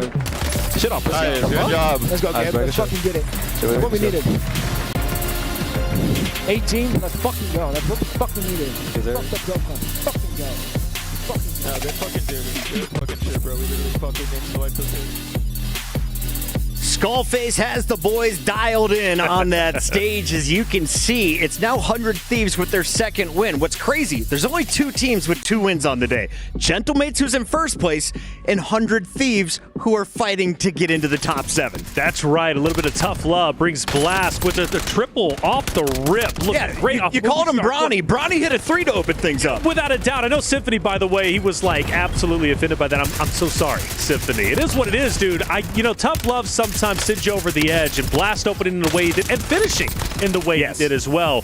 Good on 100 Thieves. I definitely, even though I'm critical, I 100% want to see him in Grand Finals tomorrow. They said it was an 18-point game. You add that multiplier, it's going to get even bigger. But let's highlight some of the other squads that performed here. Movie Star Koi, they were on the bubble. How'd they do, Ellen? I mean, they were the first team to drop, right? They had Blast and clutched up in control, but I really want to shout out AG Global, of course, inching their way in, but they're picking up a lot of eliminations. We saw at the headquarters fighting Evos. And Scummin stayed alive to the top 4. That gets them into the 1.4 multiplier. Who else were you watching? Yeah, I think just on top of that, we're continuing to see Gentlemates just cruise their way into some decent placements with some decent multipliers onto solid kills. So it's just so funny because this entire LCQ is about to be categorized by feast or famine over the teams that control. That's literally been it. Yeah. It's been so fun to watch. There's so many top slayers. Ankyo is in the mix on the day. Is there anyone from 100 Thieves starting to climb this scoreboard, you think? Let's take a look at our standings. As I'm told, we now have it updated. These are our overall standings. Gentlemates improved to 130 points. They now have 2 other teams in triple digits with them, as Leviathan and Rock Esports are there. But the real question has been, what are the bubble teams doing? 100 Thieves from 8th place up to 5th. They're going to be feeling a little bit better. AG.AL right behind them, and Evos, who was in that 6th spot before that last drop, now holds the door at 7th. Inner Circle, 5 Fierce, VKA still knocking on the door. Dream Crazy. Who do you have faith in most on that right side of the screen to make it to the left? We got 2 man, drops left. it's just so close here. I mean, the way that the interview was with the Bray, and we did see them at one point. Like he said, it's struggling to get out of living. But for Inner Circle, I think, you know what? I think they could do it. They might go the distance. You can now look at 100 Thieves. They were back by less than a point. Now they are up 10 points over 8th place. Let's take a look at their performance and how they got their shift. 18 kills is a pretty darn good score here for our LCQ. Not like what we saw on day 1 and 2, but this is good for the Thieves. Yeah, it's great news for the Thieves. Again, but you're going to look at this day and the other 2 combined and what their weekend has been. It literally is, if they don't get wiped by Koi, they finish in the top 5 with high kills. If they don't, they lose, usually outside the top 10. It's literally kings of the castle or the smallest of peasants. There's no in between for these 2 guys. That's a fact. 100 Thieves, explosive when they're doing great, duds when they're not. The thing is, though, I feel like they can reach the upper echelon, but the consistency is always going to be a question. Like you said, the battle against Movie Star Koi just simply isn't working, but and obviously even earlier, right, having to go towards Stronghold, trying to reposition themselves, it wasn't working. They know Control's their game plan. They don't really have a plan B, but one thing I do appreciate is when they go back to plan A, and then they get that unwavering confidence in their ability to perform, they start pulling off games like they just did. Great positioning by Gabe. He gave himself multiple smokes to be able to stay up there, and then, of course, the other 2, Skullface and Blast, finishing the game. Very smart by Gentlemates. Even though they're at the top of the leaderboard, they're not going to give you any free points here. Oh, yeah, for sure. I mean, and of course, like you mentioned it, hey, if you have someone knocked, just pick up the res. I think that was Prodigy we were calling out. But for 100 Thieves, we love to see those endings, and my hidden hero was Gabe.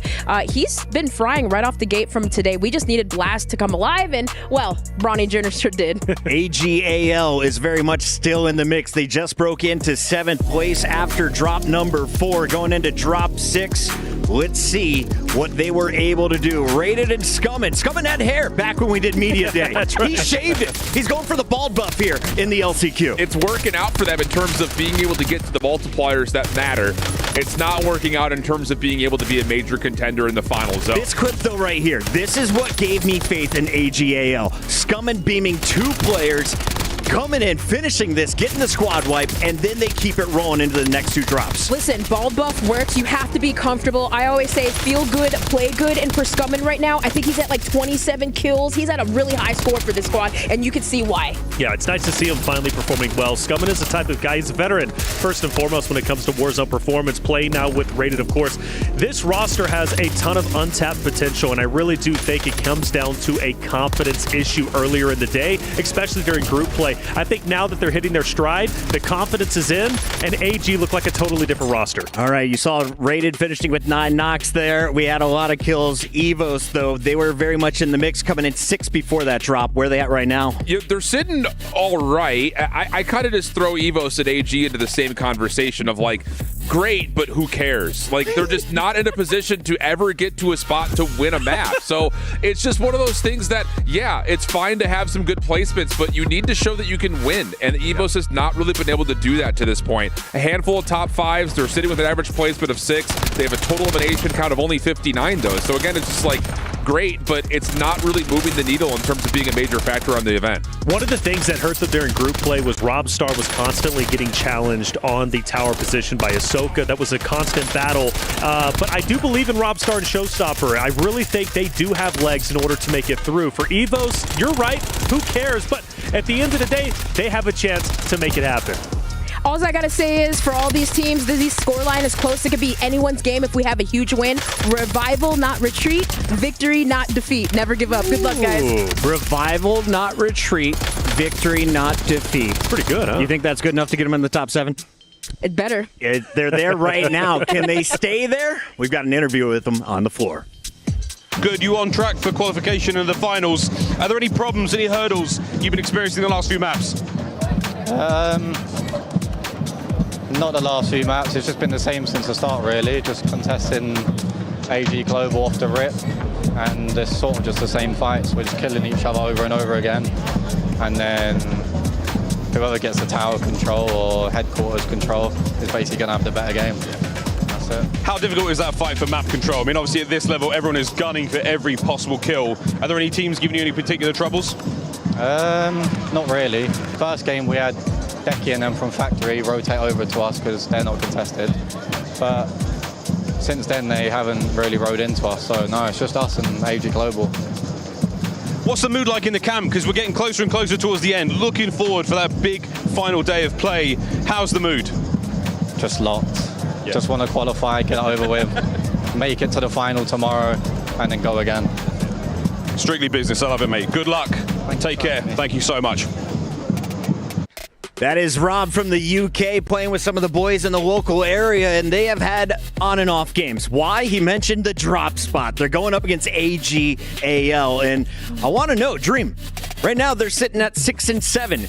Is there a way both finish in the top 7 if they keep that same drop spot for the last 2? I'm going to throw a hot take because some of you probably think no, but I'm going to say yes. Scummin, there's a reason why we ran into each other at the airport, and I believe in you, buddy. I'm glad you went bald because that gave you the buff. You're going to do it. Jawad and crew trying to do it for Evos, but on the other side, we have the APAC squad that you've had your eye on. Yeah. Taylor, what is happening with Inner Circle? How do they get to the final day of Warzone? If I'm Inner Circle, final 2 games, again, go back to your bread and butter. Chemical is where you qualified for EWC. Go back to Chemical. I understand you're going to have to challenge against Gentlemates. They're a great roster, but Inner Circle, that's your location. You need to start alphaing it. I love you, Taylor. You're more handsome than I am, but you're wrong. They need to keep going Stronghold. Stronghold. They're beating EXO right now, and their last 3 games, I think, are trending in the right direction. They're taking care of a couple of eliminations around the side when they do win Stronghold convincingly. You saw them that little battle versus Fnatic.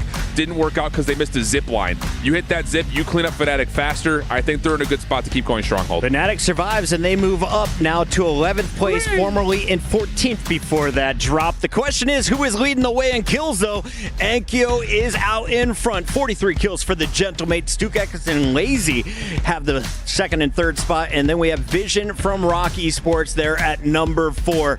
Any surprises on this screen? It's nice to see Scummin jumping up to the 9th spot, rated right behind him at number 10. Yeah, I think that's the two AG guys at the bottom sneaking into the top 10 overall, just because it doesn't feel like we're seeing a lot of early pop-off. I feel like they have been finding a lot of good rotation-based kills when we get to like Circle 4, Circle 5. They're putting themselves in contention, and they're finding good kills to take care of the strays that are making their way into the circle, but we need to see them actually wipe a major team to have a threat to get in tomorrow. Gentlemates 2 wins, 100 Thieves 2 wins, Gamix with a win. We've had it all spread out. Who wins this drop?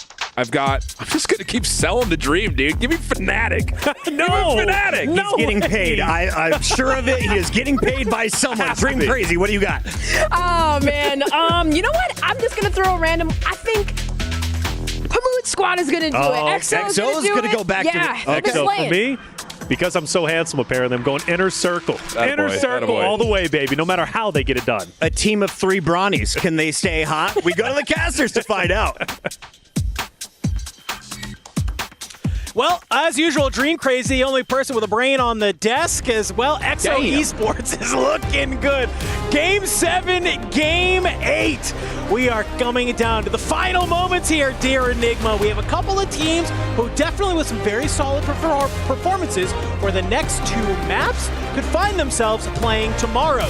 But for some, if the points begin to slip, if they don't have those games that they need, they could be sitting in those stands watching their fellow competitors battle it out for the lion's share of $1 million. I genuinely just do not know if it could be much closer. I mean, we look at this table. Gentlemates have run a little bit adrift there at the top. Leviathan and Rock are going to be sitting very comfortably. I think after that, you're still nervous. And everybody else can definitely close that. We've seen huge point games out of the likes of Movistar Koi in the past. VKA have had map wins in this tournament. So have 5 Fears in a circle sitting right on that bubble. Could definitely overtake those just above them. So everything to play for, everything at stake. Couldn't ask for anything better here at the Esports World Cup. You know, we kind of walked into today, going into the LCQ, being like, obviously we're sending some people home, but we're missing a lot of our top teams. So, you know, how competitive, how close will this lobby really be? And I think what we're seeing here today is that everybody, they went back to the lab, they did their VOD review, everybody prepped for the battle that they were going to have to be going on in here today. You can see our good sloth friend on the desk of wars, because Rock Esports, it's been a very good day so far. They've been very, very consistent. Maybe not necessarily always in the kills column, but always in the placement. So ladies and gentlemen, I don't care if you're in the arena, I don't care if you're watching at home. It is time for our final 2 maps of the LCQ of Call of Duty Warzone at the Esports World Cup here in 2025. The siren will blur, the plane will fly over, and the circle, ladies and gentlemen, relatively central. So for many of these teams, if you can win your landing, you understand the rotation that you need to make. But of course, these drops are hot, and immediately we see the kill feed start to fly. Kills coming in from EXOs in the circle suffer. They do find a couple kills of their own, but they need to avoid that late fall here for their 3rd player. Bray will just about slip off into the background. On the hunt though, EXO, they're not going to let him breathe for long. I like it, I like it. Hamoud, gonna be the tip of the spear, flies on forward. Penguin, he's good enough to be able to bring down Bray. It's just not quick enough though. The last 2 members of Inner Circle are here. It's Oz, he gets tagged on up. He actually almost gets knocked on the fly in. Just barely hanging on, and it's gonna be enough for Teeny also to drop on through before EXO Esports. They see these 2 members of the Australians fly on in. They smell blood in the water. They know the Inner Circle is right on the cusp here. And this would be a huge team to take off the map early. One thing I will give it to Inner Circle, though, is quite often they recover well from these positions. They do a great job of setting themselves up in places where they're difficult to be brought down. That being said, Orbs gets knocked. Teeny's trying to slip away into the back here, find some sort of loot. He's still rocking around with a pistol here. And God bless, you open up 2 crates, 3 crates. You're not really finding what you want. And ladies and gentlemen, we've all been there before. It's a horrible position to be in for Teeny, and he will be cut down. Down goes Bray as well, so Orbs now floating back in. He's going to have to abandon this. Joining the party, though, is going to be VKA, the Frenchman, who also sit outside that top 7. They're rolling up towards this stronghold fight a little bit. And actually, they're kind of caught between 2 minds. Move on over then. 5 Fears will be at Chemical. Contested for a moment by Gentlemates. It was a little bit of a back and forth, and Big Man, well, he doesn't return anything except for getting a sniper bullet to the chest. Yeah, Gentlemates, for the time being, it looks like they've loosely been bullied out of Chemical for the moment, but you're probably not even worried about it as well. Everywhere from concrete over to bioweapons is absolutely free for the French. So, yeah, it's a little bit of c'est la vie. Go ahead, back on up to your POI. Don't be worried too much about it. As we continue to see a little bit of this fight down here towards headquarters. Hello? What the hell? It's brewing as well. Goodbye, 60 Hertz. He'll get found, as does Vale. Rock Esports, they're going to go ahead, surge out of prison, maybe clean this up a little bit. Rated, thanking the stars for a moment that he's basically gifted 2 free kills right at his feet. I love that AG Global has been able to get back on into the mix here. It seems like maybe this flex down on into Grandma's is really, really working for them. I'd love to see them continue that, because obviously where they're sitting right now, it's looking pretty good, but they are on that bubble, so they have to continue to have good games for the time being. Do indeed. Wars will crack Showstopper over the top here. Got to be wary of the counter player in tower. Not really needing to do too much. On the opposite side of things, EXO will find purchase into Kadzu. Vidak going to be backed into a corner here. Does have the stun. Going to try and play up off the back of it, and unfortunately there's 2 bodies there. Will be cut down. Penguin going to get aggressive. That little bit of a bait and switch coming on through. This team continuing to look better and better as the day's gone on. EXO Esports enjoying this stronghold landing is all good. Yeah. For now, if you get yourself through to tomorrow, contest the Falcons, gentlemen, we'll see just what you're made of. That being said, Inner Circle are back for this fight. 2 players rolling up, but we're going to go over to Control, 100 Thieves, and Movistar Koi. Tale as all this time, and it continues. One team currently sitting in the money, the other looking from the bottom up, and it seems like already for 100 Thieves, it looks like maybe another contest win.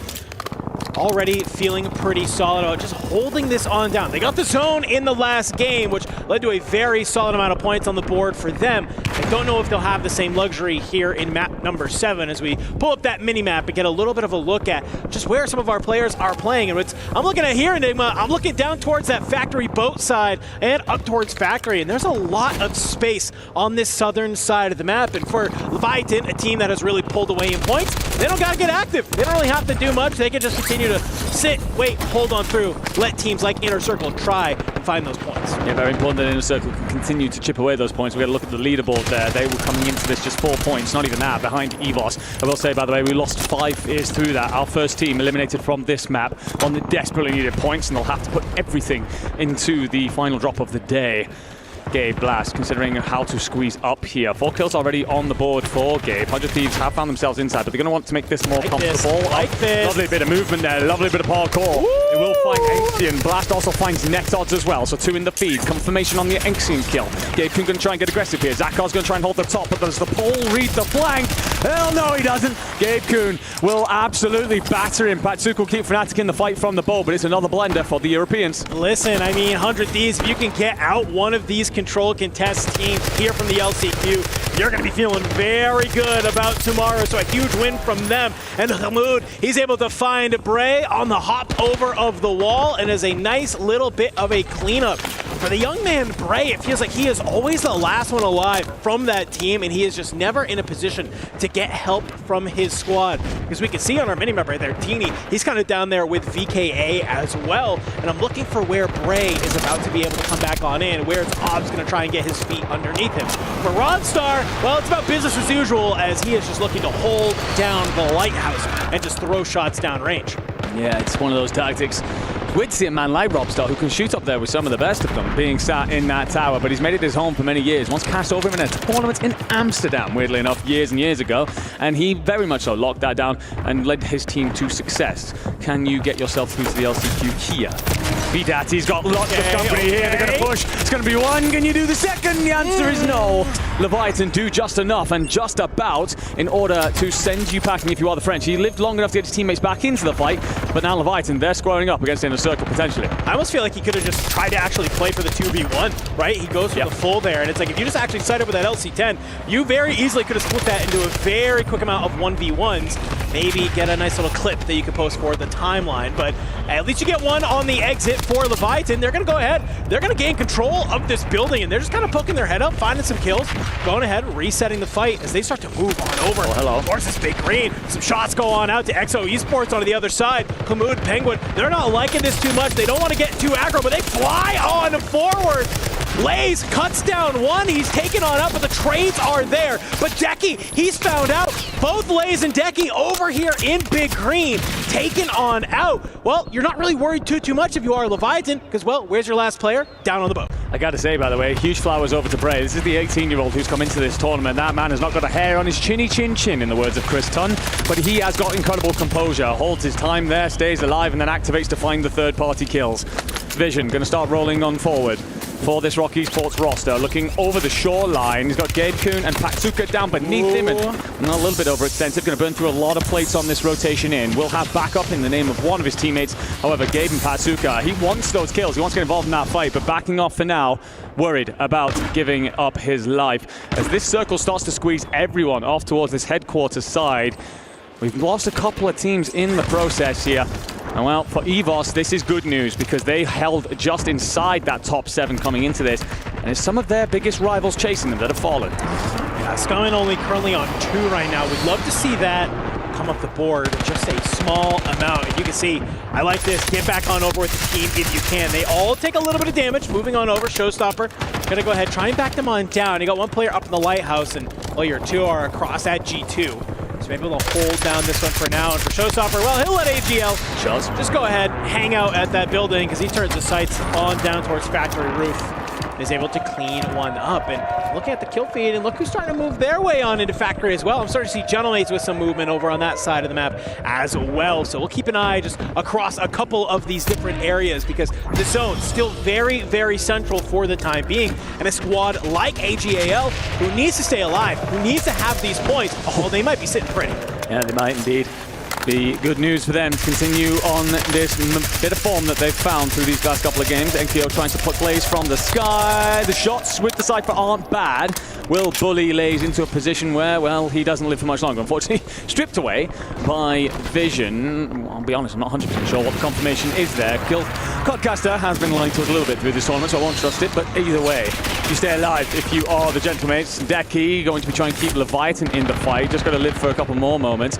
Over to EXO. They're squeezing up. They've been hunting this French squad through living quarters for some time. Not done yet, but Fnatic are here to play as well. I mean, this is just looking like a polka dot on our mini-map right now. So many teams come on over here. Fnatic going to be one of them to get dropped into the feed. Where's the last one? It's Zakar. He's alive on the other side, but still getting pushed by Leviathan on the other building. Can he manage to stay alive long enough to get the squad back on in? Trying to play through the bedroom. We'll be able to back down some of those members. I'm going to be keeping an eye on our mini-map to watch a couple of more of those 6 bubbles come back on through, because for Zakar, it's all about staying alive for this Fnatic roster. Inner Circle, Obs and Teeny, they're still alive here, Enigma. And look, they're not too far away from Bray. They might be able to kind of cut their way through some of these teams, join back up with the teammate, and finally fully play as 3 for maybe the first time in this map. Honestly, their ability to stay alive could be unmatched. If they could actually get off to a solid start and keep 3 players alive, this squad would be terrifying consistently, just fighting their way across this map as a 2. We get a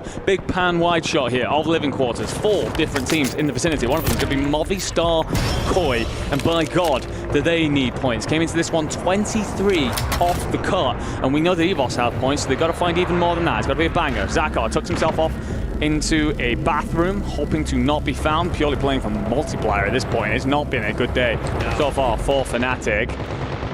But AG Global we've spoken about it. They've started to find their footing finally in this tournament. I'm not sure if it's the ball buff from Scumming, but whatever it is, they're making things happen here, climbing that leaderboard. Hey, we heard Rated have a lot of to say on the timeline about what they were going to try and do here today. And it seems like maybe things are starting to click just at the right time, peaking as we get ready to go to finals tomorrow. Hey, that's a great time to start doing it. Zakar, last one alive, tries to make a little bit of a play, gets cut on down, will at least be able to secure top 10 as a solo. So you get a little bit of points, a little bit of multiplier on the board, but it's not enough for what that team needs. Out of the cut by a decent margin for the time being. For VKA, they're in a similar situation, but things are going a little bit better for them at this time. Aizen currently sitting on 4, just trying to play alongside this bottom. Penguin and Notrius on the other side from XO Esports. Just trying to figure out how do we play out of green, because here's the thing, Enigma, we got a lot of squads playing around this area, and guess what? They all have to move, because Zone, it's going to pull us up towards headquarters. You got to win these fights, you have to make them fast. Yeah, indeed. Vidadi's just going to hold the line, but he's got to worry about this rotation as well. And as you step out, everybody above is going to cut you down.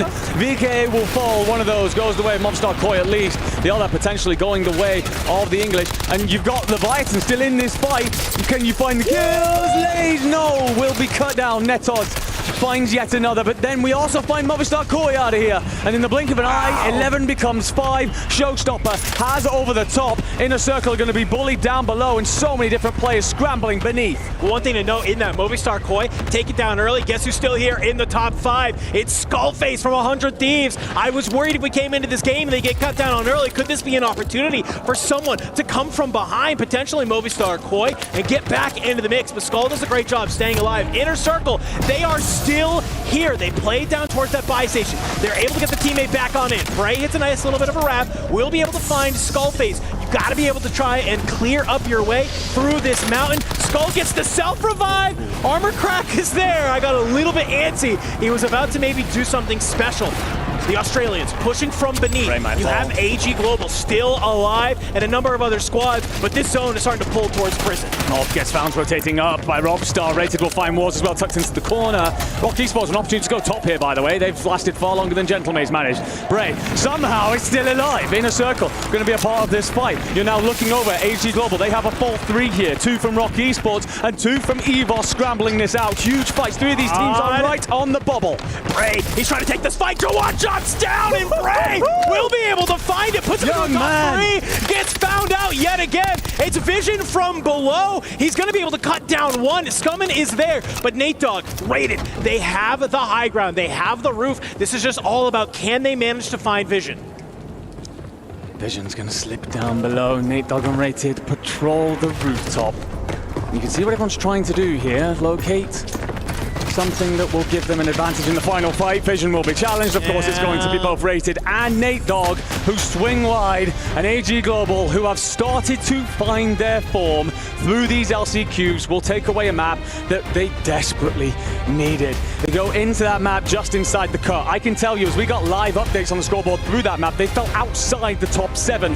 That will surely lift them back in there. My question becomes, of course, how many kills did you get? Did you take advantage of that 1.6 multiplier enough to give yourself breathing room into our final fight? I mean, I think we saw Nate Dogg with 4 or 5. We saw Rated with 4 or 5. I think Scummin was right there with you. So I'm thinking, I'm hardcore guessing here, folks. Looked like about a 15 with maybe a 1.6 times multiplier, a decent amount of kills, but that's why we got everybody in the back who does some excellent math. But what's more important there, though, Enigma, is that we see some of these teams who they only have 2 final chances to punch their way up, finally seeming like they have some signs of life. We see Inner Circle, Bray, he gets very much to the end there. He's able to find that one last kill, and that is a huge kill to be able to have and to get that multiplier. A little bit in the blender that game, but we also saw Teeny, he was still popping off all game. Honestly, I love that you're calling out here for Inner Circle, and I love that we're talking about Bray. It felt like that they should have died very, very early. They should have been looking at this final drop as their do or die. They might actually squeak inside that top 7. I don't know. We'll let everyone else do the math. We're bad at it up here.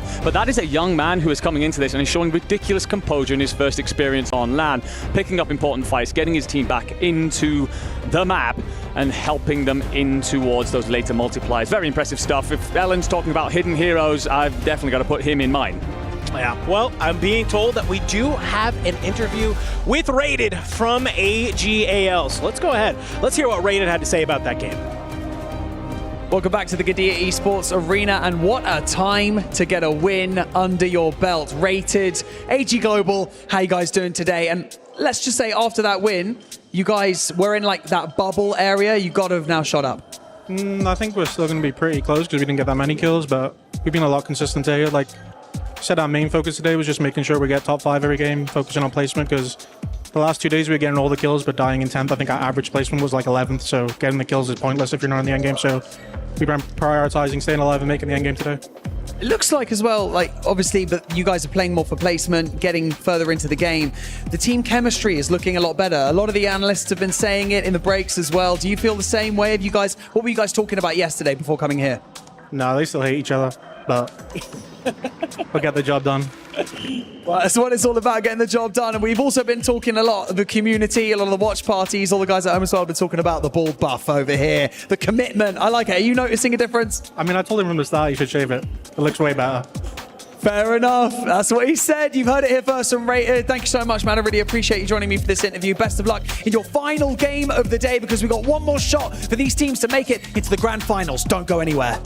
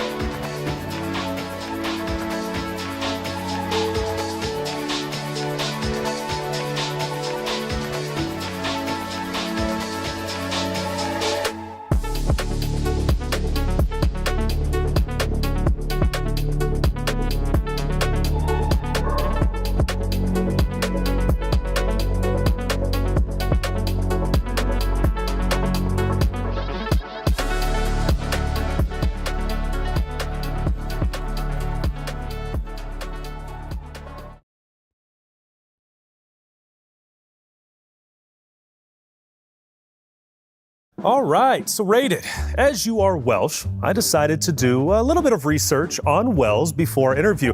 And the first thing I noticed, mind you, is there's a lot of weird places with weird names. There's somewhere that's just called Barry, which is wild to me. Then there's also Clanfire Port Gwyneth Gogereth Winterboth Clantasilio Gogogoth. What's up with that? I thought you were going to ask me to say it, and I wouldn't have done as good as you. So, yeah, it's the longest street name in the world, I think, or in the UK at least. Okay, fair enough. So, how would you rate me? 1 out of 10? I would say that was pretty good, honestly.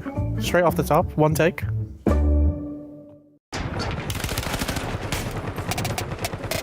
looking. Under me. I'm looking below you. Come to us, front to us. Please not you. One guy. Behind me. Where? In the window, in the bottom window. You guys win this. It's a solo. Want to drop? No. Wait for zone. It's a solo. You want to drop? No, wait. Play it up. Give me a play.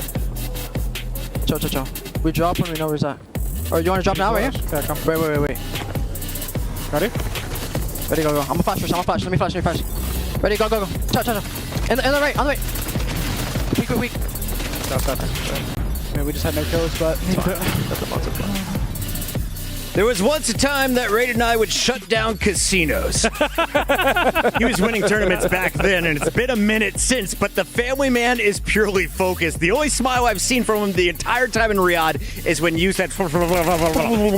Yeah. Go. Shout out to my Welshman over here, though. You nailed it. Let's walk through the AG.AL and Inner Circle call, because 2 of you called the correct teams. The third one said Fnatic, but let's start here with Inner Circle. They had a tougher road to the top 2. Yes, they did. And I'll give you credit, Shift. Stronghold is definitely the location they need to be going to. But they ran into tits, and I'm thinking to myself, and I even said in the green room, these boys are about to get cooked. They're stuck between 2 teams over at green. They've got 100 Thieves still alive over at control, and another team camping them up top at headquarters. But they did get bailed out. I believe it's Robstar who gets the kill needed in order to keep them alive. And Inner Circle then ultimately end up wiping 100 Thieves and getting up the hill. But the biggest problem for Inner Circle, again, I did shout them out, EXO Esports. We did see them in the top 10. But for EVOS and for AG Global fighting around the headquarters side, that's where the zone pulled up towards Prison, where we thought it was going to be Rock. But of course, the zone has been messing up these teams. And of course, we've been seeing Scum and Fry. If you're going to make a bet on not who's going to win the tournament, but probably finish in the top 5 after today's games, I'm saying Rock Esports. They have finished second. Good call. 5 times out of 7 drops. That is insane. Where do Rock land on our leaderboard? It's time to find out. Gentlemates have been the front runners for most of the day, but they are now passed for the first time. Rock is going to jump up at 143. Vision surviving helps them secure another big bonus. We're going down to the final drop, though. This is all about top 7, and Inner Circle is just over 6 points behind that place of AG.AL. That, if I'm an observer, queue up. I just want to see AG and Inner Circle for the rest of this game. Without a doubt. Everyone else is just not by far away. Like 100 Thieves, who are subject to a 0-point game in 14th, are not out of the woods yet. Would they possibly choke again? But I think this is literally just down to what happens between Inner Circle and AG. You just had to set it up like that, huh? I had to, dude. I mean, it was 100 the Thieves, story. don't let it happen. Don't let Alan choked in Black Ops 6 Fnatic as well. Just 0.2 points between 5th and 6th. I mean, EVOS, 100 Thieves, AG.AL. I mean, even after that win, though, sitting at 99, okay, 75 kills. But, I mean, just the differences between these, Taylor, it's just crazy. Is EXO safe? They're at 110. They've got about a 6-7 point lead over 6th place. I think EXO's safe. Again, I hate to do this. I'm going to call it 100 Thieves. They are not safe at the moment. No. There is a real opportunity. AG or maybe even Inner Circle both could knock them down a peg. Not seeing 100 Thieves in the grand finals would be one of the biggest shocks, I think, to date when it comes to this tournament. Movie Star Koi's out of the tournament. Yeah. They are about to play super spoiler. If Fnatic drops over towards Boat, watch both of them just be like, yo, we're going to ruin so dirty. Day. That would be so dirty. AG.AL, though, is holding the door right now. They are in 7th place. Let's take a look at the team that just won. Scummin, Rated, and Nate Dogg finally getting that first place finish. They're looking for more kills, and when it was messy this time, Rated and Scum coming out with some clutches. Yeah, absolutely. And of course, on top Prison, the rotations that they're making, the calls that they're making, the ones that they're winning. But credits, of course, Scum and Rated. Nate Dogg playing a little bit slower. So again, I don't know if they had some communication to where they're like, all right, we need to just switch. Let's keep it like this. And it's working out for them. But the zone pulls, right? That's just the luck of the draw sometimes. I was about to say, the zone is literally determining who wins today. It feels. Yeah. I mean, 100 Thieves have had the zone end on control twice. This is the first time we've really seen this zone end on the west side of Prison. So, again, it makes sense. This is where AG have been dropping, and they dominate their space. So, good for them. I will say big turnaround from AG's performance in group to how they're performing today. I don't know if it's because Scummin shaved off the hairline or if it's just because they said, look, enough is enough. There's real money on the line, and we need to make some. You talk about the casino runs. Rated says maybe another one's in the books. Let's go all in red, baby. I believe in AG.AL. On the other side of this, though, there is a pink squad in the mix. 6 points behind AG.AL is Bray, the youngest player in the tournament. He just clutched up, helping them get to a top 2 finish there. Can they keep it rolling? This is your squad you highlighted on day 1. Without a doubt, Inner Circle, firm believers in them. They fell short during group play, and I hope they're not getting flashbacks going into this final game. This is the most important game of their tournament life. Do they want to go home with just a couple of bucks? Or do they want to go home potentially earning $250,000? That's the question we have to answer. And Dream, for Bray specifically, you called him out early on. The youngest player in our tournament, first ever LAN, and he's not disappointing. Yeah, and I was too, like, flying through utility. I love the use of like, obviously, thermites, smokes, what they're using effectively. But even being lit on fire, they're not backing down from the challenge. They're sliding right on through. I think they're starting to understand that if they're going to play inside a stronghold and be able to rotate out, they need to clean things up quickly. There is no such thing of, hey, we got 1 kill, that's great, let's reset. You got to go get the second one. Force that anchor, whoever is trying to contest you, usually XO, out of the point of interest completely. You cannot allow them to stay around. It's time to shine our crystal balls and give the final prediction. Drop 8 is on the way, and I need to know, does anyone fall out of the current top 7? If so, who moves up? Oh, don't do this to me. Do I have to call it? You do. I think 100 Thieves are falling out of top 7. I love the guy. Who moves up? Skullface is my guy, but I got to say it. Who moves up? Who moves up Inner Circle? I think Inner Circle moves up, but I don't think 100 Thieves falls. I think AG falls, and no, I'm just kidding. They're out. Fnatic's out. I think the team to move up is Inner Circle. Ladies and gentlemen, the final drop is ready. Let's head back to the Qiddiya Arena. And there's the man on your screen, top fragger of the day, and a large reason of why Rock Esports currently leads our leaderboard after 7 games. But Enigma, it all comes down to this. It is only a few points that separate some of our squads and determines whether they will be playing against some of the top teams in the world in the finals, or will they be having to watch through a screen? No, it is a long list of achievements for Vision of recent years to now also be the top fragger here. Adds on to that. However, we've got, of course, continue to focus on the bubble, the squads that sit right on the precipice of going home or going to finals, and all the differences that that could make to the prize money that you walk away from Riyadh with. We know the storyline, my friend. Inner Circle, they sit just on the outside. 6.4 points behind AG Global, who've come alive over the last couple of maps. Certainly not safe for EVOS Esports. They sit just a couple of points ahead of that. And 100 Thieves who are in that mix as well. All 4 of those teams is where our eyes will be well and truly focused as we drop in for one final time for some of these teams.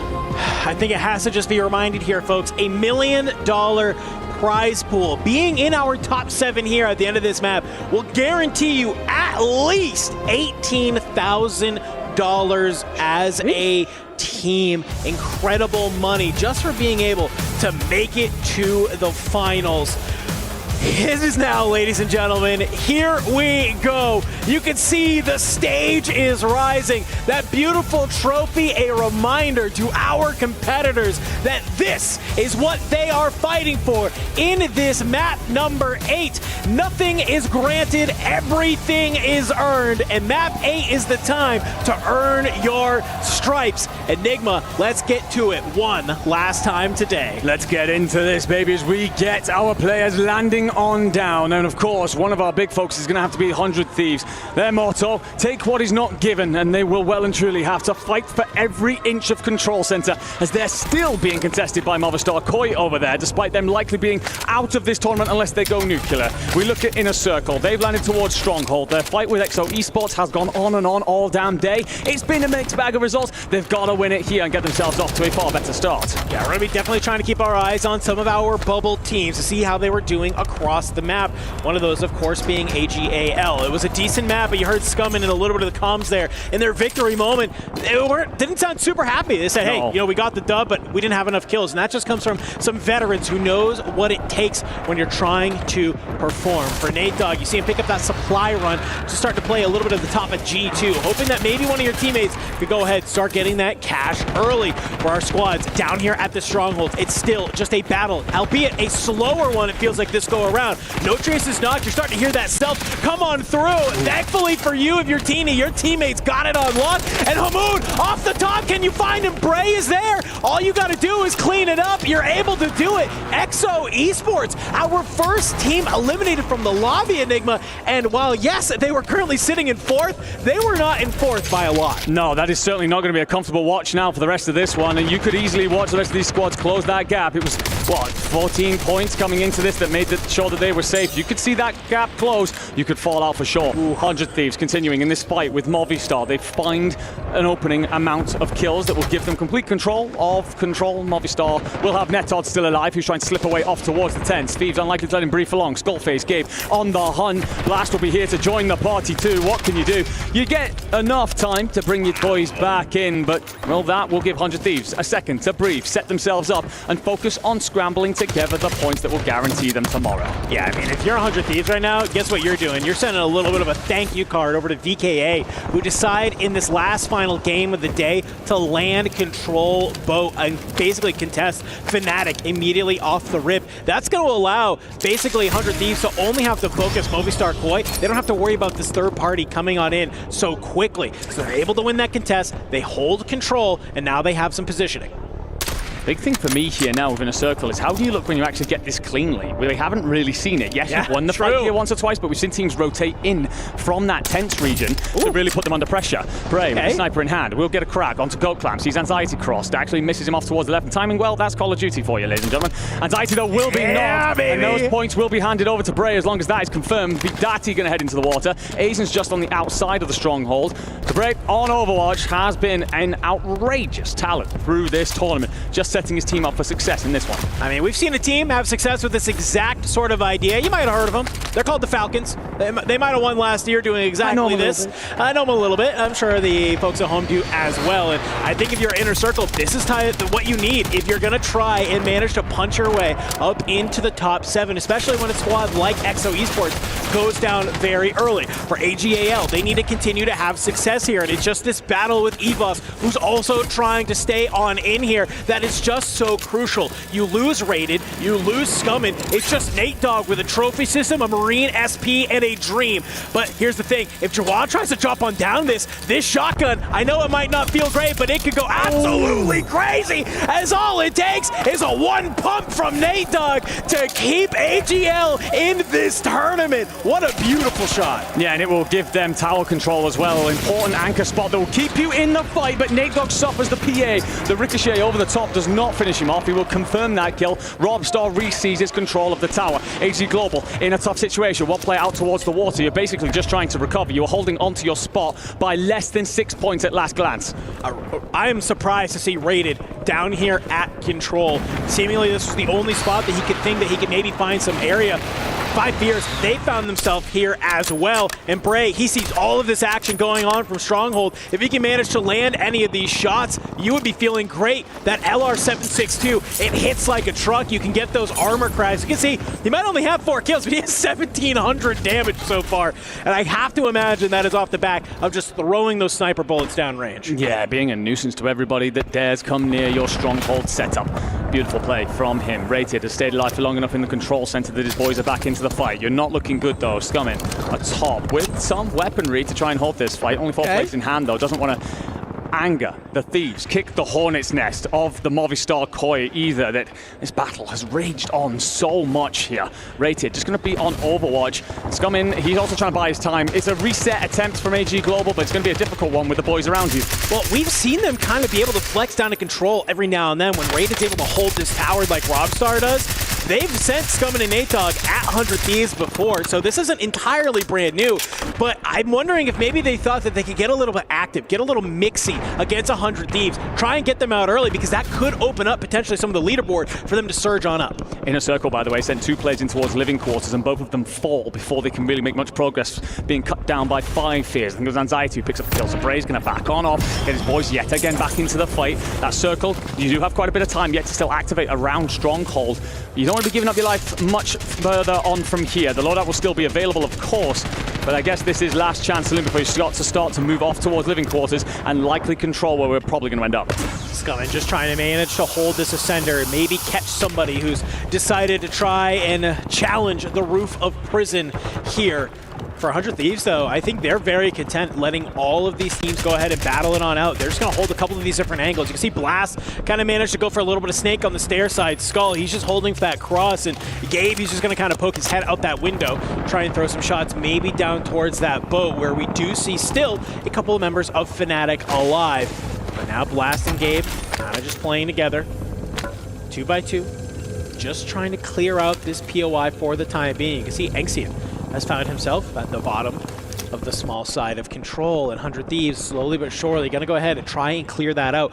Over at living quarters, we see Obs and Teeny. They are continuing this sort of quote-unquote Falcon strat, where you go ahead, you push on up, you want to control living quarters, and if they can manage to find a couple of these kills against teams like 5 Fears and Leviathan, you are going to absolutely just create so much space on the map, and already some nades heading on out. They're starting to get active. Yeah, Teeny's going to push this down low. You've got Orbs up top. What do you do here? If you're Leviathan, you just looked into a corner. You're hoping to cover over each other, but Teeny, he's going to bait Lays out. Lays wins the fight, though, as he so often has through this tournament. Orbs finds one, but not the second. The German cuts the Australians down and will yet again defend their territory. Bray will yet again be alive over towards Stronghold, but he's being landed on by a couple of players over from 5 Fears, and he's not going to have the opportunity to get his teammates in for long. Man, Lays, the new addition to that roster, a fantastic 1v2. They don't necessarily need the points, but you need that type of confidence in your gunfights if you're going to be a squad here tomorrow that is fighting for the lion's share of that prize pool. Bray still here, managing to stay alive. Can he manage to get the teammates back on in, especially with both of these members of 5 Fears around? You are going to be able to do it, and with that, Bray, he's looking to get a little bit active. You don't have to worry about ping anymore, young man, as you absolutely put Scythe into the dirt with an LC-10. Stun will come on out from Anxiety. We'll let Bray know, hey, there's still a couple of these members of 5 Fears here. However, he doesn't have to win this one anymore. Full squad, back up and running. And they are outside of zone here, Enigma, but a kill onto 5 Fears would be huge. But unfortunately for them, guess what? 5 Fears is the team you have to be worried about. It's Leviathan looking down at you. Yeah, and the problem for you as well is Teeny needs his loadout, and that's going to be out in the open, covered over by the Leviathan roster. So you're going to have to drop some smokes and hope for the best. You're going to look over at this fight towards Bo. AG Global, still very much so in the hunt, holding on to that final qualification position. Rated, though, going to be on his own, just hoping to swim, hold your breath, stay low, stay undetected. Hope that everybody else fights each other. We see Fnatic wiped off the board here, so that will be the end of their tournament. Europeans just haven't had it go their way. That boat, by the way, has Gentlemates on top of it, as well as Gamax trying to threaten, and a couple of other bodies floating above. Obs able to somehow stay alive, just dancing in between these buildings, dodging bullets.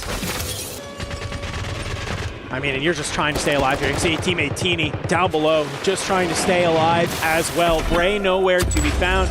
And listen, I know it's hot here in Riyadh, but there is no reason to go swimming at this point in the day. Nate Dogg, he's been able to find himself, pistol in hand. You have Scumming with you. Raiden's not too far away. Can you take down Big Man? Big Man shoots on the back, and Gromlock finds Raiden as well. 2 members of AG.AL have been eliminated. It's just going to be Scumming left alive for the time being in the water. This is not where you want to be if you are a member of AG.AL, especially when you're looking across. You have 2 members of Movistar Koi. Big Man swimming on the outside. thing is, you've actually won the tiebreaker against EXO. You've got the same amount of points. You've leapfrogged them because you have more kills. So for now, you're actually safe. It's EXO Esports that will watch Inner Circle closely, because if Inner Circle gets 6.5 more points, it's actually EXO that fall out of the top 7. 100 Thieves, they don't need to worry about this anymore. They sit in 4th. They can just start to mop up everything around them. Teeny, all of your hopes, all of your nation and your region's love rests on your shoulders. AG.AL eliminated. They are gone. Enigma. It was a fantastic game 7 from them, but they sounded defeated. And here in game number 8, they're not able to close it.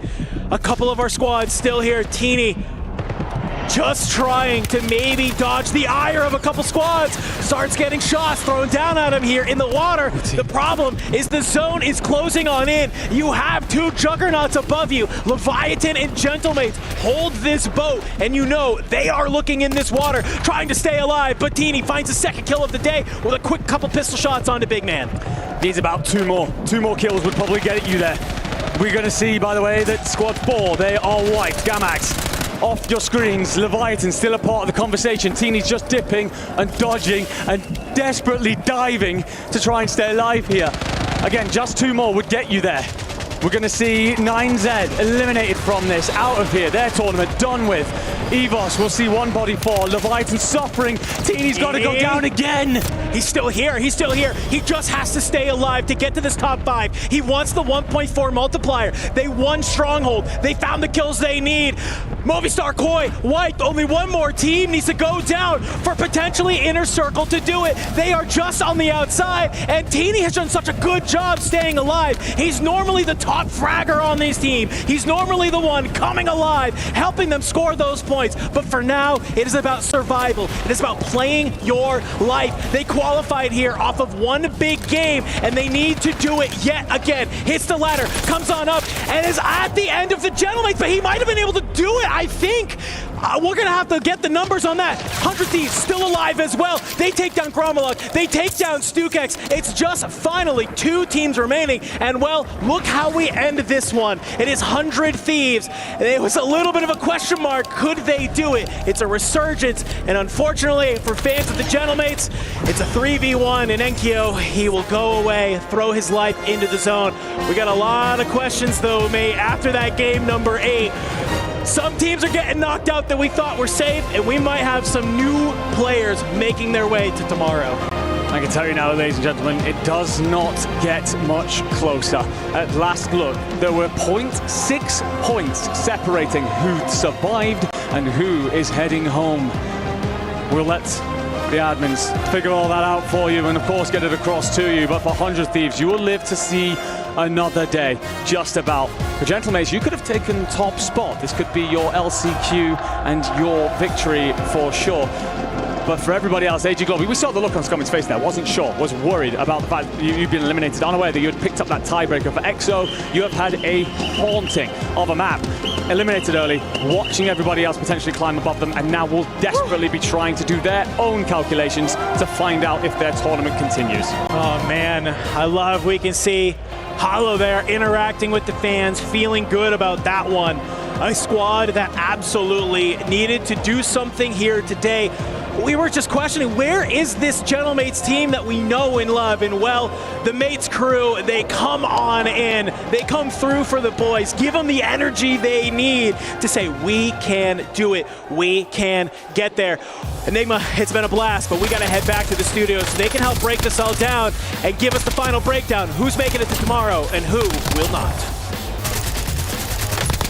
What an excellent cast there from Dandro and Enigma. Fantastic finish for 100 Thieves as well. And JJ, Allen, it's now time to apologize to Symphony. What do you want to say for yourselves? The pillow fight turned into pillowcases off, filled with bars of soap. That last one, it was an absolute slobber knocker. Everyone knew it was on the line. Everyone was hitting them hard. I'm just gonna stay with the spicy takes I'm feeling today. 100 Thieves just getting blessed by Circle. I'm just gonna say it. I think 100 Thieves, man, blessed by Zone without question, but you got to also give them credit. They were challenged by 3 or 4 separate rosters. Yeah, you mentioned Fnatic, potentially Movistar, Koi joining in the mix. Obviously, they've been embroiled in this battle for control. 3 teams challenged them. They stood their ground to qualify. You got to give them credit where credit is due. There are third eyes puckered around the world right now as we are waiting to find out who moves up and who moves down. Dream, is there anyone that is guaranteed to move on in your eyes? Well, obviously, 100 Thieves, as we talked about, I said that they would make it through, and Inner Circle potentially would overtake the leaderboard, as we did see them in the final moments. But was it enough? The scary thing is, though, EXO Esports, right? We were watching the leaderboard. No way they get knocked down. But look how close it is. I was like, 110. That's good, right? And then they go out first, and I see the player's head on the desk. I'm like, all right, maybe they're not good anymore, man. This is brutal. You have to think in that moment, they might have known. Yeah. They were so vulnerable. Yeah. Well, Teeny, first off, did such a heroic job staying alive in the water, even picking up 2 elims in the water despite him not having any plates, getting focus from those who are on land as well as on boat. Teeny did everything in his power to try and get Inner Circle barely above EXO in top 7. Question is, was it enough? We don't know, but I do believe AG, by the way, they also will qualify. So it was 100 Thieves AG who qualified, but the question is, EXO, Inner Circle, I have no idea who made it. I'm not going to say anything because it's all speculation right now. One thing I do want to call out, Obs, he's the glue guy. I learned that watching Inner Circle. He torches himself, allows Bray to get the sniper rifle, post up, the rest of the crew going out. The aggressive pushes didn't work. The survival did in the end. Oh, yeah, and I think it was that engagement by headquarters, right, where we saw Teeny and Bray kind of have this duality right here, but instead of taking the challenge, they smoked out and they backed down, and those certain particular moments can just be the biggest differences, especially in terms of placement. Yeah, I mean, it's just, this map unfolded in the fastest one I think we've had so far in the weekend, and like you both are saying, it wasn't really about rotation in this one. This was just about gloves off, bare knuckle boxing in the water. That was a lot of it. Was just it was all these pistol duels, but they still hurt. Yes, they do. It's unreal to see how this all played out. I think especially because the early drops didn't really give us one favorite or another. Both teams that were battling for things like control or things like stronghold were hitting each other evenly. So it's just it leads to this really scrappy finish. We see another strong performance from Gentlemates as they finish in the top 4. Ankyo involved in the final kills there. What about Evos, a team that was on the bubble going into drop number 6? Did we have eyes on that squad?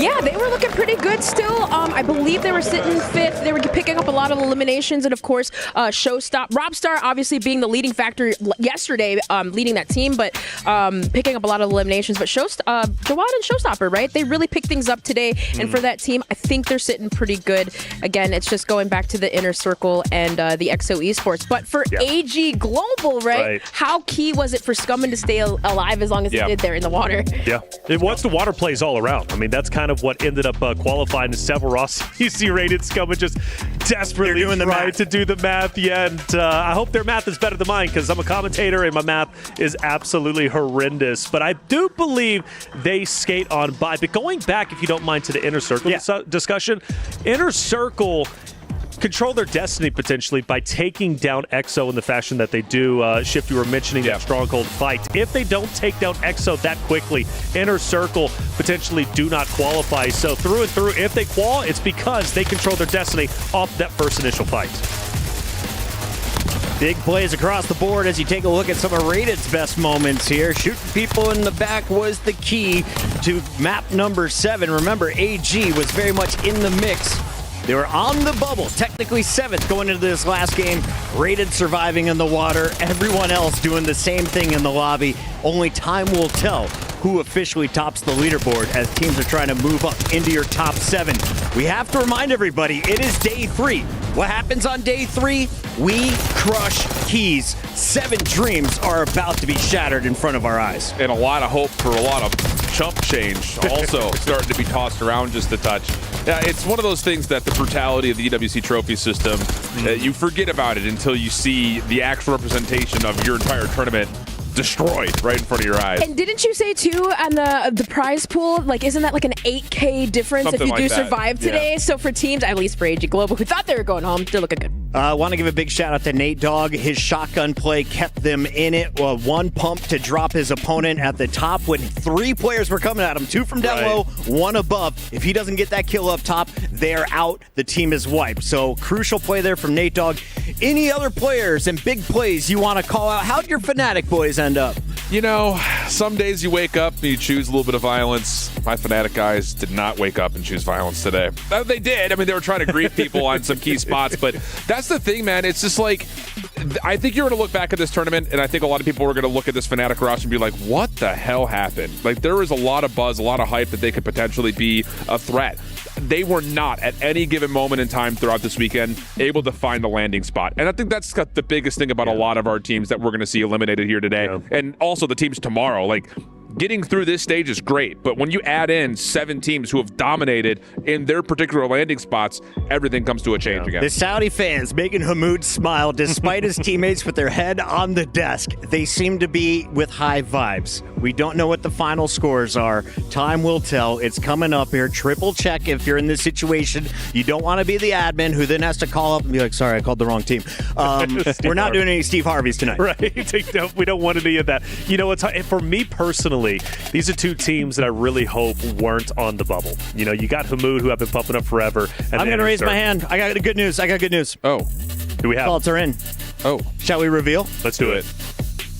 Let's do it. Kill the suspense, baby. Pull In them up. 7th place, we have Esports. In 6th place, AG.AL moves on, and Evo survives. Inner Circle is out. And look at the separation. 0.6. Yeah.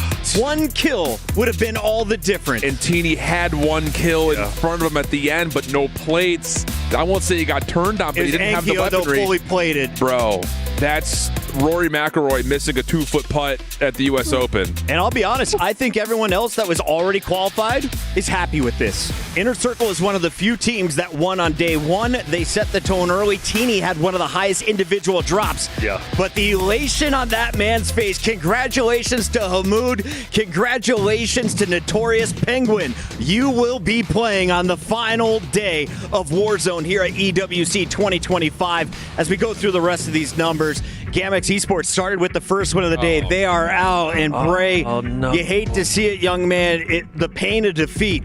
But you know, this is just the start of his career. This is the first LAN event for this roster, for this Inner Circle roster. They qualified by beating Na'Vi. What they have accomplished at this LAN event, as far as I'm concerned, is tremendous. They need to hold their heads up high.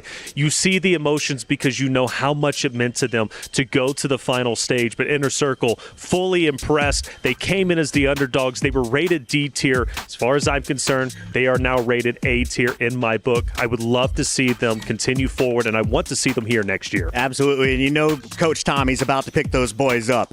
He's been there. We've all been there. Only higher roads, and you got to think APAC is now one of the stronger regions. As we take a look at the global scale, who's made it to our final 14? Who's impressed you so far? NA was looking pretty darn good today. Yeah, well, when they were winning, they were looking good today. Everywhere else, it was just a little bit all over the place.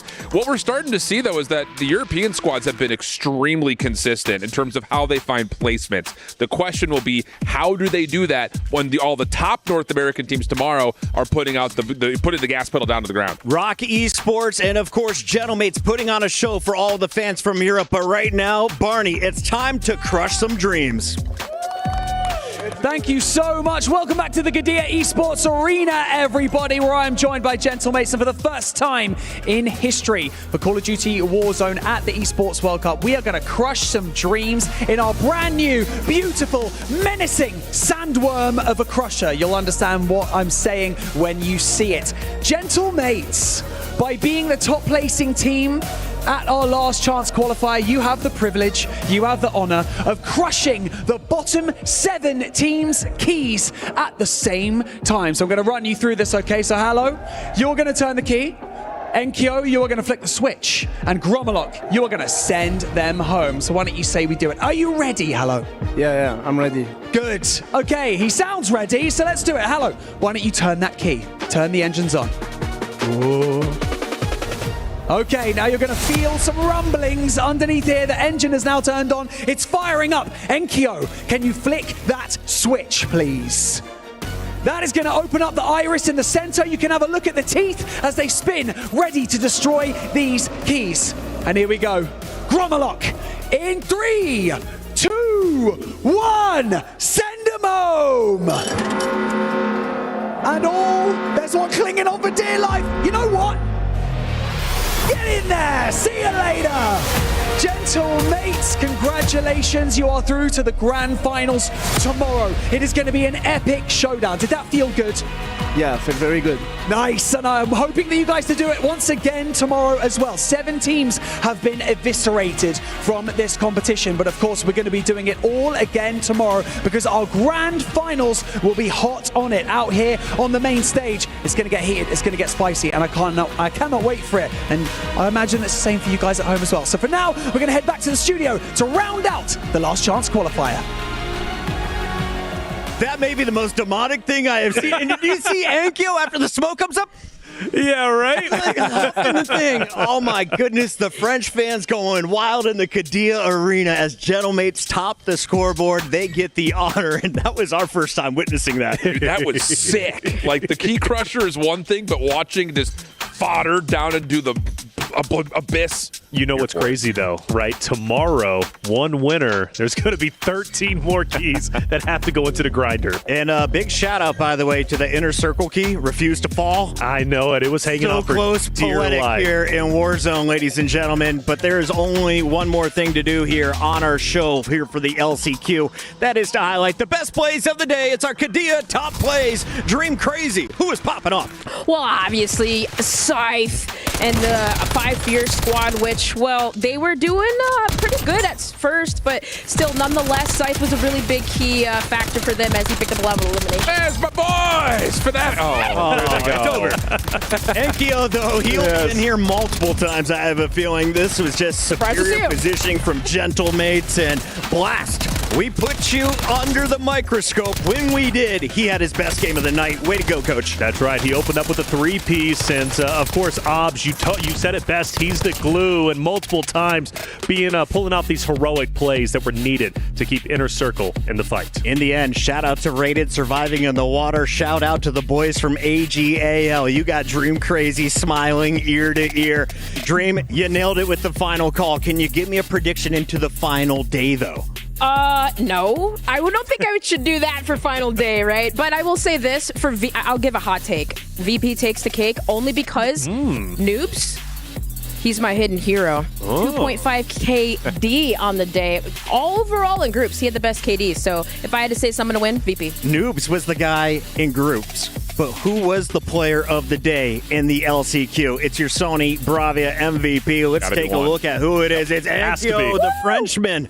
57 in his 8 drops. 11 was his best map. Yeah, and I think in particular, the thing that I really enjoyed about Enkyo was how he was leading the team to rotate quickly and really contest hot spots. In particular, I loved watching just on the minimap how Gentlemates were playing up against Leviathan when there was a bottom circle towards Factory. They did a really nice job of cutting across a lot of dry land to get there and actually push Leviathan off a handful of times. That's not easy to do. I was just going to mention real quick, like role switching, right? This team did just something that worked for them, but also AG Global, right? They also switched their roles, and it just worked out for them. Yeah, and one of the things about Enkyo, and you mentioned positioning shift, like I want to once again highlight and compliment where he puts himself in the winning moments. You go back to game number 2, taking over high ground over headquarters, gatekeeping the Factory teams, and then ultimately positioning themselves well for those teams heading outside of Grandma as well as Prison. Enkyo does enough to get his team over the edge. I was so impressed by the Gentlemates. They definitely lived up to the fan hype. But how about Rock? I think they are the story. They stole first place going into that final drop.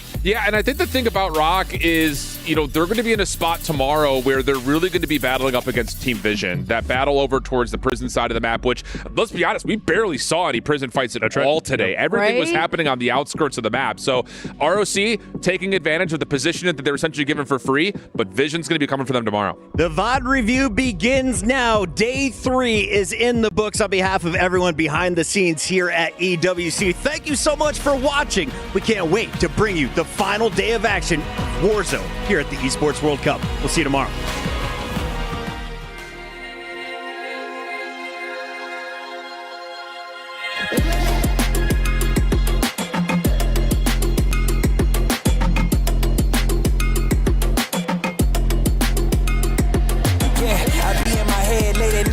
Contemplating all of my goals. Look, will I fold or will I chase them? I got adversity, two options. I can handle it purposefully or I can let it murder me. But sign up for war, point out the target, show me the giants. Hold your applause, just getting started, sending the lions. Ambition ain't for the weak, I see it before I speak. Ready and willing, is you ready for me?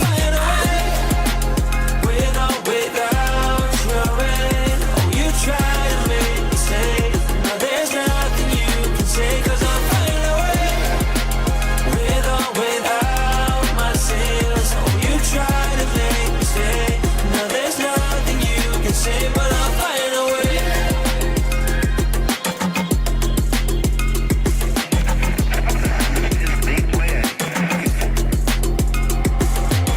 Now I ain't looking for handouts, I'm looking to stand out. Got the vision, come and watch how it pans out.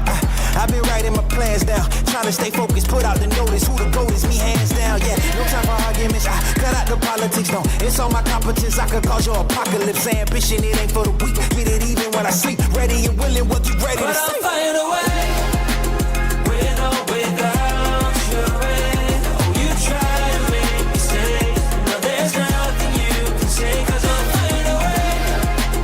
With or without my sins. Oh, you try to make me say, no, there's nothing you can say, but I'll find a way. Ambition ain't for the weak, I see it before I speak. Ready and willing, is you ready for me? Oh, you try to make me say, no, there's nothing you can say, 'cause I'll find a way. With or without my sins. Oh, you try to make me say, no, there's nothing you can say, but I'll find a way.